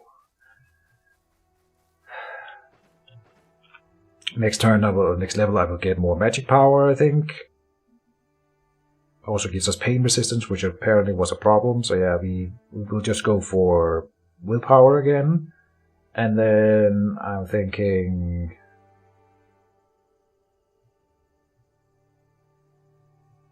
taking fire damage reduces active cooldowns for this ability tree and increases taking fire damage. No, we don't take fire damage. Targets affected by blaze gains lowered fire resistance for 30 turns. Oh, 30 turns. I never saw that before. Okay, I mean, why don't I have Scorch? So Scorch is the next thing we're getting. Or I was thinking about getting the stone armor. Because then when he is about to kill me with a boulder, I can proc this one. If I can't dodge the boulder, I can proc the stone armor at least and take 30% less damage. And that's a lot of damage that we are not taking. So now we would like to not meet anyone on the way home here. And then next, this is going to be the end of the stream, by the way. So this next stream will be about getting to level 11 and then trying again. And we'll keep trying every level until I get it right. I could try again on level 10. I think we've proven that it's difficult. A better staff would really help, yeah, for sure. Good call, Pedro. Yeah, we are gonna do, I think, did we do any of the quests in Manshire at the end of this episode? Didn't we? Didn't I go? Oh yeah, I did both Quiet Crypt and Monastery of the Hosting Exchange. So the next thing will be the Outpost Eastler, and then we'll take it from there. That is the best dungeon. We might even reach... No, we won't go level 11 for that dungeon, I think. I feel great for not throwing the game to the troll like I usually do when on my troll attempts. This was a success in that I think I got better at fighting the troll. We all did. See little things of things that work, a little bit about what things that doesn't, and then we grow as people and all the good things. And then we will say, good work, Jonna, for not dying. And that's all there is to it. So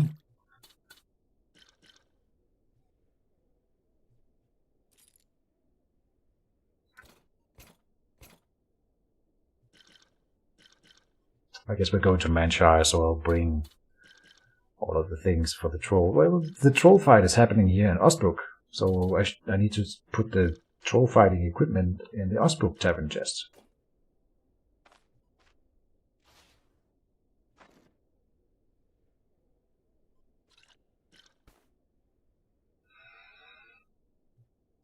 Good stuff. Yeah. All in all, we've got pretty good equipment. I mean, this mantle is really good. And then the better staff. I like it because of the crit efficiency 15% adds on spells, so it's a decent staff. But yeah, it's not. We need a better one for the troll fighting, absolutely. So that'll be the next big thing to get going. We'll sleep for just 1 hour here.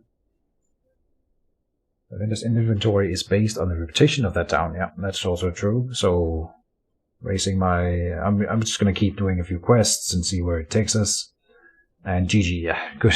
Good game. Good game. And thank you everyone who participated in the stream, even also those that were here earlier. Thank you to you guys for watching.